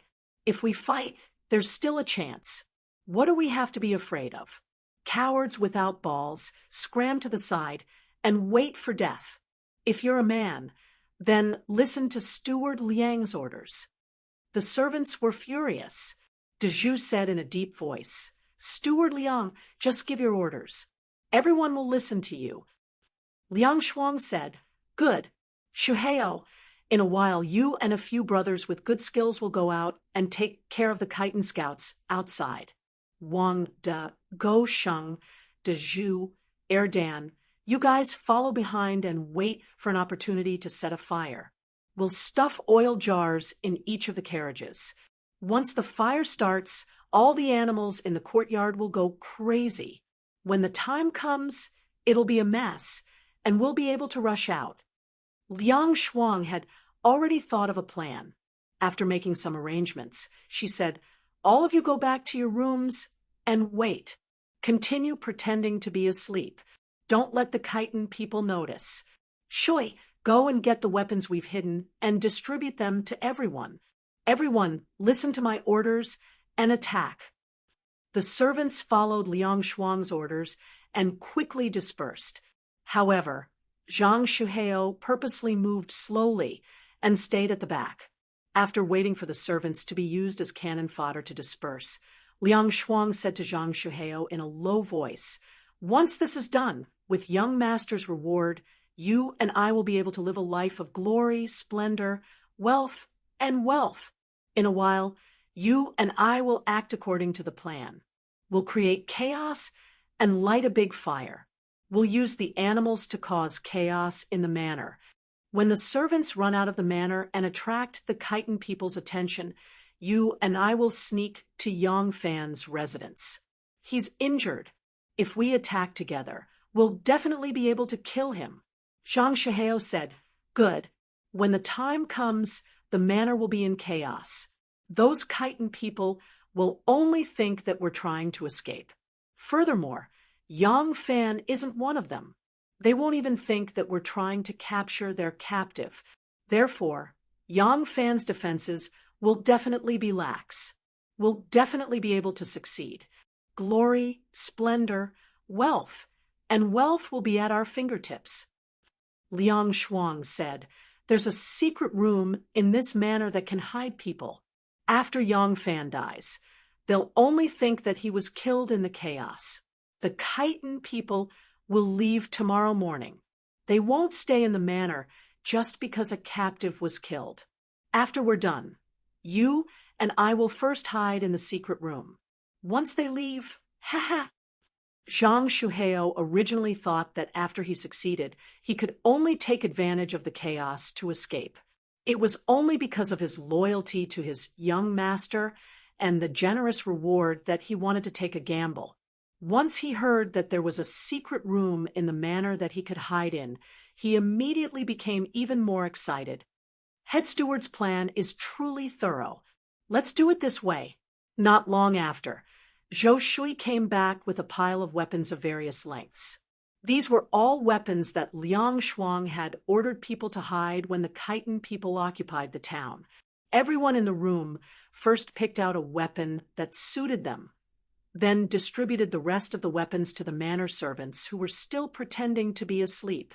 Following Liang Shuang's arrangements, everyone quietly went outside. 2 chitin soldiers on night patrol wandered around for a long time. Their bodies were tired, so they found a cart filled with silk cloth and lay down on the soft silk cloth. Facing the starry sky, they hugged their long sabers and began to doze off. Zhang Shuheo and another thug from the Lu family, who had decent martial arts skills, quietly observed for a while. Using the messy grain carts in the courtyard as cover, they quietly approached the two of them. Behind them, at the moon gate, a few ordinary manor servants held fire torches in their chests and peeked at them. The two chiton soldiers leaned on the two sides of the cart, their bodies sleeping on the silk cloth. Their heads rested on the horizontal board beside the cart, their snores shaking the heavens. Zhang Shuheo quietly went around to the other side of the cart, pulled out his short saber, and gestured to his companion. The two of them simultaneously covered the chiton soldier's mouth, and without hesitation, the sharp blades slit their throats. The bodies of the two chiton soldiers twitched violently a few times, then quickly went limp. Zhang Shuheo waved his hand at the moon gate, and a few manor servants bent down and sneakily ran through the gaps between the carts. Zhang Shuheo quietly ordered, "Don't be in a hurry to light the fire. The two of us will first deal with the two chiton people at the courtyard entrance. After we kill them, you guys immediately light the carts one by one, then untie the horses and mules that are tied up in all directions. Find an opportunity to rush out." The manor servants nodded gratefully, although Steward Liang and this Master Zhang were people from the old mansion, and usually had their eyes on the top of their heads, not even sparing them a glance. At a critical moment, they did not run for their lives, but still remembered them. Such actions were enough to make these simple and honest manor people sincerely grateful. At the same time, Liang Shuang led another group of manor servants. Relying on their familiarity with the situation in the manor, they climbed over the low wall and leaped into another courtyard, beginning the same action. The Liu family manor was about to be thrown into chaos. Chapter 731. The night was dark, and the lamp was as small as a bean. Under the light of the lamp, Yang Fan carefully applied the ointment to the wound and changed it into a new piece of white cloth. This piece of white cloth had been boiled in water, so it was not as hard as before. After wrapping the wound layer by layer and wrapping it firmly, he blew out the lamp and lay down on the mat with his arms as a pillow. All the medicinal herbs from the pharmacy in town, whether useful or not, had been taken by Fei Mo, so Yang Fan could use the best ointment instead of chewing a bunch of medicinal herbs. During the day, the chitons had been busy preparing for their relocation. They lived in the mountains. Other than wood for fuel, there was nothing they did not lack. Therefore, they worked hard to move everything that could be moved into the wagons, including the iron pots. The courtyard was a mess during the day. Yang Fan was too lazy to go to the courtyard to sunbathe, so he just rested in his room. After a few intermittent naps, he was not too sleepy at night. Yang Fan used his arms as a pillow and quietly pondered, "My injury has not healed yet. If I escape now, the possibility of successfully escaping is too small. In that case, I might as well pretend to be courteous for the time being." Ever since he saved Fei Mo's life, Fei Mo increasingly did not see him as an enemy. This was a good sign. When his body recovered, even if he had to escape from the mountains, he would be more confident than he was now. However, I have been missing for so long. Although the succession hall is a mess, I'm afraid the worst is at home. The imperial court does not lack a chief supervisor, Yang. Taiping has the heavy burden of the country on his shoulders. Even if he is sad, he will quickly pull himself together. But Xiaoman and Anu will not be able to withstand such a heavy blow. Yang Fan sighed and touched his belt. In his belt, he had already written his message on a piece of white cloth with a charcoal strip. When he left tomorrow, he would find a chance to throw it to the people in town. The cloth promised a large profit. Even if there was only a 1 in 10,000 chance that the person who found it was willing to send it to the government, his family would have a chance to know that he was still alive. I'm afraid that an illiterate person found it. I'll take it back and wash it. Yes, that doctor. He must be literate. Before I leave tomorrow, I'll find an excuse to visit his house. Just as Yang Fan thought of this, he suddenly heard a faint shout. "There's a fire! There's a fire! The car is on fire! Someone is running away!" Soon after, countless cows mooed, horses neighed, and donkeys neighed. Yang Fan quickly sat up and stood up with his walking stick. As soon as he stood up, he heard a slight grunt from the courtyard. With Yang Fan's excellent hearing, he could vaguely hear the sound of a sharp weapon piercing into flesh. Yang Fan was secretly shocked and hurriedly walked towards the door. When his crutch landed on the ground, he purposely used a gentle force to avoid making a doo-doo sound. Just as Yang Fan reached the door, he noticed a flash of light in front of the door. It seemed that someone was coming. Yang Fan hurriedly moved to the side and hid by the wall. Almost at the same time, a figure with a knife hidden behind his elbow quickly dashed in. The person who rushed in was Zhang Shuheo. The fire in the backyard had already been ignited, and shouts could be heard everywhere. If he was a bit late, Yang Fan would wake up. Although his leg was injured, it was better to act as soon as possible. Therefore, Zhang Shuheo stepped into the room and ran towards the bed. Bang! Yang Fan swung his crutch and fiercely hit Zhang Shuheo's head.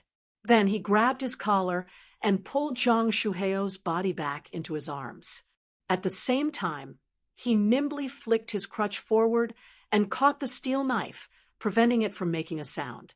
Since this person had attacked the Khitan people, he didn't think that he was his enemy. However, he also didn't think that he could explain clearly who he was, why he was with the Khitan people, and other long-winded questions in a few words. He would first knock him out. Just as Yang Fan supported Zhang Shuheo, he heard another muffled groan from outside.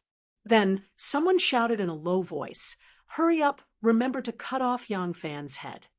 Yang Fan's heart immediately trembled. He had never thought that the target of this group of assassins who were supposed to ambush the Khitan people was actually him. How was this possible?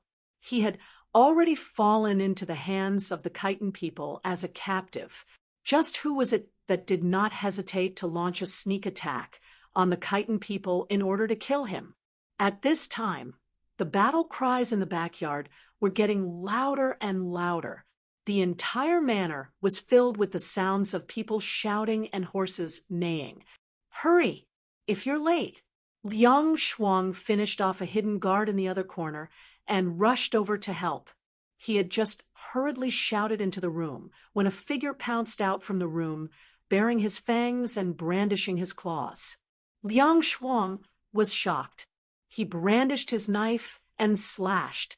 With a pu sound, the steel knife slashed across the black figure's chest, causing blood to spurt out. Yang Fan threw the unconscious Zhang Shuheo away like a hidden weapon. Then he picked up the steel knife with one hand and propped up his walking stick with the other, rushing out the door. Liang Shuang had just slashed Zhang Shuheo to the side when a cold light flashed in front of his eyes. Another knife slashed at him. Yang Fan had made his move. Without saying anything, Yang Fan slashed at Liang Shuheo's head.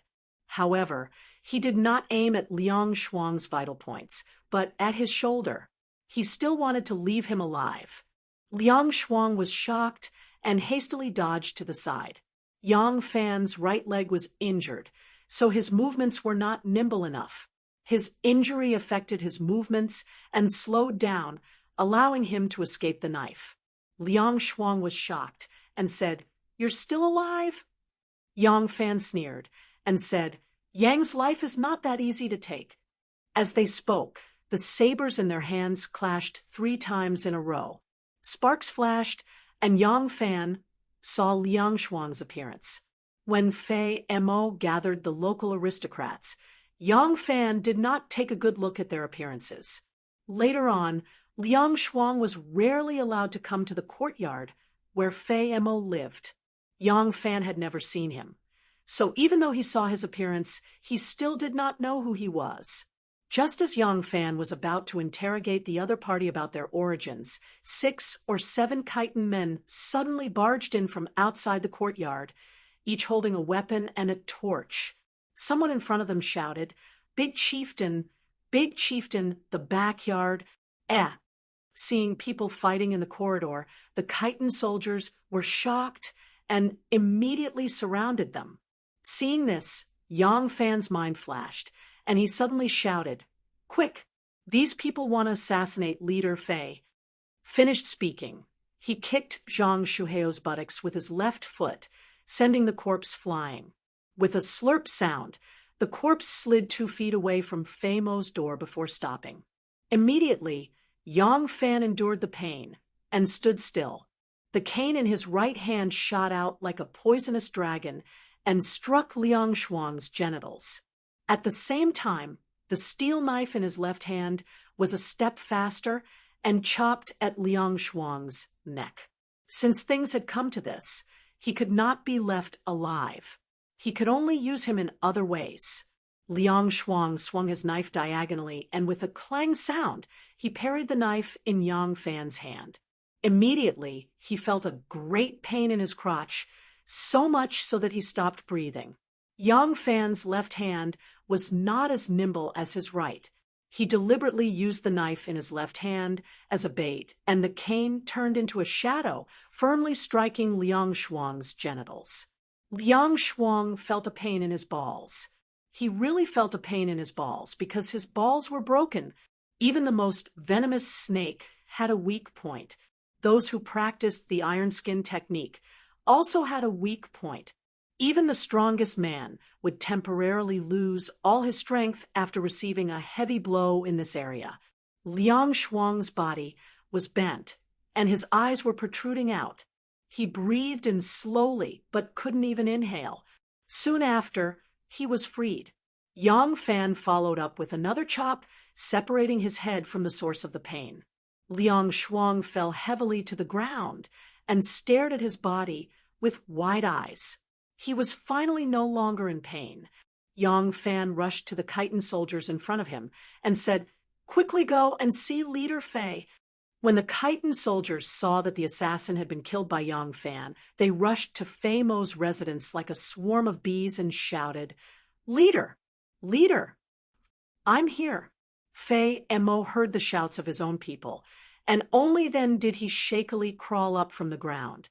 Shouts rang out from outside, followed by the sound of swords clashing in the courtyard. Fei Mo, who was in the middle of a drunken roar, was startled awake. He had been sleeping on his stomach after being shot in the buttocks. Yang Fan couldn't move, but he couldn't. When he heard the commotion, he hurriedly flipped over and fell under the bed. His buttocks hit, and it hurt like hell. Fei Mo didn't dare make a sound. He hurriedly pulled out his knife from under his pillow and lay there. If someone rushed in, he could only endure the pain and fight. After waiting bitterly for a long time, reinforcements finally came.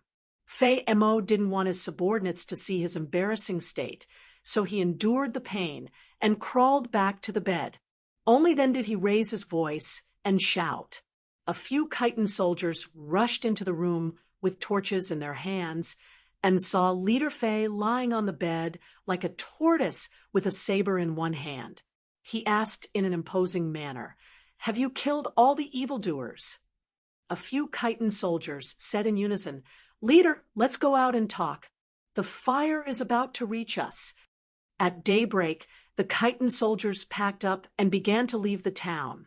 At the same time, the Khitan soldiers stationed in Jualu and the surrounding villages also began to form up and set off.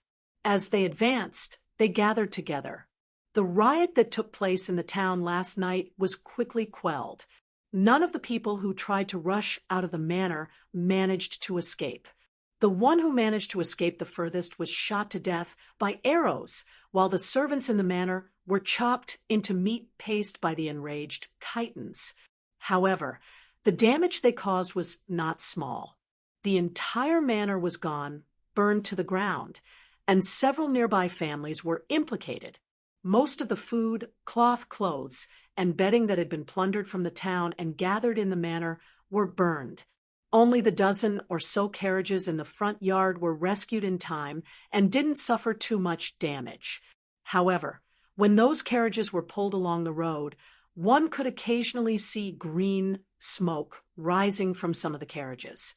Fei Emo was lying on a large carriage with a simple shed on it. Beside him was Yang Fan. The arrow wound on Yang Fan's leg had also ruptured during the fierce battle last night. Yang Fan asked, "This manor belongs to the Fanyang Lu family?" Fei Emo said, "That's right. Damn it, the Fanyang Lu family is indeed worthy of being the overlord of the North. They actually have such guts with just a few servants in the manor." Yang Fan secretly took a deep breath. He finally understood. Fei Emo cursed angrily for a while, then suddenly looked at Yang Fan and asked, "Why did you save me?" Yang Fan pondered for a moment and said, "I hope that you can make a bigger fuss. The more you make a fuss, the more beneficial it will be for the restoration of Li Tang. Now that the crown prince has been appointed marshal, it's a good sign, but it's not enough." Fei Emo spat at him. "Pui, am I that important? You've saved me twice. Other than this reason, is there nothing else?" Yang Fan laughed and said, "What else? You're a thief, and I'm an official. Don't tell me you think I'm treating you as a brother?" Fei Emo laughed. "I say, why don't you stay and be my strategist? How about that?" "I won't do it. Do you believe that I won't kill you? Is this how you repay your benefactor?" "Damn you!" Fei Emo angrily cursed, then shut her mouth and continued to play the turtle. Chapter 732. The various Khitan troops gradually gathered together and began marching east. At noon, the large group stopped in a mess. After lunch, they were about to continue on their way when Sun Wanrong suddenly issued a general order. Thus, only about 10,000 soldiers who had suffered minor injuries in the previous battles were allowed to stay. The rest of the troops were separated from the main group. Yang Fan sat in the carriage and saw countless cavalry rolling south. As the army galloped past, the dust they stirred up was like a dark cloud that filled the sky. Yang Fan revealed a slightly alarmed expression and subconsciously asked, "What happened?" Fei Emo chuckled, his face revealing a cunning expression that contrasted with his rough and honest appearance. "The Grand Marshal has led the troops south to attack Ji Province." "What?" Yang Fan's heart skipped a beat. "Aren't we returning to the mountains?" Fei Emo said lazily. "The Khan suffered a heat stroke and has been feeling unwell ever since. This time, he's leading us to escort the rations back to the mountains. As for the Grand Marshal, do you think there aren't a few spies from the imperial court in such a huge Zhuolu city?" The Khan deliberately spread the news of his return to the mountains to confuse the soldiers. Yang Fan was speechless for a moment before saying, "With the main force heading south and only a small force to escort the Khan back to the mountains, aren't you afraid that the imperial court's army will intercept you while escorting so many supplies?" Fei Emo laughed out loud. "Ha ha! If they really chase after us, we can just abandon the rations and leave. We can then take down another city and raid their homes. However, do you really think that Wu Yi will send troops? If he has the guts, he would have long come in the few days we stayed in Zhuolu." Ha ha ha!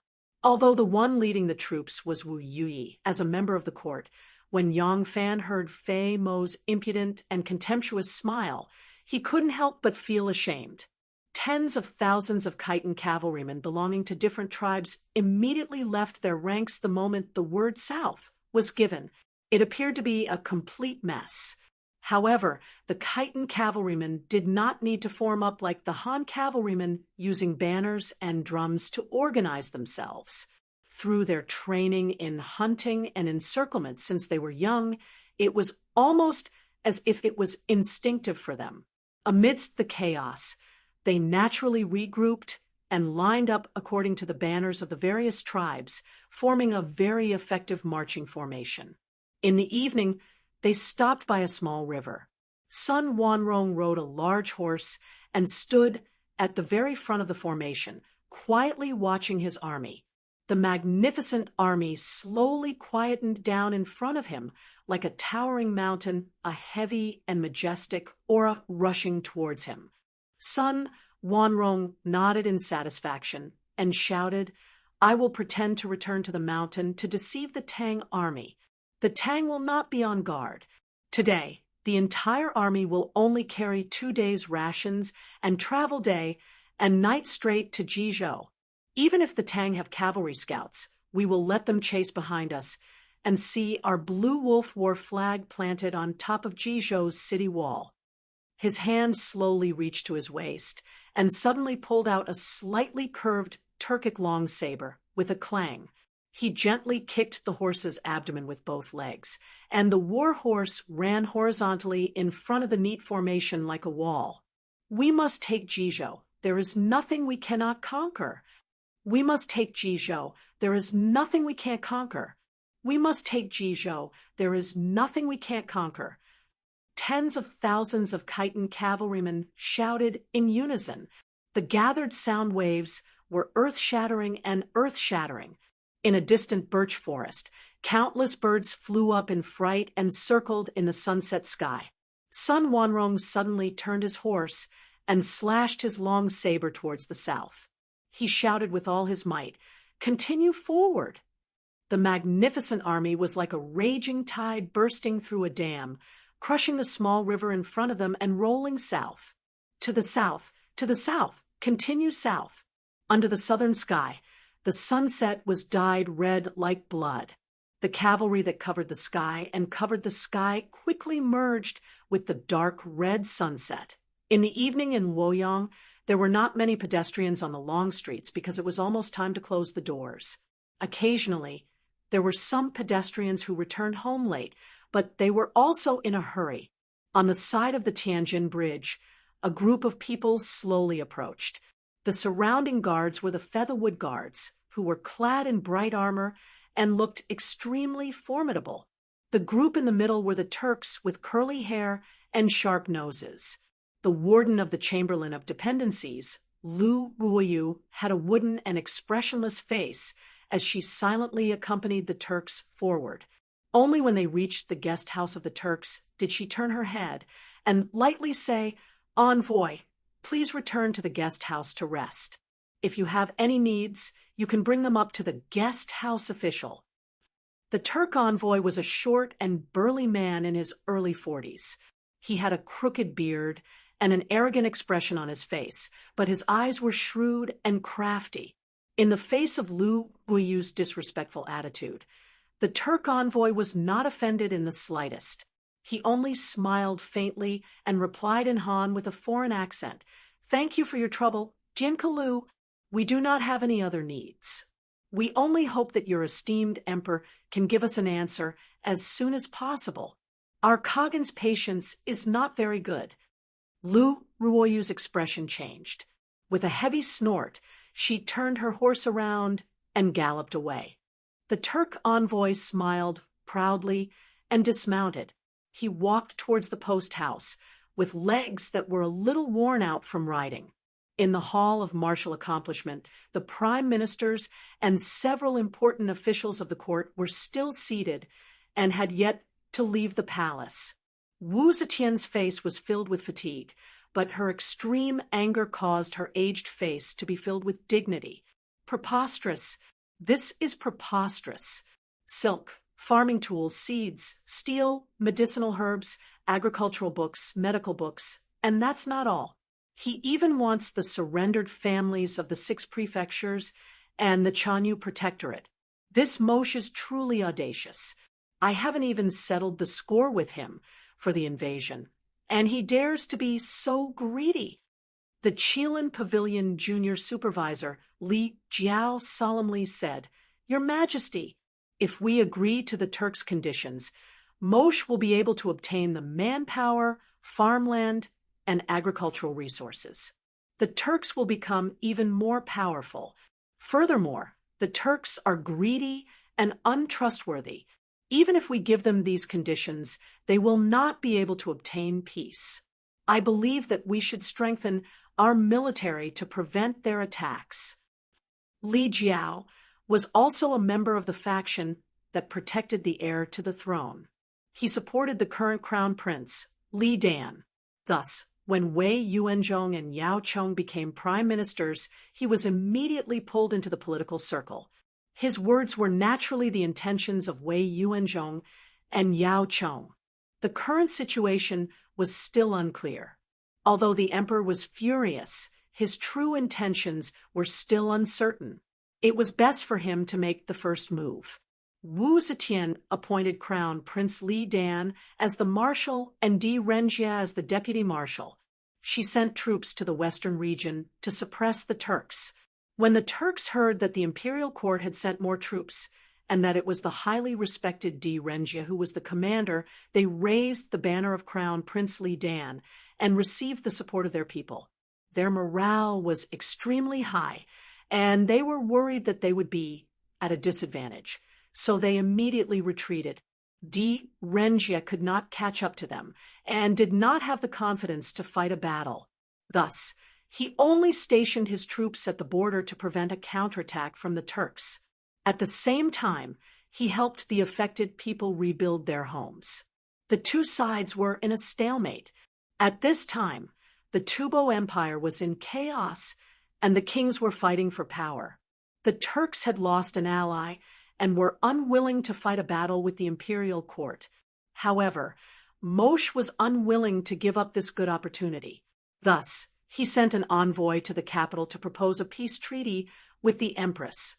His conditions were that he would recognize Wu Zetian as his adoptive mother and was willing to marry his daughters to the kings of the imperial court, forming a father-son relationship with the imperial court.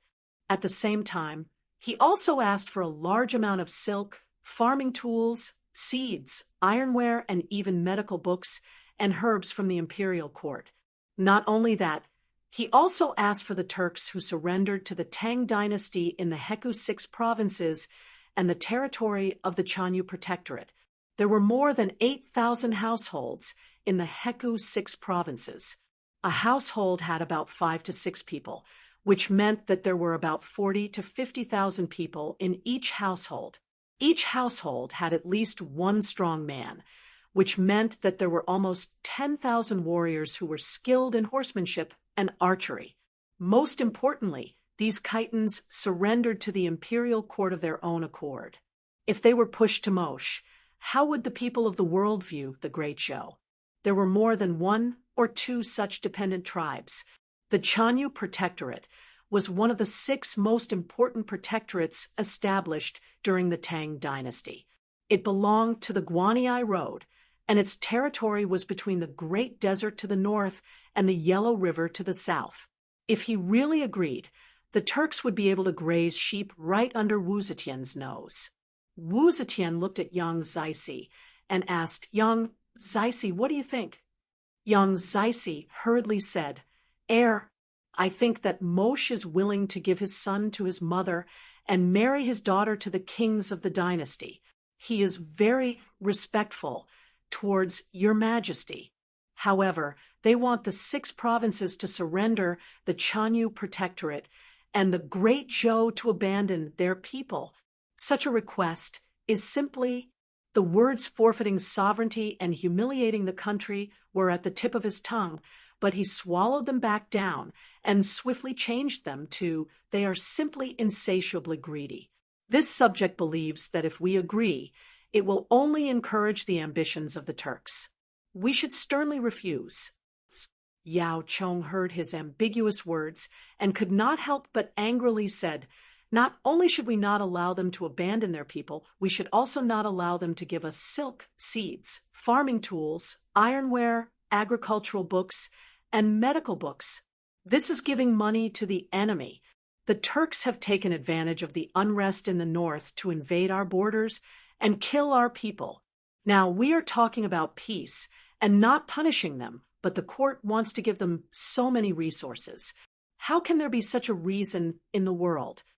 Nyan Lujia worriedly said, "What Prime Minister Yao says is reasonable, but although Master D's troops seem strong, they are mostly untrained recruits. Master D himself has never led an army in battle and lacks battle experience. If Moshe decides to invade the east again, with the Khitan bandits running rampant and the smoke of war rising in the northwest, I'm afraid." Hearing this, Wu Zetian could not help but frown. She somewhat regretted listening to Zhou Xing's words and killing Heiqi Changji. Heiqi Changji had never suffered a defeat against the Turks, and the Turks feared him the most. If he was still alive, Moshe would not have dared to demand such an exorbitant price, and the 160,000 soldiers would not have been wiped out by the yellow deer. But that hateful Wu Yuyi only defended his city in the north and did not dare to fight the enemy, watching as the Khitans rampaged through Hebei and caused trouble everywhere. Otherwise, he could have transferred troops from the north to join the Helong Corps. At that time, Moshe would not have dared to take advantage of the situation, and the court would not have been forced to let the Turks extort them. After thinking for a long time, Wu Zetian's anger subsided, and she deeply sighed, saying, "Let's first stabilize the Turkic envoys and delay for time. Quickly send an edict to Wu Yuyi and have him send troops to fight the enemy and eliminate the Khitan rebels as soon as possible." Chapter 733. The general in charge of escorting the supplies back to the mountain stronghold was called Qi Ding, a trusted aide of the Khitan Supreme Khan Li Jinzhong. Since it was announced that the Khan was ill and needed to return to the mountain to recuperate, it was only normal for him to leave behind a trusted general to protect him.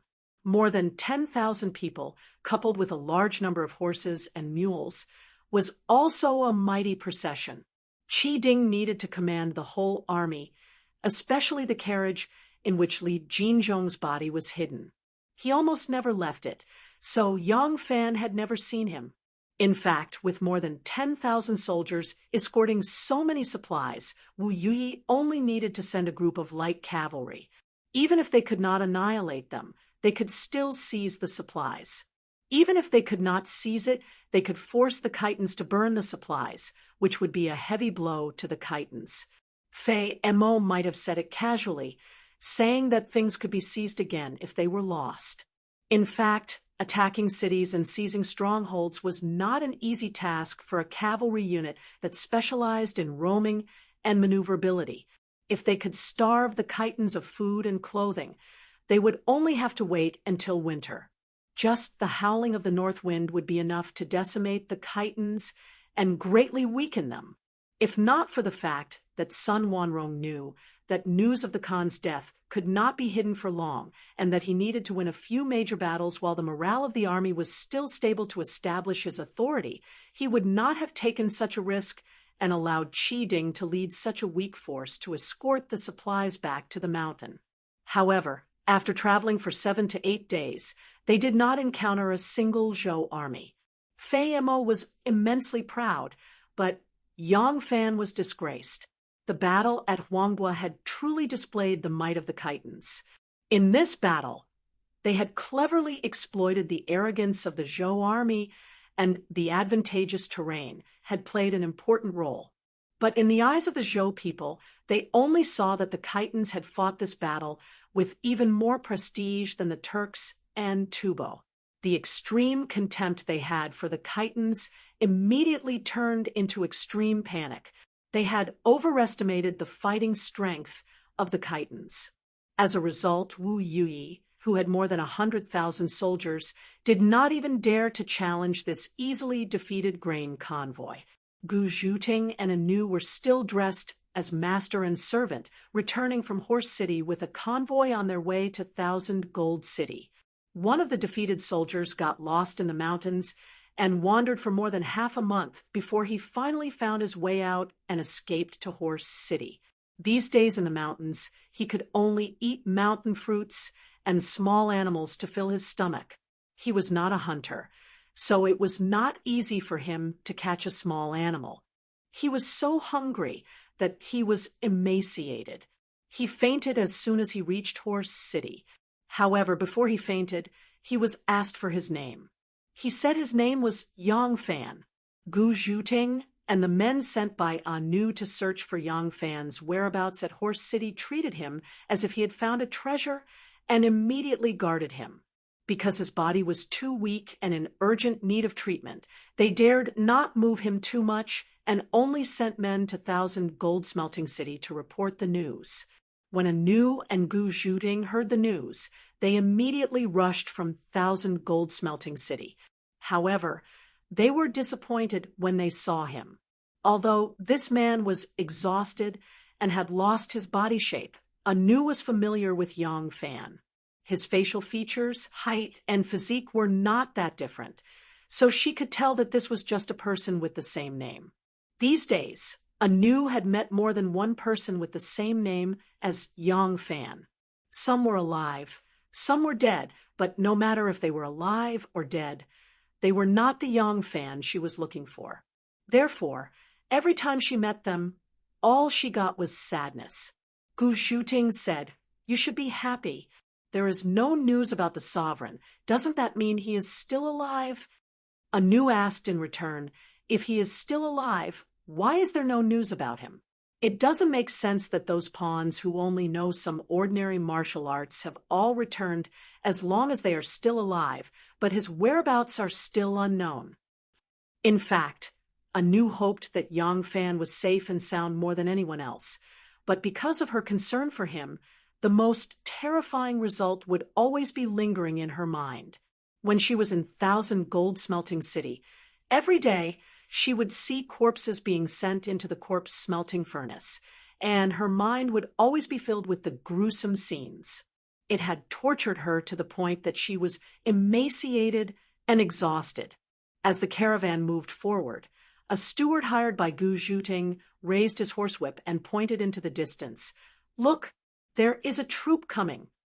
Anu and the others went to Horse City, but they could not find Yang Fan. So, on the way back, they bought a batch of coal and urns from Horse City. These things were consumed too quickly. The amount of coal and urns needed for the cremation of more than 100,000 people was huge. Even if the shops they ordered were to produce at full capacity, they would not be able to meet the demand in a short time. After buying these things, they hired a dozen large carriages from the locals, and this steward was the leader of the carriages. Gu Zhuting looked up and saw a group of cavalrymen galloping over from the horizon. She did not pay them any mind and said indifferently, "They are probably the soldiers who are taking in the rebels." In recent days, there were often generals from the imperial court going to the cities and towns to take in the fleeing rebels, so they were not surprised anymore. This place was very close to Thousand Gold Smelting City, and they did not think of any possibility other than the soldiers. However, that group of people was getting closer and closer. They didn't raise any flags, but as they got closer, their clothes could be seen clearly. The workers transporting the coal couldn't help but exclaim, "It's the Chitons! They are the Chitons!" The Chitons transported the supplies eastward. At first, they tried their best to avoid the cities, to avoid being harassed by the soldiers. But along the way, they found that the Zhou army was scared out of their wits. Under Wu Yi's strict orders, the cities only held back their troops, so they gradually became bolder. Now, they were getting closer to their destination, and the surroundings were getting more and more desolate. There were only Horse City and Thousand Gold Smelting City, two small cities that could not hold a large number of troops, so they became even more unrestrained and swaggered over.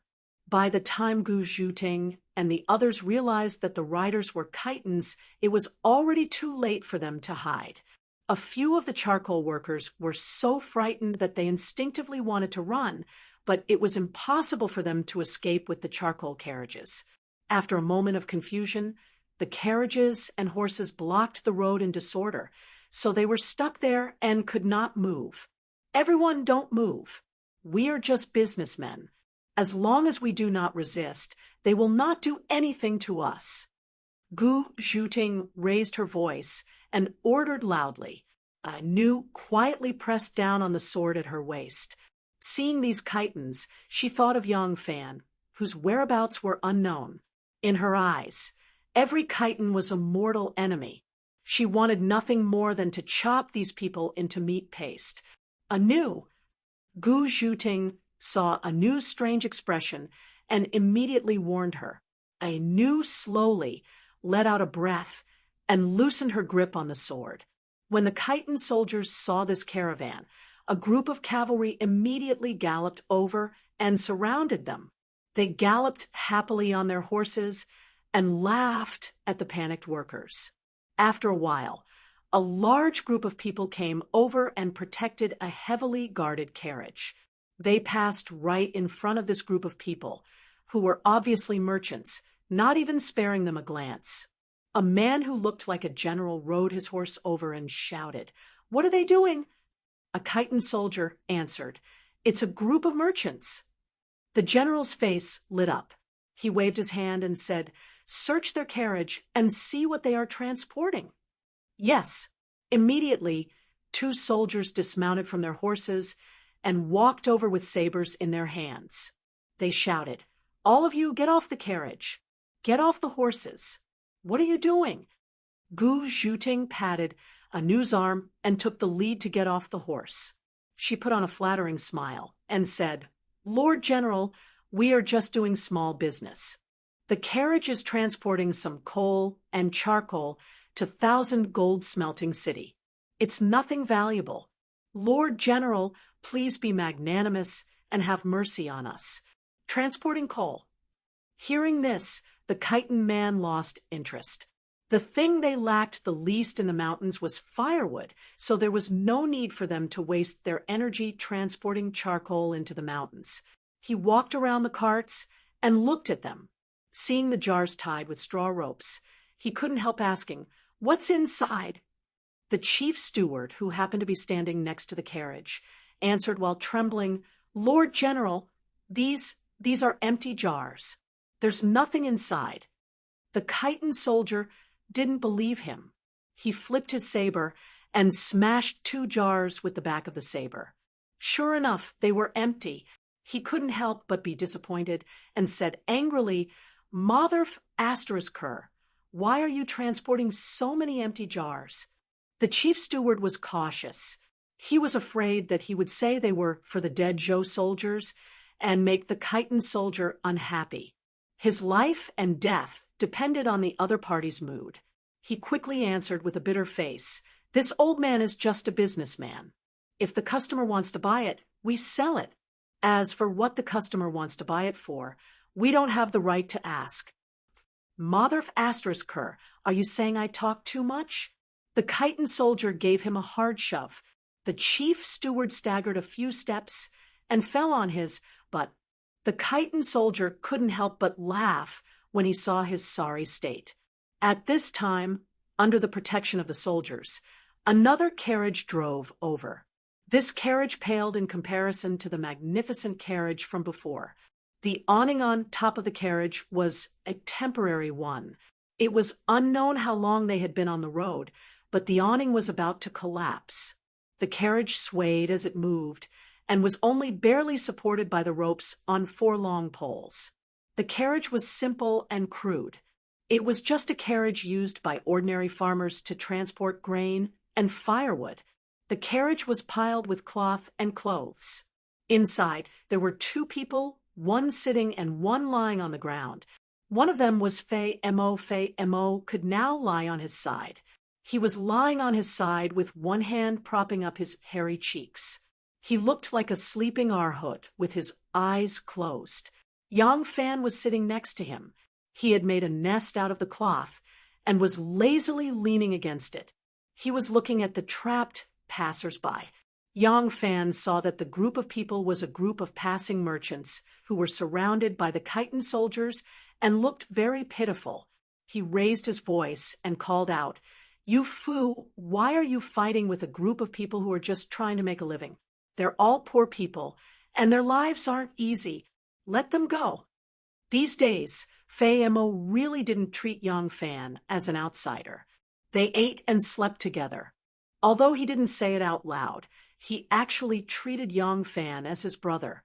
Yu Fu was the leader of the group of cavalry that trapped a Nu and the others. He was Fei Mo's nephew. Because of Fei Mo's attitude towards Yang Fan, his subordinates also became respectful towards Yang Fan. That was why Yang Fan tried to dissuade them. A Nu, who was disguised as a servant, stood beside Gu Zhuting. Her eyes were fixed on the ground, and she didn't even raise her head.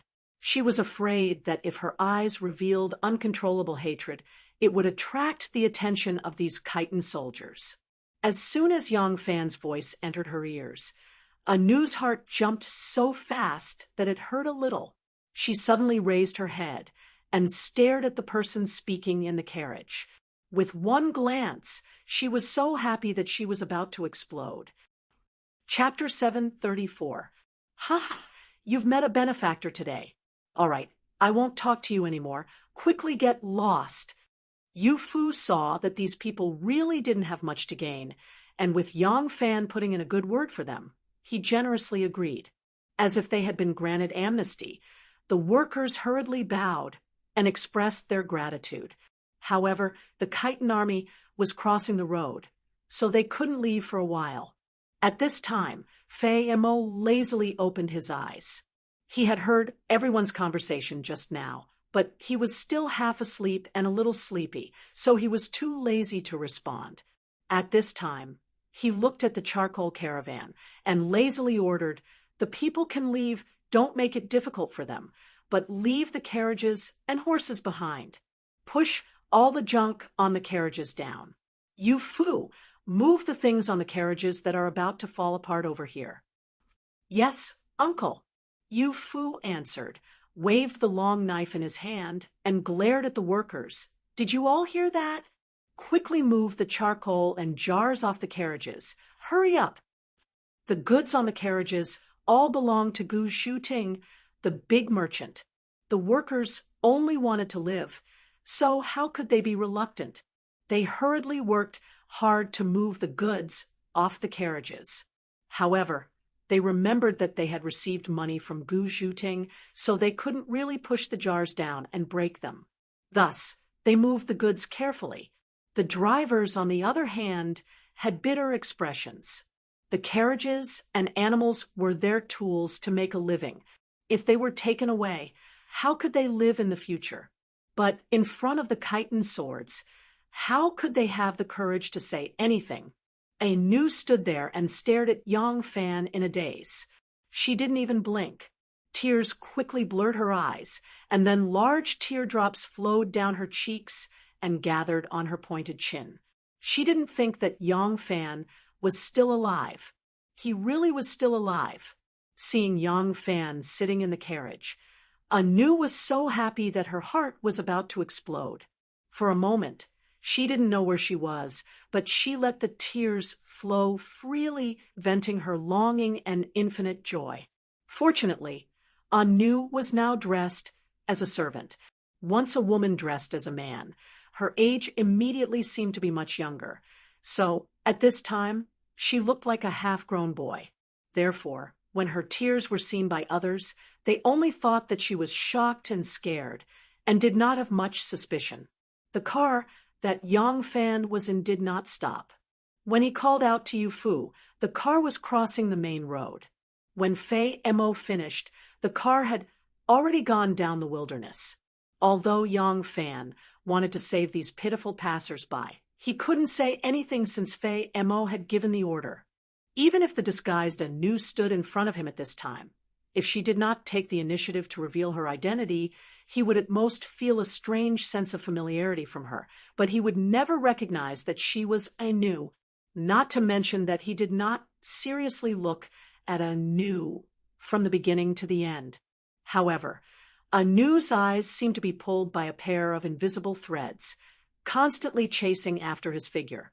When the car that Yang Fan was in left the main road, a Nu subconsciously wanted to chase after it, but her arm was immediately grabbed by Gu Zhuting. A Nu raised her blurred and teary eyes. Gu Zhuting shook her head at her with a solemn expression and said in a low voice, "Sovereign is still alive. This is a joyous occasion. It will be easier for us if we know where he went, but at this time, we must not act rashly."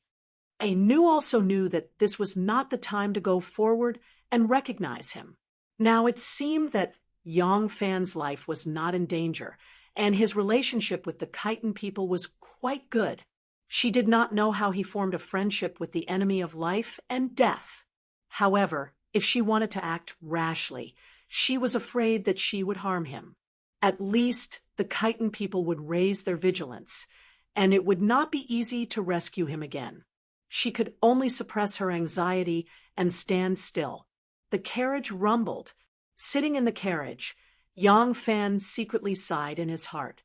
He estimated that in another half a month's time, his leg injury would be completely healed, but by that time, he would definitely be deep in the mountains. Yang Fan thought to himself, the road into the mountains took a total of 3 days. When I recover from my injury, as long as I bring enough food, I may not be unable to walk out. Although it is easy to get lost in the mountains, it will not be easy for them to chase after me.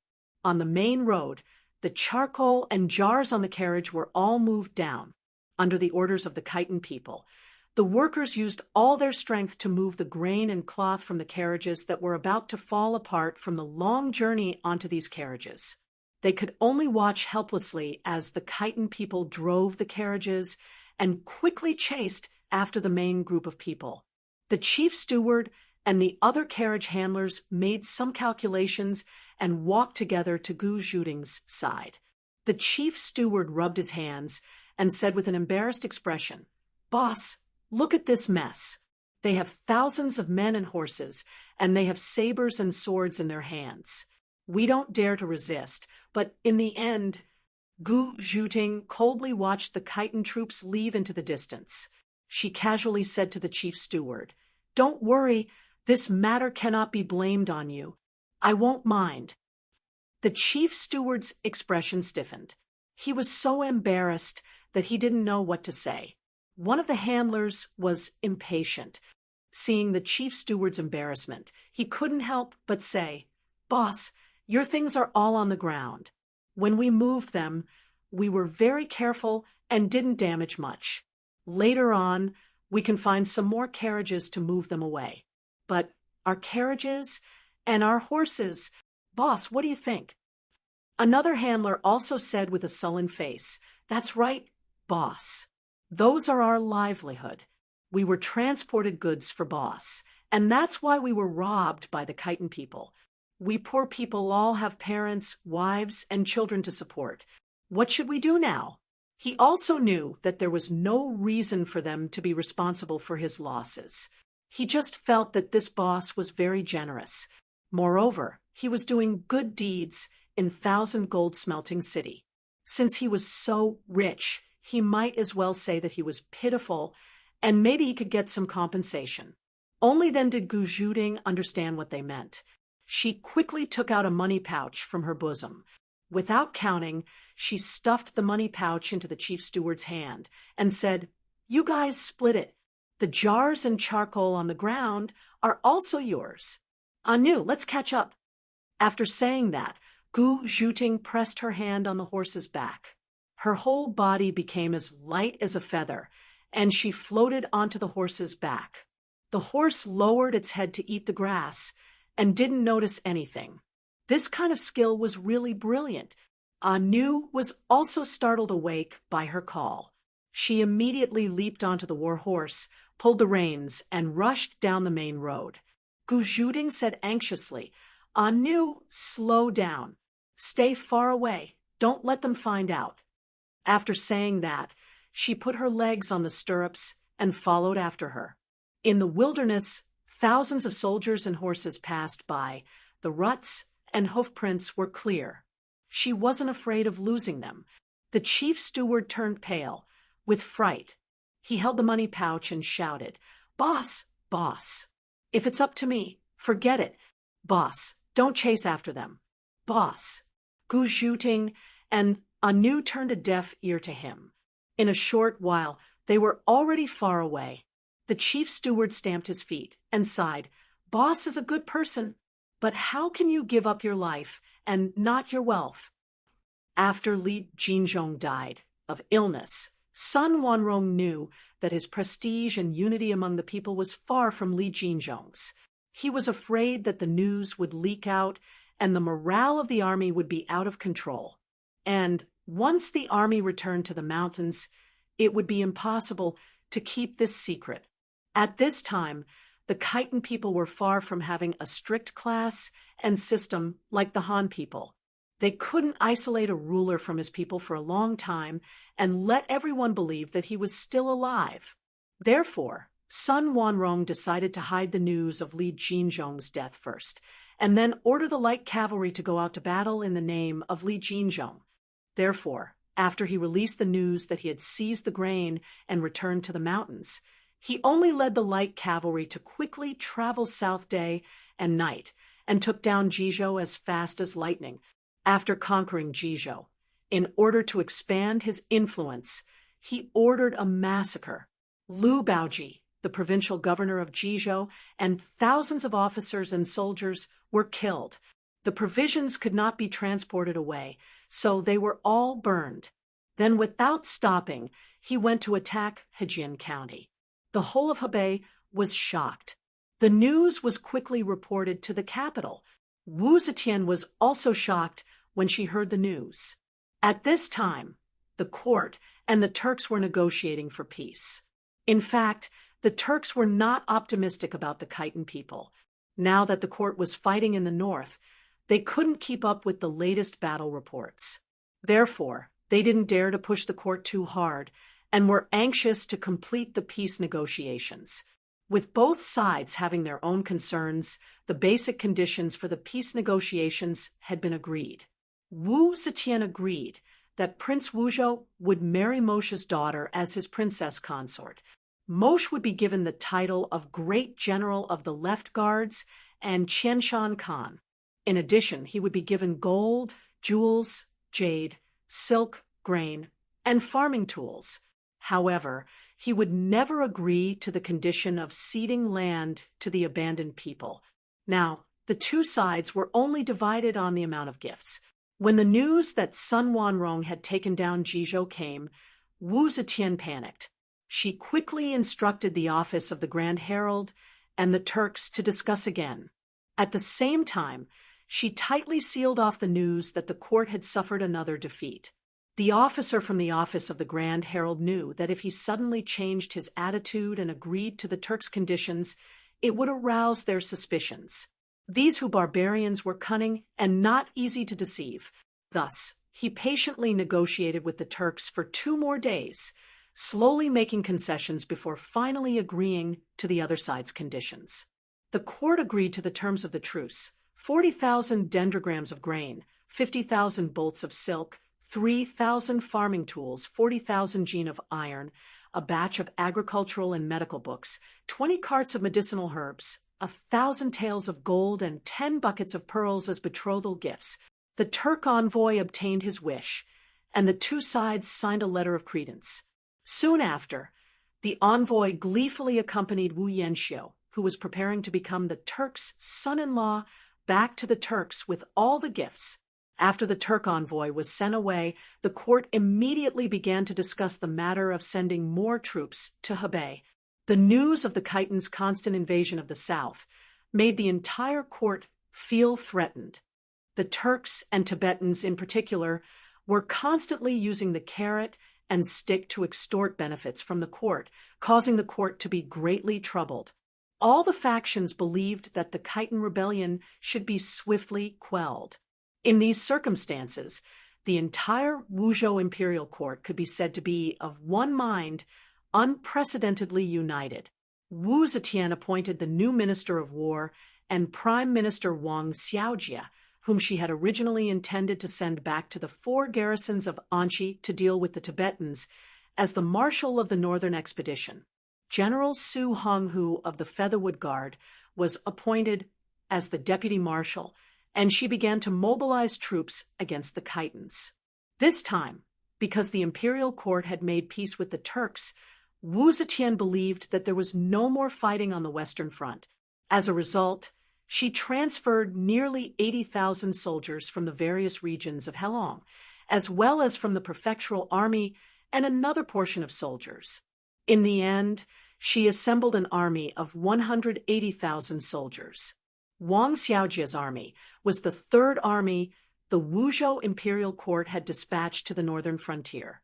In order to quell the rebellion of the tiny Khitan, the first army, Chao Runshi, had been completely wiped out, and the second army, Wu Yui, had closed the city walls. The imperial court could only place its hopes on this famous general who had reclaimed the 4 garrisons of Anxi.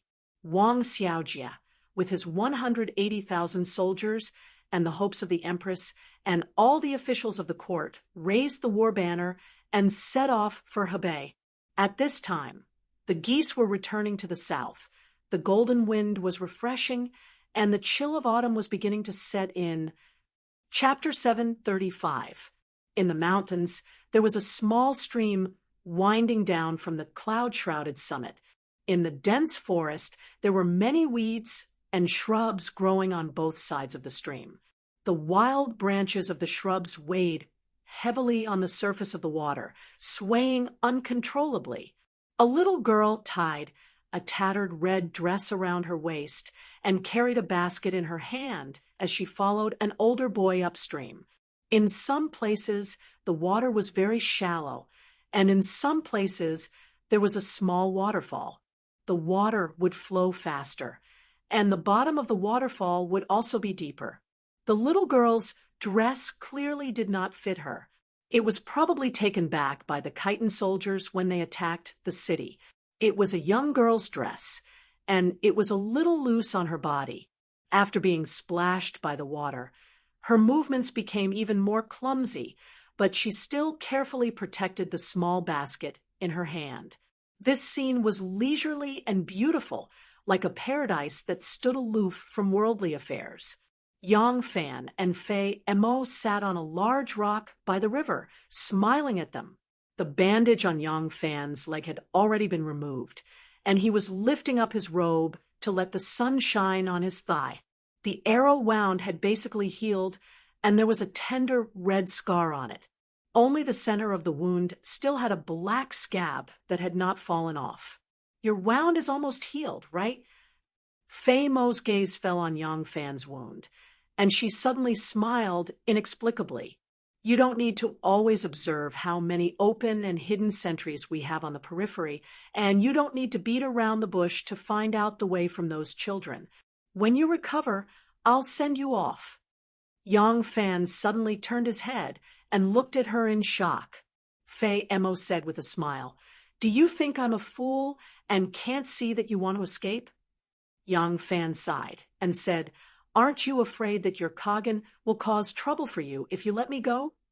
Fei Emo rubbed the back of her neck and smiled. "What's the use of keeping you alive? You've saved my life twice, and I've spared your life. This is called distinguishing kindness and hatred. Khan won't chop off my head for this, will he?" Yang Fan was silent for a moment before he smiled bitterly. "That's because I'm a vile person in vain. If I had known that you would let me go, I wouldn't have needed to make so many preparations." Fei Emo chuckled. Yang Fan also laughed. After laughing for a while, the wrinkles on his face gradually disappeared. He said in a low voice, "There is something that I shouldn't say, but I still have to advise you. Whether it's for yourself or for your clansmen, think of a way out as soon as possible." Fei Emo said disapprovingly, "Retreat? Do you think we'll lose?" Yang Fan said seriously, "It's not that I think you will lose, but you will definitely lose." Just as Fei Emo was about to open her mouth, Yang Fan raised his hand to stop her. "When you fight a war, you need money, food, and reinforcements. That's right, you've won a few battles for now, but these few victories can't guarantee that you'll win forever. Until now, you don't even have your own base.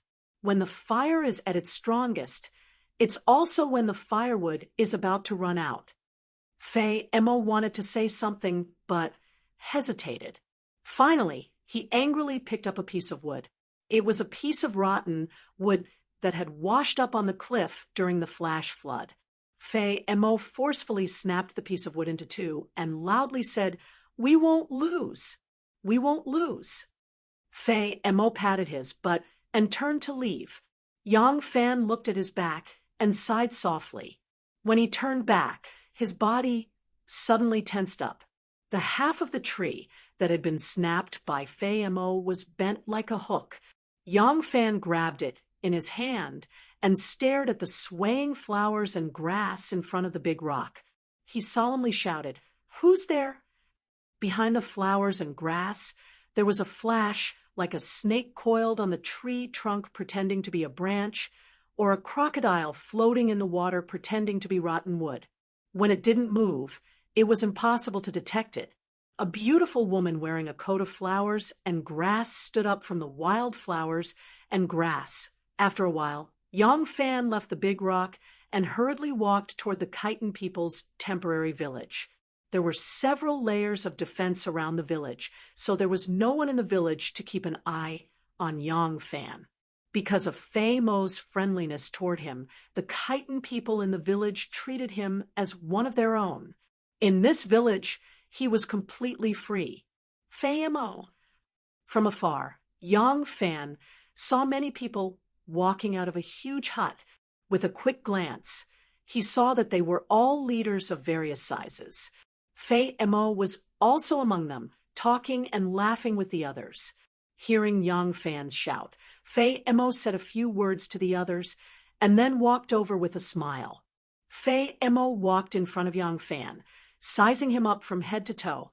Suddenly, she burst into laughter, looking extremely pleased with herself.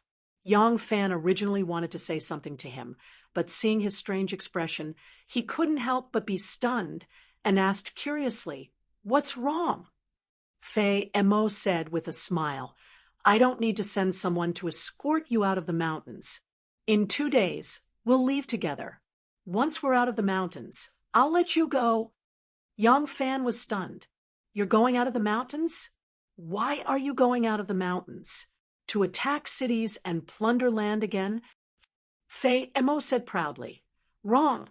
It's not just me who's going out of the mountains. Our entire tribe is going out of the mountains to build the kind of foundation you mentioned." Yang Fan frowned and faintly had an ominous feeling. What happened? Could it be that the imperial court has suffered another defeat? Fei Mo laughed loudly and put his hands on his hips. "That's right. Our Grand Marshal has won another great battle. The 180,000 soldiers that the imperial court dispatched were utterly defeated by our Grand Marshal. Even your current Prime Minister and Minister of War, Wang Xiaojie, lost his life in this battle." Yang Fan's expression changed abruptly, and he cried out involuntarily, "How is this possible? How can this be? What's impossible about this?" Fei Mo saw Yang Fan's shock and became even more proud. She told Yang Fan the news that Sun Wanrong had just sent back. It turned out that Wang Xiaojie had led the 180,000 Zhou soldiers into Hebei. When Sun Wanrong received the news, he knew that the Zhou army had the advantage in numbers and that it would be difficult to use their arrogance like in the first battle to lure them into a trap.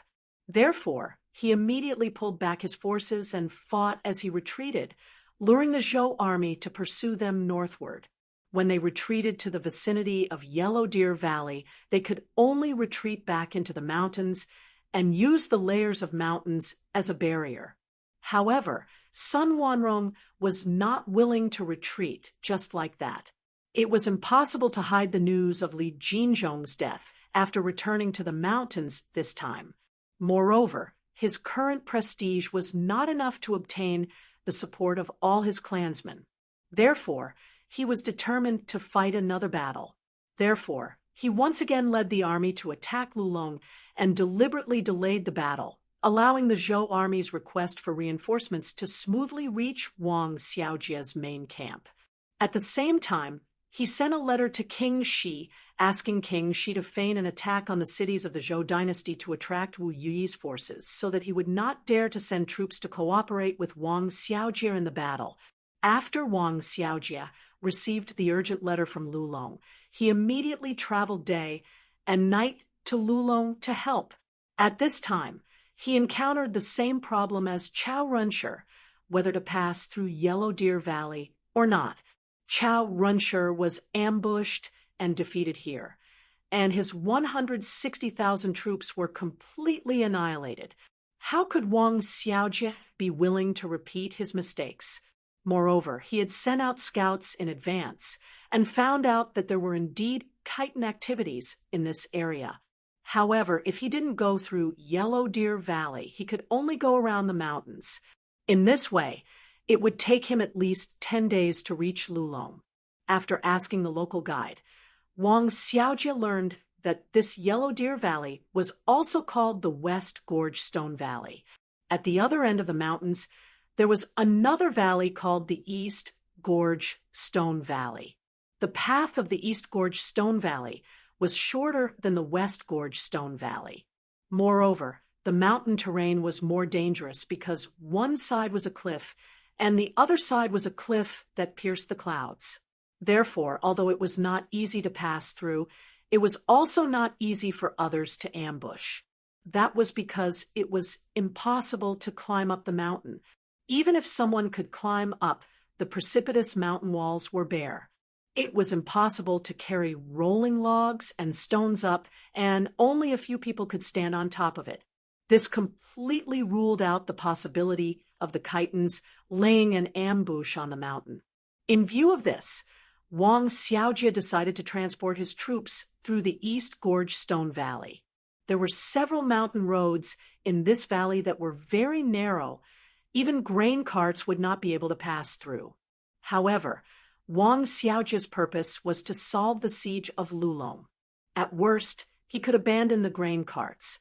As long as the army passed through the valley and solved the siege of Lulong, they would naturally be able to replenish their rations. Therefore, Wang Xiaojie commanded the army to pretend to go to the Yellow Deer Valley. Halfway through, he suddenly made a turn and rushed to the East Gorge Stone Valley. Unexpectedly, the East Gorge Stone Valley was already guarded by chitin soldiers. As soon as the two sides fought, Wang Xiaojie knew that they had encountered the main force of the chitin people. It turned out that before Wang Xiaojie used the diversion strategy, Sun Wanrong had also repaired the road openly. He knew that the Yellow Deer Valley had become a sore point for the Zhou army. As long as he set up a diversion, it was enough to scare the Zhou army. If he did not go through the Yellow Deer Valley, the most likely choice for the Zhou army was the East Gorge Stone Valley. He had already withdrawn his main force from Lulong and stationed his troops here. This time, he could not use the terrain to ambush in the valley, nor could he let the Zhou army use such a simple trick to lure the enemy. Therefore, he gathered his main force and crossed the mountain pass of the East Gorge Stone Valley to fight the Zhou army. As soon as the two sides fought, Wang Xiaojie knew that this was the main force of the enemy, and thus understood the enemy's strategy. Therefore, he personally led the elite troops as the vanguard, hoping to wipe out the enemy's main force here to prevent them from escaping. At that time, the battle would inevitably be protracted, which was what the Empress was most worried about. In the battle, Sun Wanrong ordered the chitin soldiers to feign defeat and lure the enemy deeper. Wang Xiaojie was eager to win and did not notice it. He ordered his troops to follow up and bite them tightly, not allowing them to leave the battle. The two sides fought and advanced until they reached the other end of the East Gorge Stone Valley. At that moment, the 180,000 troops of the Zhou army formed a long dragon. The dragon's head had already reached the other end of the valley, and the dragon's body stretched for more than 5 kilometers. Half of the dragon was outside the other end of the valley. Although the Zhou army had the advantage in terms of military strength because of the narrow valley path, The number of people who could fight the enemy was limited. Seeing that the Zhou army was about to attack the valley entrance, Sun Wanrong suddenly ordered a counterattack and charged back without any regard for their lives. Wang Xiaojie was not to be outdone. He led his army forward. The terrain of the valley was not suitable for arranging troops. In terms of disadvantageous conditions, it was disadvantageous to both sides, so Wang Xiaojie was not afraid. However, he did not know that while he was fighting, his backyard was on fire. It turned out that Sun Wanrong had considered that although the Zhou army had 180,000 troops, once they entered the valley, they would not be able to use their many troops. The advantage of the Zhou army would not be able to be displayed, so he did not need to arrange 60,000 troops here. Therefore, he only arranged 40,000 troops at the entrance of the valley. The other 20,000 troops were lying in ambush in the Yellow Deer Valley. If the Zhou army really dared to pass through the Yellow Deer Valley, these 20,000 troops could rely on the favorable terrain to hold their ground. The 40,000 troops he had placed in the East Gorge Stone Valley could also arrive in time to help and cut the Zhou army in half. It was the same the other way around. If the Zhou army chose the East Gorge as a breakthrough point, then the 20,000 Khitan troops lying in ambush in the Yellow Deer Valley could also arrive in time to help when the battle was in full swing. In terms of this arrangement, Sun Wanrong's move was indeed more outstanding than Wang Xiaojie, the famous general of Wuzhou. Deputy Marshal Su Honghu was commanding the army to enter the valley when the 20,000 Khitan cavalry suddenly charged out from the flank. As they charged, they shouted, "The Tangs have fallen into the trap! Annihilate the Tang army!" Su Honghu turned pale with fright. He thought that he had really fallen into the Khitan ambush, especially when the 20,000 Khitan cavalry were charging here. At a glance, they covered the sky and covered the earth. He did not know how many troops there were. Su Honghu was afraid that he would follow in Chao Rinsher's footsteps. He actually led half of the Zhou army that had not entered the valley and fled. The Khitan reinforcements scared Su Honghu away and immediately attacked the back of the Zhou army. At the same time, they continued to make noise, shouting that the Tangs had fallen into an ambush. The Tang army in the valley did not know what was going on. They only knew that the Khitan were attacking from both the front and the back. Immediately, the morale of the army was thrown into chaos. Poor Wang Xiaojie, a famous general in the chaos, was squeezed by his own troops and fell off the cliff with his horse. With Wang Xiaojie's death, the Zhou army had even less desire to continue fighting. They were in such a mess that they could not form a battle force. The Khitan attacked from both sides and slaughtered them. Sun Wanrong then led the army to chase after Su Honghu. Su Honghu was so frightened that he ran for his life. He was utterly defeated and had no way to launch a counterattack. In this battle, the Tang army's third army to subdue the rebels finally failed. The Khitan's morale was high. Hearing the news, King Shi's confidence also increased. He had only been feigning an attack, but now it became a real attack on the Zhou cities. When Wu Yi heard that Wang Xiaojie's 180,000-strong army had been halved in one battle and the remaining half had fled, he was so shocked that he did not dare to leave the city. He could only rely on the city to defend against the Shi's attack. In the entire Hebei region, there was no longer a Zhou army that could threaten them. Under these circumstances, Sun Wanrong finally decided to start building his own base. The news of the Supreme Khan, Li Jinzhong's death, could also be announced at this time. The joy of victory had indeed diluted the impact of Li Jinzhong's death. His authority was also established because of this battle. When Yang Fan heard this, his heart was filled with sorrow. When did my Tang dynasty become so weak? There's no need to talk about Taizong Li Shimin, but Gaozong Li Ji's martial arts are also outstanding. This man known for being afraid of his wife, has never shown weakness in the face of foreign enemies. He was the one who brought the Tsong Mountains into the territory of the Tang dynasty. He was the one who extended the borders of the Tang dynasty to the waters of Wuhu. He was the one who destroyed Tiela, the Western Turks, Beech, Goguryeo, defeated the Wu kingdom at the Battle of Baimen River, pacified Fujian, and Guangdong, Jiaoji. It's only been a few years. How could the military strength of the dynasty have weakened to this extent? At the hands of a puny Khitan, we've lost again, and lost so miserably. In contrast to Yang Fan's desolation, Fei Mo was in high spirits. That's right, why did you call me? Only now did Yang Fan remember that he still had an important matter to attend to. For the moment, he had no time to be sentimental about the dynasty. He hurriedly said, "I feel that my body is a little hot. I'm afraid it's not right. Get me some medicine." Fei Mo could be considered half a native doctor and knew some medical skills. The medicinal herbs that they had gathered were all kept by her. Fei Mo curiously asked, "Are you feeling a little hot?" She raised her hand to touch his forehead. Yang Fan blocked her hand and impatiently said, "You think I can't feel it? Hurry up and get the medicine. Don't tell me you can't bear to part with me." Fei Mo chuckled and said, "I know you're in a bad mood. I won't argue with you." Then she hummed an unknown song and went to get the medicine for him. Chapter 736. Fei Mo scratched her head and inspected the herbs in the crude warehouse. "I don't have a lot of herbs. Anna Marina, reed root, Rehmannia, forsythia, yellow lotus, just these." Fei Mo picked up a few herbs and said to Yang Fan, "I'll boil some for you. Eat it and see the effect." In fact, Fei Mo only knew medicinal properties and which herbs could cure which diseases.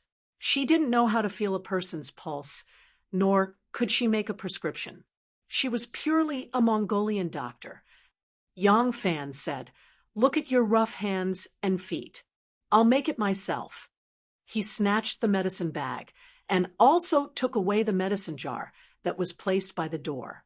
He didn't expect that a new and Gu Zhuting would actually find him and find this place. But he, who was overjoyed, immediately heard a piece of shocking news. Anu was sick. Anu and Gu Zhuting had been following closely behind the Khitans. After entering the mountain, a large group of people passed by in front of them, and it was easy for the two of them to keep up with them. After wandering for about a day, both of them lost their way back, but they didn't care. They just followed the large group of people forward. When the Khitans returned to their nest in the mountains and set up camp, they began to look for Yang Fan's whereabouts. Along the way, they didn't bring much food. Although they could easily catch some small animals in the forest with their skills, they didn't dare to light a fire while chasing the Khitans, so they could only find some wild fruits to fill their stomachs. When the Khitans returned to their camp, the two secretly stole something from them to fill their stomachs. The Khitans' tents were all over the mountain, and the sentries on the periphery were mainly to prevent a sneak attack from a large group of soldiers. Although the possibility was very small, they had to guard against it. Because the defense line was not tight, it was easy for them to sneak in with their skills. But it was difficult for them to find Yang Fan among so many scattered thatched huts. The two temporarily hid in a cave in the shade of the mountain outside the Khitans' camp. They rested at night and sneaked into the Khitans' camp to look for Yang Fan during the day. After searching for 3 days, Gu Zhuting finally found Yang Fan today. According to their original plan, after finding Yang Fan, the three of them would leave this place. Although the mountains were high and the forests were dense, there would be a time when they could get out. With the three of them supporting each other, the chances of them escaping would increase greatly. But since the night before yesterday, Anu had been feeling unwell. Her body kept on having a low fever, and by yesterday morning, it had developed into a high fever, as if she was suffering from malaria. Sometimes she would even talk nonsense and become delirious, which frightened Gu Zhuting. In the evening, Ainu's high fever gradually subsided, and she woke up a little, hearing that Gu Zhuting didn't go to Yang Fan for a whole day to take care of her. Anu couldn't help but be anxious. Under the repeated urging, Gu Zhuting had to abandon her today and continue to look for Yang Fan. But this morning, Anu's temperature rose again, but it wasn't as serious as yesterday. In this era, having a headache and fever was not a minor illness that could be ignored casually. A little carelessness could turn into a life-threatening problem. After hearing that, Yang Fan immediately thought of Fei Mo, the Mongolian doctor, and had to go to him in a hurry to get the medicine. Although Fei Mo had promised to let him go and behaved like a man, Yang Fan's current situation was different, and he had to be vigilant. Both Anu and Gu Zhuting were beauties. If the other party really had any evil ideas, it would be like sending sheep into the tiger's mouth. So he didn't dare to reveal the existence of Anu and Gu Zhuting. The cave where Anu was hiding was on the side of the mountain, outside the chitin camp. This side was close to a jungle on a steep slope. The jungle was so dense that probably only snakes could get through. Therefore, the security on this side was lax. It was impossible to hunt here, and there was nothing to pick. Therefore, ordinary chitin people rarely appeared here. Yang Fan was skilled in martial arts, and with the guidance of Gu Zhuting, a master of concealment, the two easily passed through the chitin sentries on the periphery, quietly turned to the side of the mountain, and entered the cave. The cave was damp and cold, and the cave on the side of the mountain was even colder. As soon as they entered, there was a bone-chilling cold. There was a fire in the cave. The flame was already very weak. Above the fire, there was an ember that was still in the shape of a thick tree trunk. It was faintly glowing with a hint of red. There was a pile of fur next to the fire. It was a wolfskin mattress and a few sheepskin jackets that Gu Zhuting stole from the chitin people. When Yang Fan saw a pile of messy hair on the sheepskin jacket, he hurriedly handed the herbs and medicine jar to Gu Zhuting and quickly rushed over. Anu! Yang Fan called softly and gently lifted the sheepskin jacket. Nu was curled up under the sheepskin jacket. Her face, which had returned to its original appearance, looked very pale. Her lips were chapped, and her pale lips had lost their color, but her cheeks were flushed. Before his hand touched her cheeks, he could already feel a burning sensation. She was probably unconscious from the fever, and had no idea that Yang Fan had come to her side. Gu Zhuting sighed softly and placed the medicine jar under the stone wall on the side of the cave. Strings of cold water droplets continuously fell into the medicine jar. She went outside the cave to cut down 2 small trees and came back. She chopped the small trees with her sword and put them on top of the fire. The fire burned fiercely, and the branches crackled as they burned. Looking at Anu's haggard appearance, Yang Fan held her head in his arms, and tears welled up in his eyes. Anu slowly woke up and murmured like a moan, "Master Gu, you're back. Did you find him?" Yang Fan said repeatedly, I found him. Anu, I'm right here." As he spoke, his tears finally flowed down, and big drops fell on the corner of Anu's chapped lips. Anu's consciousness was obviously much slower than usual. She was drowsy and half-conscious. When she heard Yang Fan's words, she weakly opened her eyes and stared at Yang Fan for a long time. Her eyes suddenly showed a touch of surprise, and she tightly grabbed onto Yang Fan's clothes and shouted, "Lang Jun! Lang Jun?" Yang Fan looked at her red and swollen eyes and nodded hard. It's me. I'm right beside you." Lang Jun. Anu tightly threw herself into Yang Fan's arms and choked with tears gushed out like a spring. "Lang Jun is safe and sound. I I'm so happy. During the days when Yang Fan was missing, she was the one who suffered the most. Whether it was physically or mentally, she was constantly being tortured. Doing good deeds and refining corpses was indeed the fastest way for her to get news of Yang Fan, but it also meant that she was trapped in fear and sorrow all the time. Her energy and physical strength had long been overdrawn, and she relied entirely on her mental strength to support herself. When she finally found the whereabouts of Yang Fan and saw that Yang Fan was still alive, her mental strength relaxed, and her body and spirit that should have collapsed long ago could no longer hold on. Her current physical condition was completely a reaction of her anxious and nervous mind and exhausted body to repair itself. At this moment, she was in Yang Fan's arms, and she cried to her heart's content. Her tears wetted Yang Fan's chest, and as the tears gushed out, her spirit and complexion miraculously improved.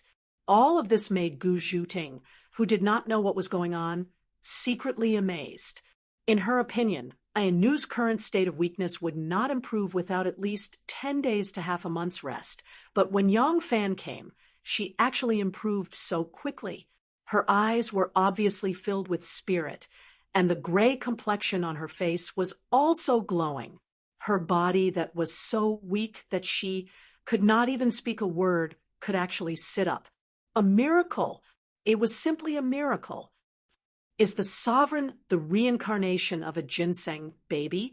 Gu Zhuting stared at the side with her eyes wide open.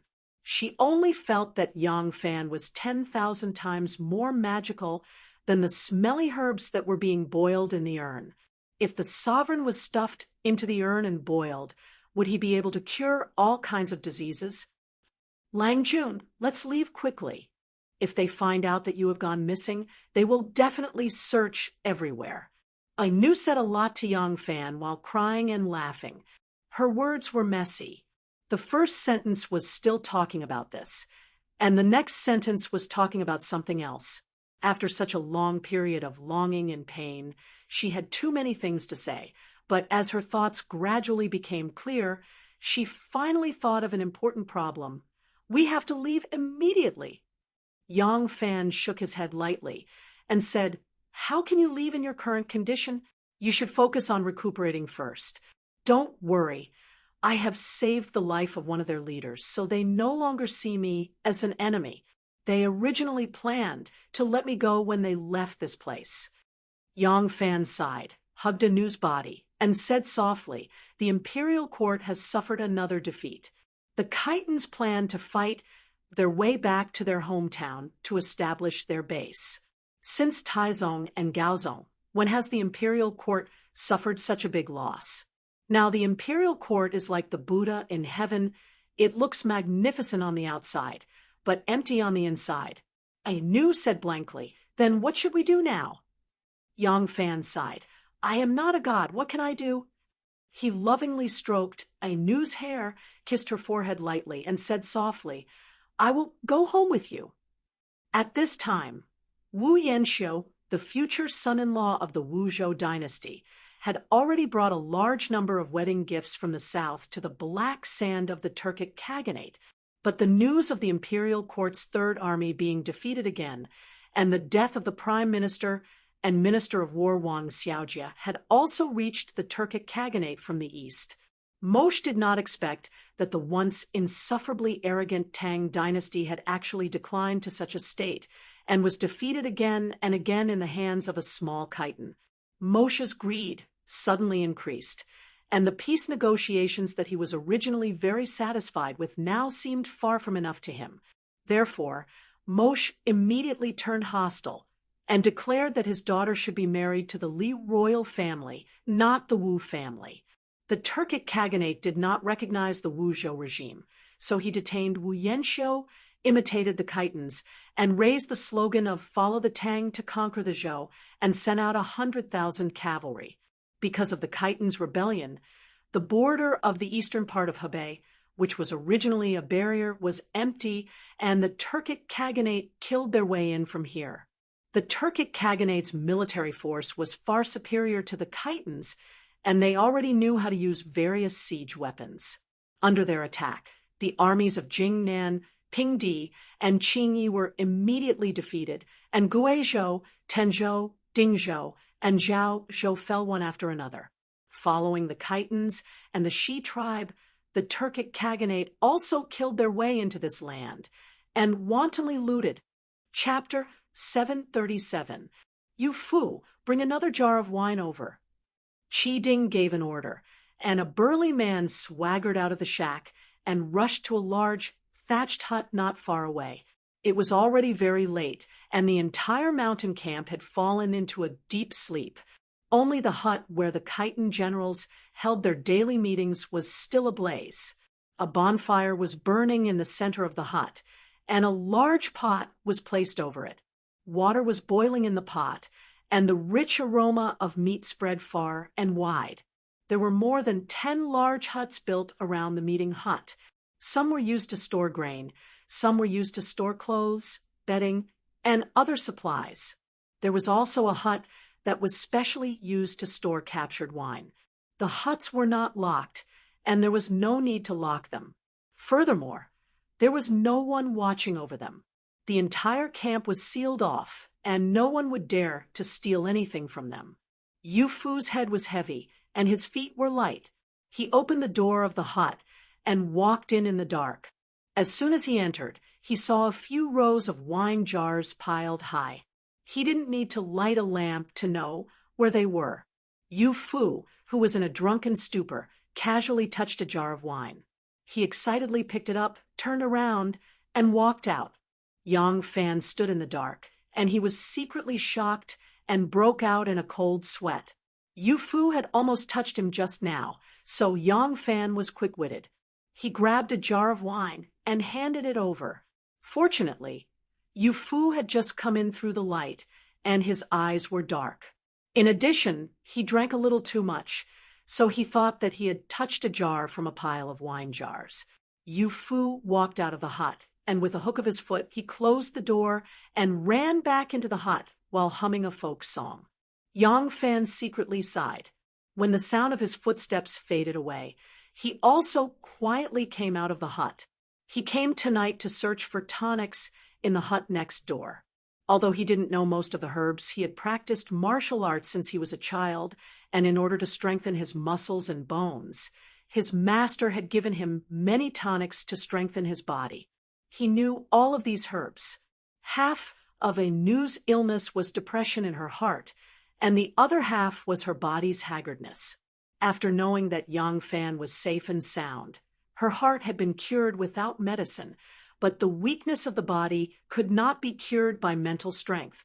Yang Fan saw that she was weak, had no appetite for meat, and couldn't replenish her strength with porridge, so he wanted to get some tonics for her. With the tonics in hand, Yang Fan thought of using wine to help the medicine spread, so he went into the wine hut and quietly drank a water pouch. Now that he had the things in hand, he was about to leave. Glancing at the hut that was ablaze with flames, he suddenly had a strange feeling. Are these Khitans just having a normal drinking party tonight? Yang Fan had lived here for a long time, and he had never seen them stay up late at night. If it was a celebration, they had already announced the news this afternoon, and the whole camp had celebrated. Could it be that they were still in high spirits? A hint of doubt rose in Yang Fan's heart, and he subconsciously rushed to the hut. In the hut, Qi Ding was sitting at the head, with Fei Mo and several generals on his left and right respectively. In front of each of them was a plate of hand-grabbed mutton, wild vegetables, dried fruits, and glutinous rice cake. Fei Mo was holding a piece of fat and juicy mutton and was chewing it with her mouth open. She chewed until her cheeks were greasy and her hands were full of grease. Yu Fu returned to the hut, broke the mud seal, and removed the cover. He poured a large bowl of wine in front of each chief, leaving only a little wine base. He happily returned to his table, and seeing that there was no more meat on the table, he took the basin to the pot of boiling water and scooped a few more pieces. The mutton was not completely cooked, and when he took a bite, it was bloody, but he ate it with relish. Chi Ding sat at the head, waiting for an excited general to finish singing. He raised the bowl of wine and took a big gulp, then said loudly, "Everyone, quiet down." The hut was in a mess, and only quieted down after a while. Chi Ding said, "Heaven bless the Khitans.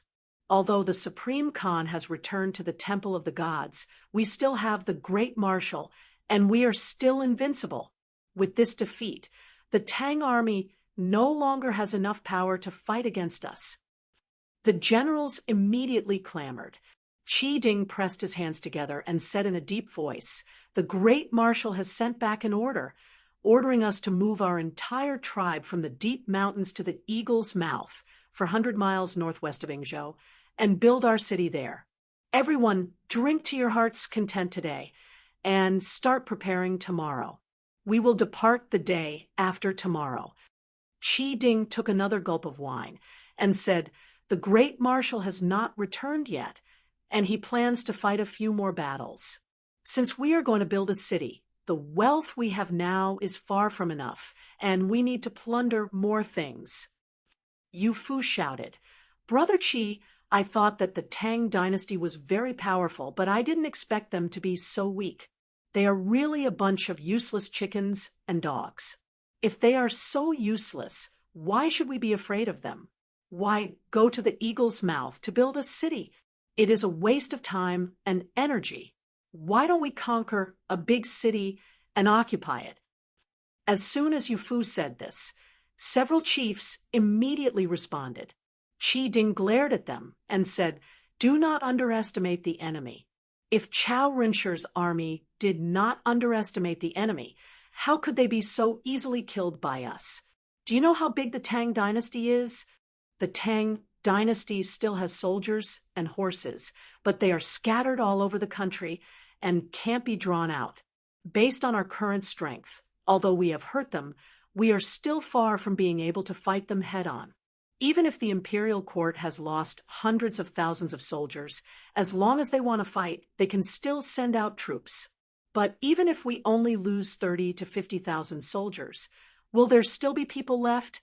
Yu Fu coldly stared at these hot-headed generals and said, "We have stolen a city's worth of rations, and it is almost enough for our entire clan to eat for a whole winter. But to the Tang dynasty, how big of a loss is this? If our rations are destroyed, our entire clan will have to suffer from hunger and cold, and it will be easy for the imperial court to mobilize enough rations to supply hundreds of thousands of soldiers. In terms of family wealth, they are much richer than us. Even if they are prodigal sons, the family wealth earned by their ancestors is enough for them to squander for a while. But our foundation is too weak. We can't even take a crushing defeat. How can we be careless?" The generals were silent. Only now did they remember how big the Tang dynasty's family wealth was. Although they had won a few battles, they had only just gained the courage and determination to build their own foundation. They had not even built the city yet. To say that they could completely defeat the Tang dynasty was still a long way off in the indefinite future. They couldn't help but fall silent. Although Chi Ding didn't want them to be too arrogant, he also didn't want to hurt their morale. Seeing that they were silent, he laughed and encouraged them. Was the Great Qin powerful in the past? Was the Great Han powerful in the past? Was the Great Sui powerful in the past? No matter how strong an empire, no matter how big the mountains and rivers, they are like grass and trees. There will be a day when they die. The Tang dynasty is no exception. Today we are weaker than them, but we can grow stronger step by step while they are declining step by step under that old woman's torment. Heaven is fair. Everyone gives you a chance. It's up to you whether you can grasp it or not. We are a bit weaker now, but we have helpers. When there are too many wolves, even the tiger will have to flee." Fei Mo glared and said, "Great Chieftain Qi, are you talking about the Shi people? The Shi Emperor is cunning. In every battle, he will wait to see if we win or lose before making a move. Moreover, the Shi people's military strength is really weak. They can only fight on a small scale to restrain Wu Yui. Until now, they still haven't sent troops to Hebei to join us in battle. Are we going to rely on them? Qi Ding smiled smugly and shook his head, saying, No, no, no. The Shi people are useless, but what about the Turks? He slyly swept his eyes over the crowd and revealed, the Grand Marshal has already decided to ally with the Turks to deal with the Tang dynasty. The generals were moved. Their pasture land was adjacent to the Turks, and they had often been bullied by the Turks. The reason they had never had any major conflicts with the Turks was mainly because they were also nomads, and their standard of living was worse than the Turks. The Turks had no interest in attacking them because there was nothing to fight over. However, the two tribes would occasionally fight over pastures and water sources. The results of each fight made them very clear that the Turks were much stronger than them. Although the two tribes did not have a good relationship, now that they were facing the enemy of the Tang dynasty together, they were the most desired allies. Hearing this, the generals were overjoyed and asked, Is this true? Qi Ding said confidently, Of course. The Grand Marshal has sent a letter instructing me to lead the entire tribe back to Ying province to build a city. The messenger is the Grand Marshal's trusted aide. He said that the Grand Marshal is preparing to send someone to the Turks to request an alliance with Mop Kagan, as long as the Turks are willing to ally with us. Ha ha ha! Cheers! Cheers! The generals' courage multiplied, and they all raised their wine bowls. Hiding in the shadows, Yang Fan was secretly shocked. The imperial court is weak and is already having such a hard time dealing with a small chiton. If the Chitons and Turks were to ally, the Turks would still have connections with Tubo, and the Shi people would be emboldened. When that time comes, luckily, I have already quelled the chaos in the south. Otherwise, the entire empire and the surrounding regions would rise up together. But even if the south is not in chaos, if the Tubo, Turks, Chitons, and Shi people were to ally, it would still be an unimaginable disaster. Filled with worry, Yang Fan retreated. Luckily, this was the Chitons lair deep in the mountains, and there was no need to worry about spies. Yang Fan, the only surviving captive, had already been completely ignored by them. There was no one guarding the surroundings. Otherwise, with Yang Fan's current state of mind and agility, it would be hard to guarantee that he would not be discovered. He hated Wu Zetian for killing her children and grandchildren for the sake of personal power. She slaughtered the loyal generals and generals who had gathered together in the past. He hated the Wu clan for monopolizing power. They had placed so many Wu clansmen who had never led a soldier before into the army and controlled the military. After so many years, the morale of the army and the training of their equipment had all been neglected. If not for this, how could Chao Renshi become the main general, while Li Duozhua, an experienced general, could only be in charge of the logistics in the rear camp? If not for this, how could Wang Xiaojie fight bravely at the front, and the vice-marshal escape, causing chaos in the army, and even the general to be pushed off the cliff? If not for this, how could Wu Yui, who led hundreds of thousands of troops to suppress the bandits, not dare to fight the enemy, not even daring to coordinate with Wang Xiaojie and take the initiative to send troops, only hiding in the city? Yang Fan hated all of this and wanted to overthrow it. He never thought that the world and the millions of people were just a bargaining chip for Wu Meiyang to seize power. He was powerless to deal with the war between countries. Even if he could persuade the elders of the seven sects and use all the power of the succession hall, it was impossible to replace the role of the country. But he was a Tang. Once the Chitons and Turks joined forces, the Shi people and Tubo people would be more arrogant, and it was hard to guarantee that no one in the south would take the opportunity to launch an attack. The Tang dynasty was about to become a fat piece of meat for a pack of tigers and wolves to pounce on. How could he sit back and watch this alliance? Absolutely not. Chapter 738. The slightly damp firewood first crackled as it burned. Then it burned fiercely. The smoke quickly faded, and a strong medicinal smell floated out from the vats. This time, the medicinal smell was not unpleasant.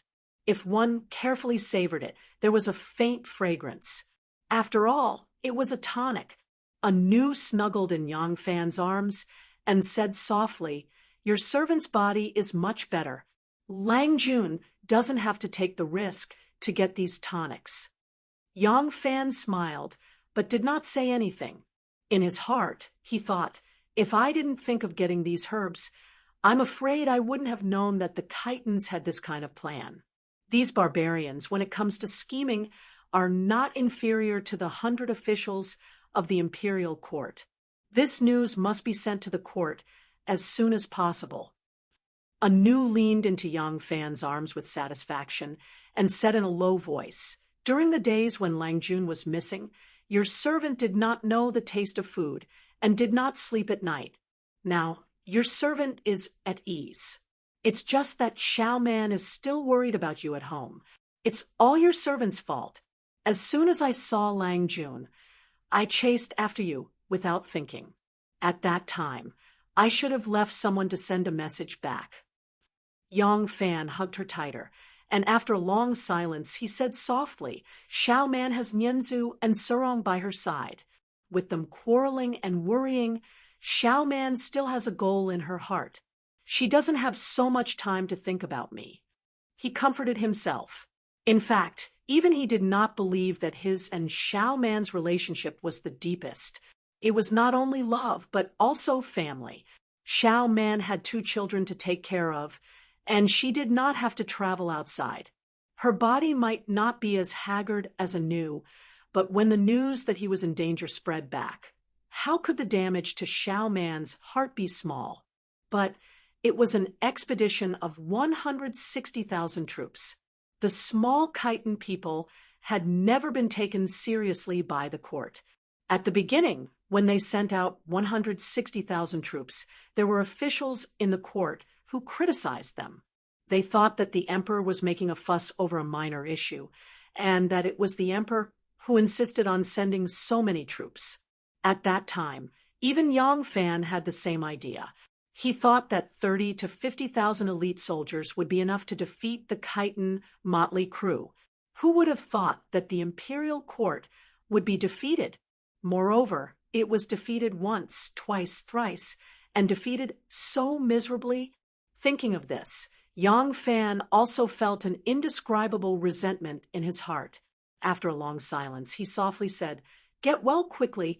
We will soon leave the mountain." The news that the Turks had successively defeated the Jingnan, Pingdi, and Qingyi border armies, captured Gue Prefecture, Danzhou, Dingzhou, and Zhaozhou had not only reached the imperial court but also the western regions.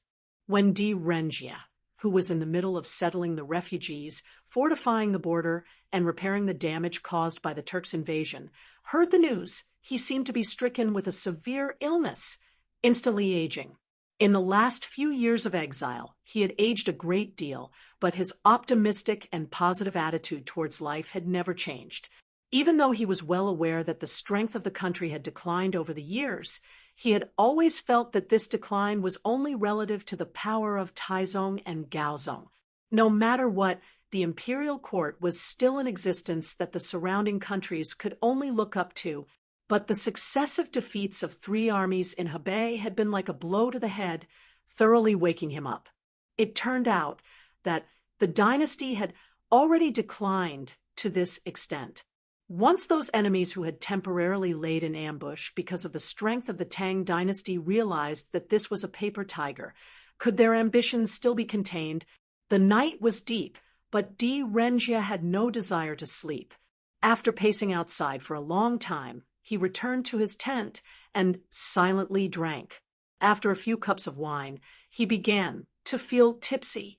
He was an old official who had lived through the reign of Taizong and Gaozong. He had personally watched as the Tang dynasty grew stronger step by step.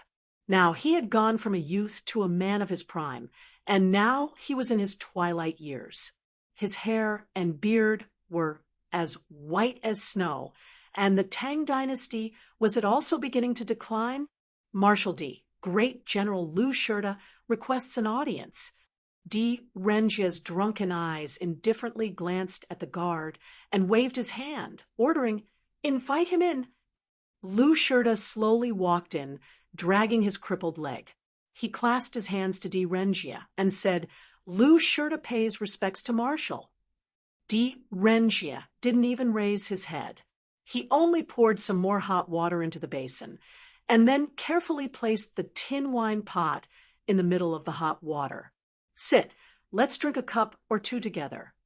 Lu Shirta had only come to find D. Renjia to discuss countermeasures after hearing the news that the Turks had marched out of Hebei. He knew that D. Renjia had always rejected him, but he didn't know that when D. Renjia was in dire straits, he had repeatedly recommended D. Renjia to the imperial court, and Wu Zetian had already shown D. Renjia. Thus, he was rather surprised by D. Renjia's attitude. Lu Shirta saw that D. Renjia was so focused on the wine pot that he didn't raise his head, so he could only walk up and sit down on the stool across from D. Renjia. His body was extremely fat, and the moment his plump buttocks pressed against the stool, it immediately squealed, as if it was about to fall apart. D. Renjia couldn't help but laugh. "You old fool! How can you still be so fat at such an old age? I've never seen you lose any weight." D. Renjia's words were somewhat intimate, and Lu Shirta's heart warmed. He also couldn't help but laugh. "This servant actually doesn't eat much. It's just that I was born with this kind of physique. There's really nothing I can do about it." D. Renjia raised the wine pot and poured him a cup. "Come, drink." Lu Shirta said, "Marshal, this servant has come today because—" D. Renjia said, "I know why you have come." "Ha! This matter, what else is there to say? Come, drink, drink." Lu Shirta sighed. He had no choice but to raise his cup and toast D. Renjia before downing it in one gulp. Lu Shirta usually didn't drink, and with his temperament, it was even more impossible for him to drink like this. His current action was enough to show the depression in his heart. D. Renjia chuckled and immediately poured him another cup. The two of them drank one cup after another, and gradually they became tipsy. At this time, the wind outside began to blow faster, and sporadic snowflakes began to fall. Although they melted before they hit the ground, the dampness on their faces told them that it had already begun to snow. Winter was coming very soon. Moshe can be considered an ambitious and ruthless character. He knows when to bow and submit, and he can fight and escape. In the morning, he beheads you and becomes sworn brothers. In the afternoon, he can stab you in the back. One moment, he can strut around arrogantly, and the next moment, he can kneel and beg for mercy while kowtowing like pounding garlic. Old D, don't bow to anyone, but I don't dare to bow to someone like this." D. Renjia scolded him with a smile as he drank a mouthful of wine. Lu Shirta's eyes began to moisten as he held his wine cup. "Sigh, don't talk about him. To forge iron, one must be strong. If we are strong enough, no matter how cunning or tyrannical he is, what can he do? Blacktooth Changji, Quan Xianqing, Cheng Wading, they died too early. If any of these famous generals were still alive, the situation in Hebei wouldn't be so rotten. The Empress Dowager really shouldn't have killed them." Perhaps Lu Shirta was drunk, but he actually referred to the Empress Dowager as the Empress Dowager. D. Renjia seemed to be even more drunk than him. He actually didn't hear it at all, and continued, "The Empress Dowager was originally not good at military affairs, especially when she was the regent as a woman. There were many obstacles in the court, causing the Empress Dowager to place too much importance on military power. She gave it all to the Wu clansmen, but which one of the Wu clansmen knows how to lead an army?" Lu Shirta sneered, and said, "It's fine if they're not good at military affairs, but are they good at national politics? Fighting for power and profit is equivalent to national politics. Being good at scheming, and scheming is the way to rule a country. It's better to use the strategy of restraining barbarians. This is a national policy that has been effective since Taizong's time. Why can't it be persisted? Why should it be changed according to one's own preferences? To deal with barbarians, you have to make them fear the power of the imperial court, but you can't oppress them too much, not to mention foreign tribes. Even if they are from the same tribe, if you oppress them too much and don't treat them as one of your own, who would be willing to serve you and bow to you? But what has the imperial court been doing all these years? In the third year of Shuigong, the imperial court launched a punitive campaign against the Tubo 9 tribes, which had first attached themselves to and then rebelled. They ordered the Western Turkic tribes to send troops to help. The Turkic tribes provided their own troops, horses, and money. After 6 months on the battlefield, they finally defeated the rebels and raised the prestige of the nation. In the end, the military campaign was over. It was fine if the imperial court didn't reward them with money, but there wasn't even a word of praise. Instead, the Empress Dowager used the reason that they attacked a Uyghur tribe without permission as an excuse. She reprimanded them and forbade them from entering the imperial court. She ordered them to be dispatched to Liangzhou and returned to their tribes. Are their sons not raised by their parents? Do they not have wives and children? They shed their blood for the imperial court, and this is the result they got. Who wouldn't be angry at being burned after crossing the river? Who wouldn't be disappointed? In the future, when there is a military campaign, which of the tribes attached to the imperial court will be willing to help? Who will be willing to contribute? An honest person like Lu Shirta was even more difficult to control than Di Renjia when he was enraged. He angrily said, "Master D is always in the capital, but this servant has been guarding the borders all my life. I know this better than you. This servant's words are all true. If the nation doesn't have the grace of its trusted aides, how can they be loyal?" Also, the imperial court took advantage of the internal strife of the Eastern and Western Turkic Khaganate and issued an edict to persuade them to surrender. In the end, the Chibe Turkic Khaganate surrendered more than 5,000 and Gan Khaganate surrendered more than 4,000. All of them were injured, starving, and pale. Not even 1 or 2 out of 100 had sheep or horses. However, they brought the young and supported the old and came from afar to surrender, but the imperial court didn't give them any aid. As a result, they were crying piteously for food. Dead bodies piled on their pillows, and curses filled the air. This servant saw this with my own eyes. The imperial court either didn't summon them to surrender, or since they did, they didn't give them any aid and let them die on their own. Where would the prestige of the imperial court go? What's more, the tribes were originally poorer than the imperial court. The majestic imperial court often extorted them, forged the great Zhou's 10,000 kingdoms praise Tianshu, and forced the rulers of the 4 barbarians to contribute 10,000 kingdoms praise Tianshu. Bah! On the day the Tianshu was forged, how many of the tribes secretly cursed? Now, the imperial court is forging the 9 cauldrons, and I heard that Wu Sanxi is plundering the barbarians for donations. If it wasn't for the incident in Hebei, he wouldn't have stopped.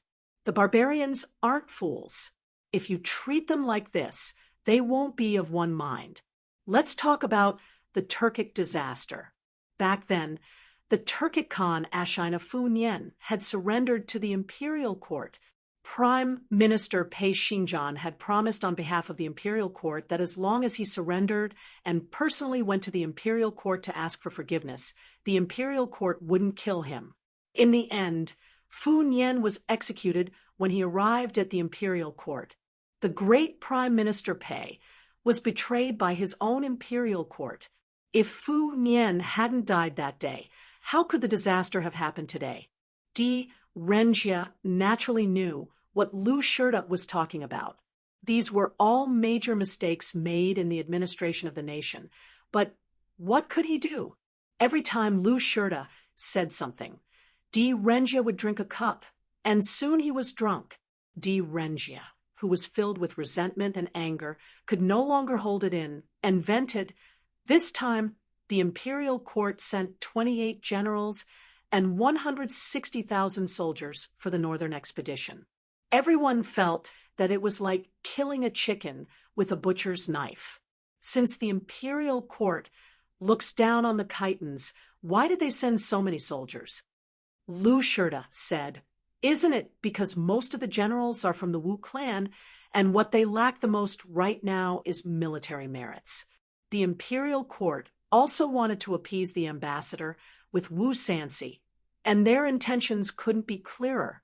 It's a pity that the army was defeated too quickly, and Wu Sansi didn't even have time to set off. Di Renjia smiled bitterly. All these years, the imperial court has neglected military equipment, and the military power is controlled by the Wu clan's many prefectural princes who don't know how to use troops. The soldiers aren't well trained, and their military power is far from what it used to be. With a group of generals who aren't good at fighting, how could they not be defeated?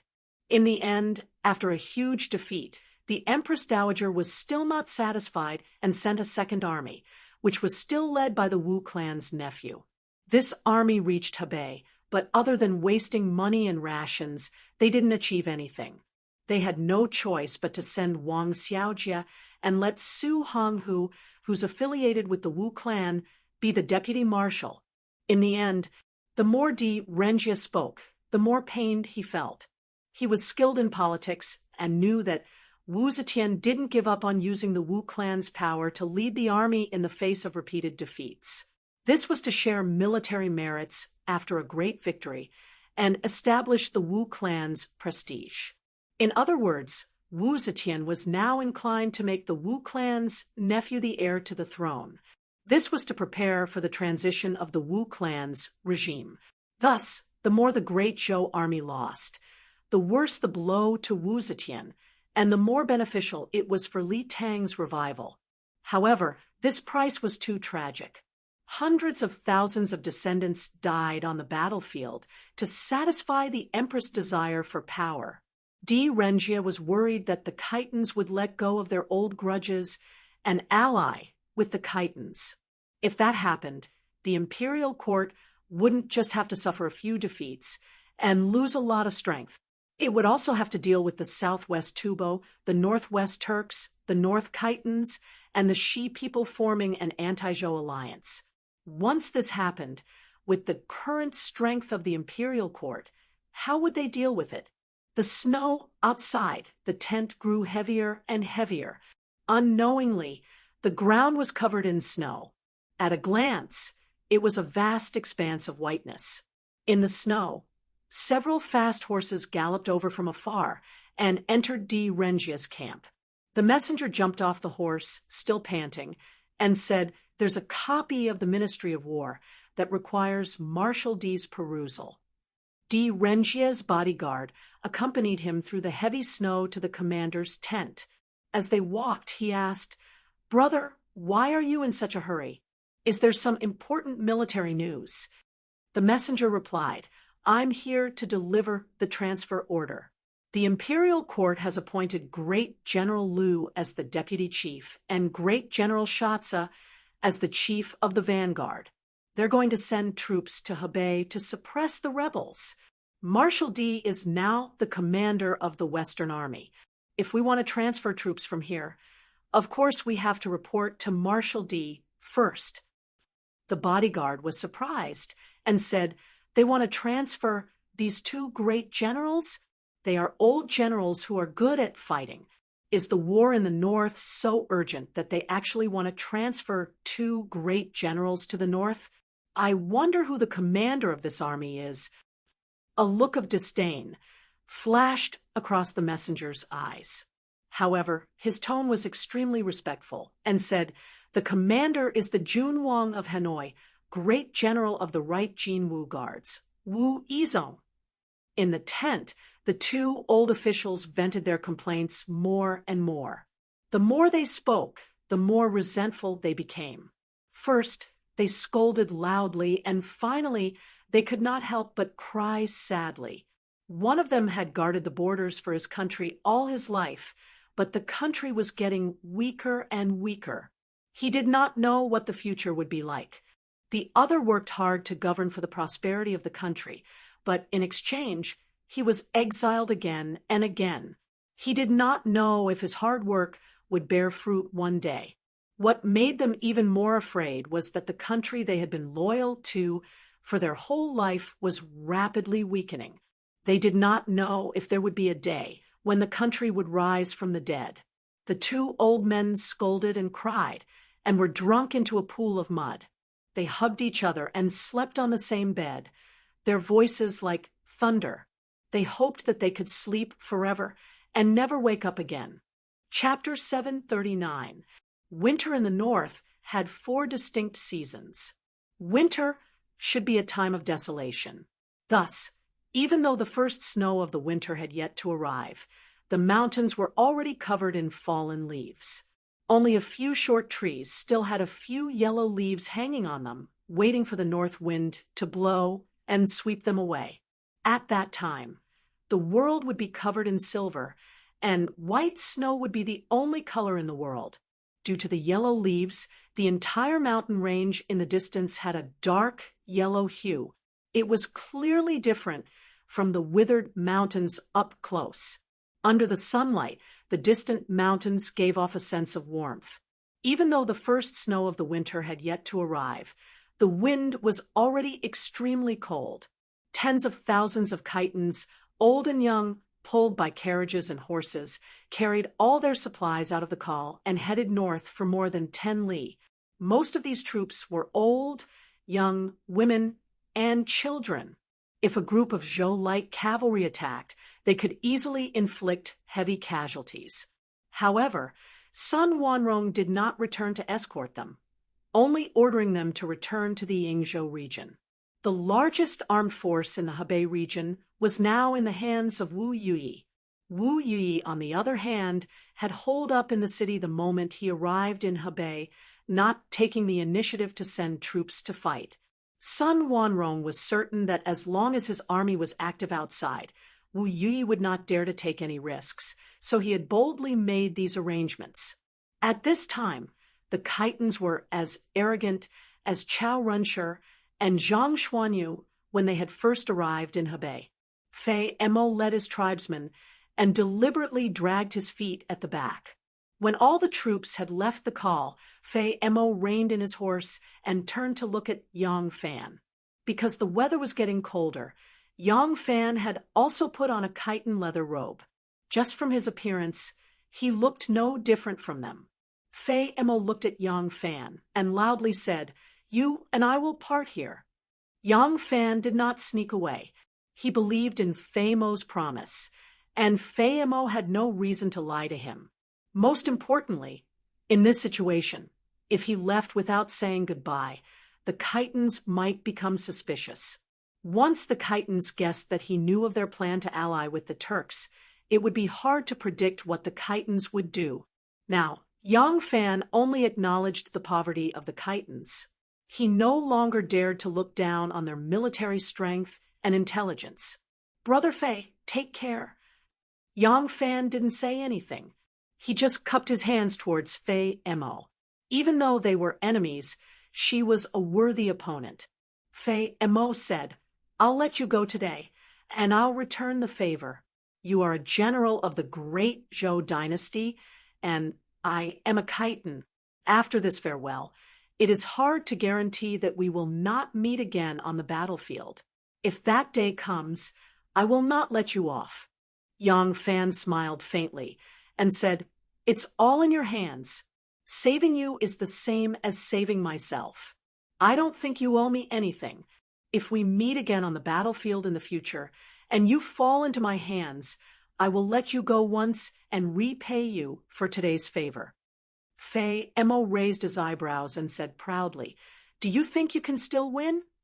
Yang Fan said, When two people fight, the final victor is usually the one who can take a beating. It is the same for the two countries. We have indeed suffered several defeats and had a few pieces of flesh torn off by you. It hurts, but it is still too early to talk about defeat. We can endure this kind of consumption, but you can't even endure it once. If you lose once, you will never have the strength to turn the tables again. We can afford to lose. You can't afford to lose. Fei Emo laughed loudly and said, "Good, then let us wait and see. I still have to escort the Khan back to Yingzhou. We will meet again on the battlefield." Fei Emo laughed loudly and left with his whip. All the Khitan generals already knew about the death of Supreme Khan Li Jinzhong. Sun Wanrong needed to borrow the prestige of a great victory to offset the impact of this news.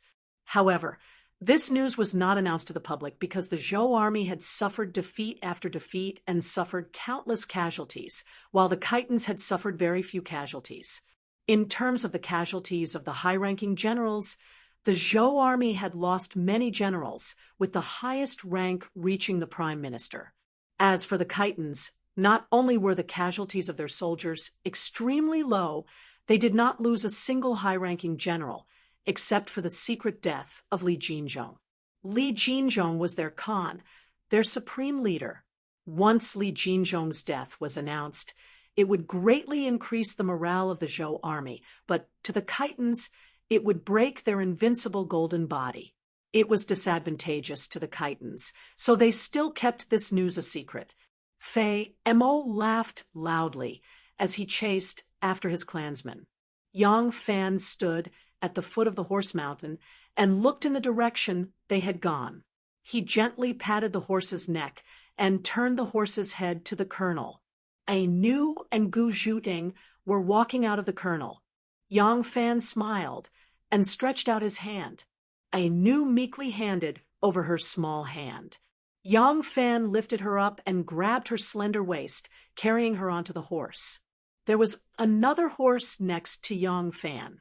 Gu Zhuting also leaped onto it. The horse was also carrying some miscellaneous items. It was a pack horse that Yang Fan had requested from Fei Mo on the grounds that he was unfamiliar with the route and needed some food and clothing. A Nu and Gu Zhuting's mounts had long been abandoned outside the mountain when they entered the mountain. If they were to bring them along, they would expose a Nu and Gu Zhuting's whereabouts if they neighed. Yang Fan asked Gu Zhuting, "Miss Gu, which city is the nearest from here?" Gu Zhuting replied, "If we go north, we will reach Lulong, but then we will have to go the same way as the Khitans. To the southeast is Thousand Gold Smelting City, and then Horse City, but Horse City is a bit further away." Yang Fan said, "All right, then let's go to Thousand Gold Smelting City and talk there." Thousand Gold Smelting City, on top of the city gate tower. Ma Qiao walked out from the city gate tower. He cupped his hand over his eyes and looked into the distance. He said to a soldier beside him, "We haven't found any soldiers in the last 3 days. I don't think there will be any more. How many soldiers do we have now?" The soldier at the side answered, "There are more than 5,000 soldiers who have found their way to Thousand Gold Smelting City, and about 7,000 brothers who have returned from Ma City and Lulong." Ma Qiao's expression turned gloomy. He sighed and lamented 160,000 soldiers.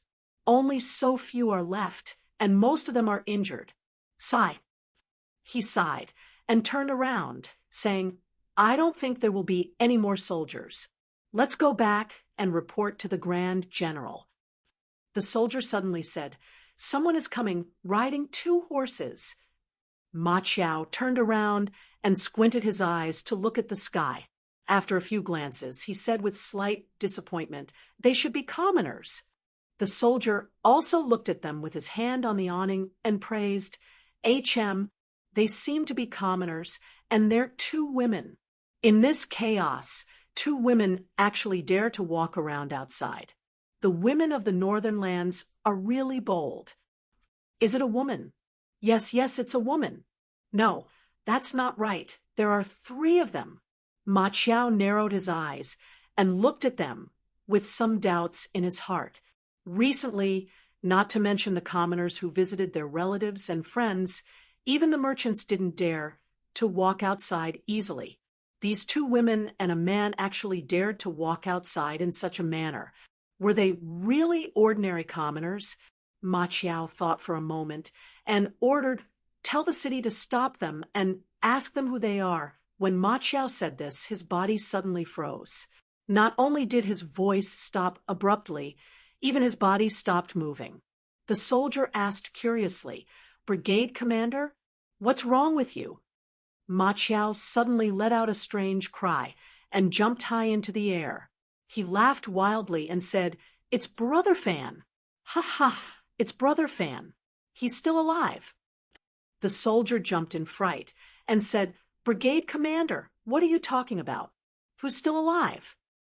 Ma Qiao ignored him and rushed over. He leaned on the wall and shouted, "Brother Fan, I'm here. I'm Ma Qiao."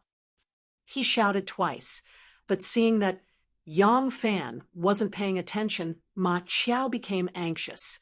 He leaped onto the city wall, stretched out his hand, pulled a large flag, and waved it in the wind. The large flag fluttered in the wind. Ma Qiao laughed and shouted, tears of joy flowing down his thin, dark cheeks and hanging on his long, untrimmed, messy beard. "Brother Qiao! Brother Fan!" The 2 brothers who had survived the calamity hugged each other tightly, tears streaming down their faces. Anu stood beside them, smiling as she looked at the 2 brothers who were revealing their true feelings, gently wiping the corners of her eyes. In fact, neither Yang Fan nor Ma Qiao knew that the other had participated in the northern expedition. Although Yang Fan was personally appointed by the Empress, his rank was too low, and the various armies didn't know of his existence. As for Ma Qiao's expedition to the north, Yang Fan also didn't know about it. This was because the Empress had drawn troops from all kinds of arms and services, and the composition of the entire army was abnormally chaotic. Yang Fan didn't expect that Ma Qiao would also go on an expedition to the north, so he naturally wouldn't deliberately inquire about his news. However, after Yang Fan disappeared, the imperial court ordered Yang Fan's name to be found on the list of missing generals and academies.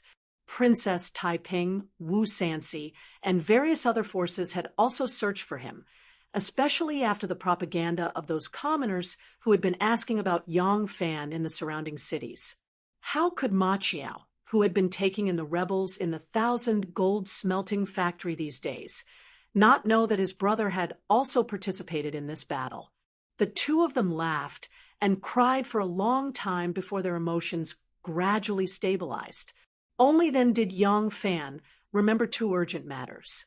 He asked, "I need to immediately report to my family that I'm safe. At the same time, there is an important piece of news that I need to report to the imperial court. Is there any way?" Ma Qiao said, "The fastest way to report to Luoyang is through a military relay station.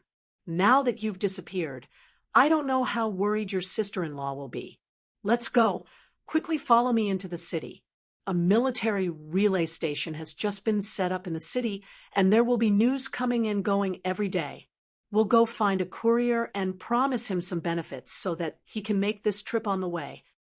Yang Fan said, "Of course we have to send a message to my family, but I still have an important military matter to report to the imperial court. I heard that after our army was defeated, the imperial court sent troops one after another. Is there a general stationed nearby?" Hearing this, Ma Qiao sneered and said, "Don't mention it. Our army was completely wiped out, and the imperial court sent Wu Yuyi. Wu Yuyi hid like a tortoise as soon as he arrived. Helpless, the imperial court sent Wang Xiaojia. Great General Wang was ambushed, and the deputy marshal escaped, burying Great General Wang's life. Right now, there is only General Li in the vicinity." Yang Fan asked curiously, "General Li? Which General Li?" Ma Qiao said, It's the great general of the Right Guard, Lee Duozwa. He's in charge of escorting provisions for our army." He laughed self-deprecatingly and said, "A 160,000-strong army. Let's not say completely wiped out. At the very least, the supply camp led by General Lee is safe.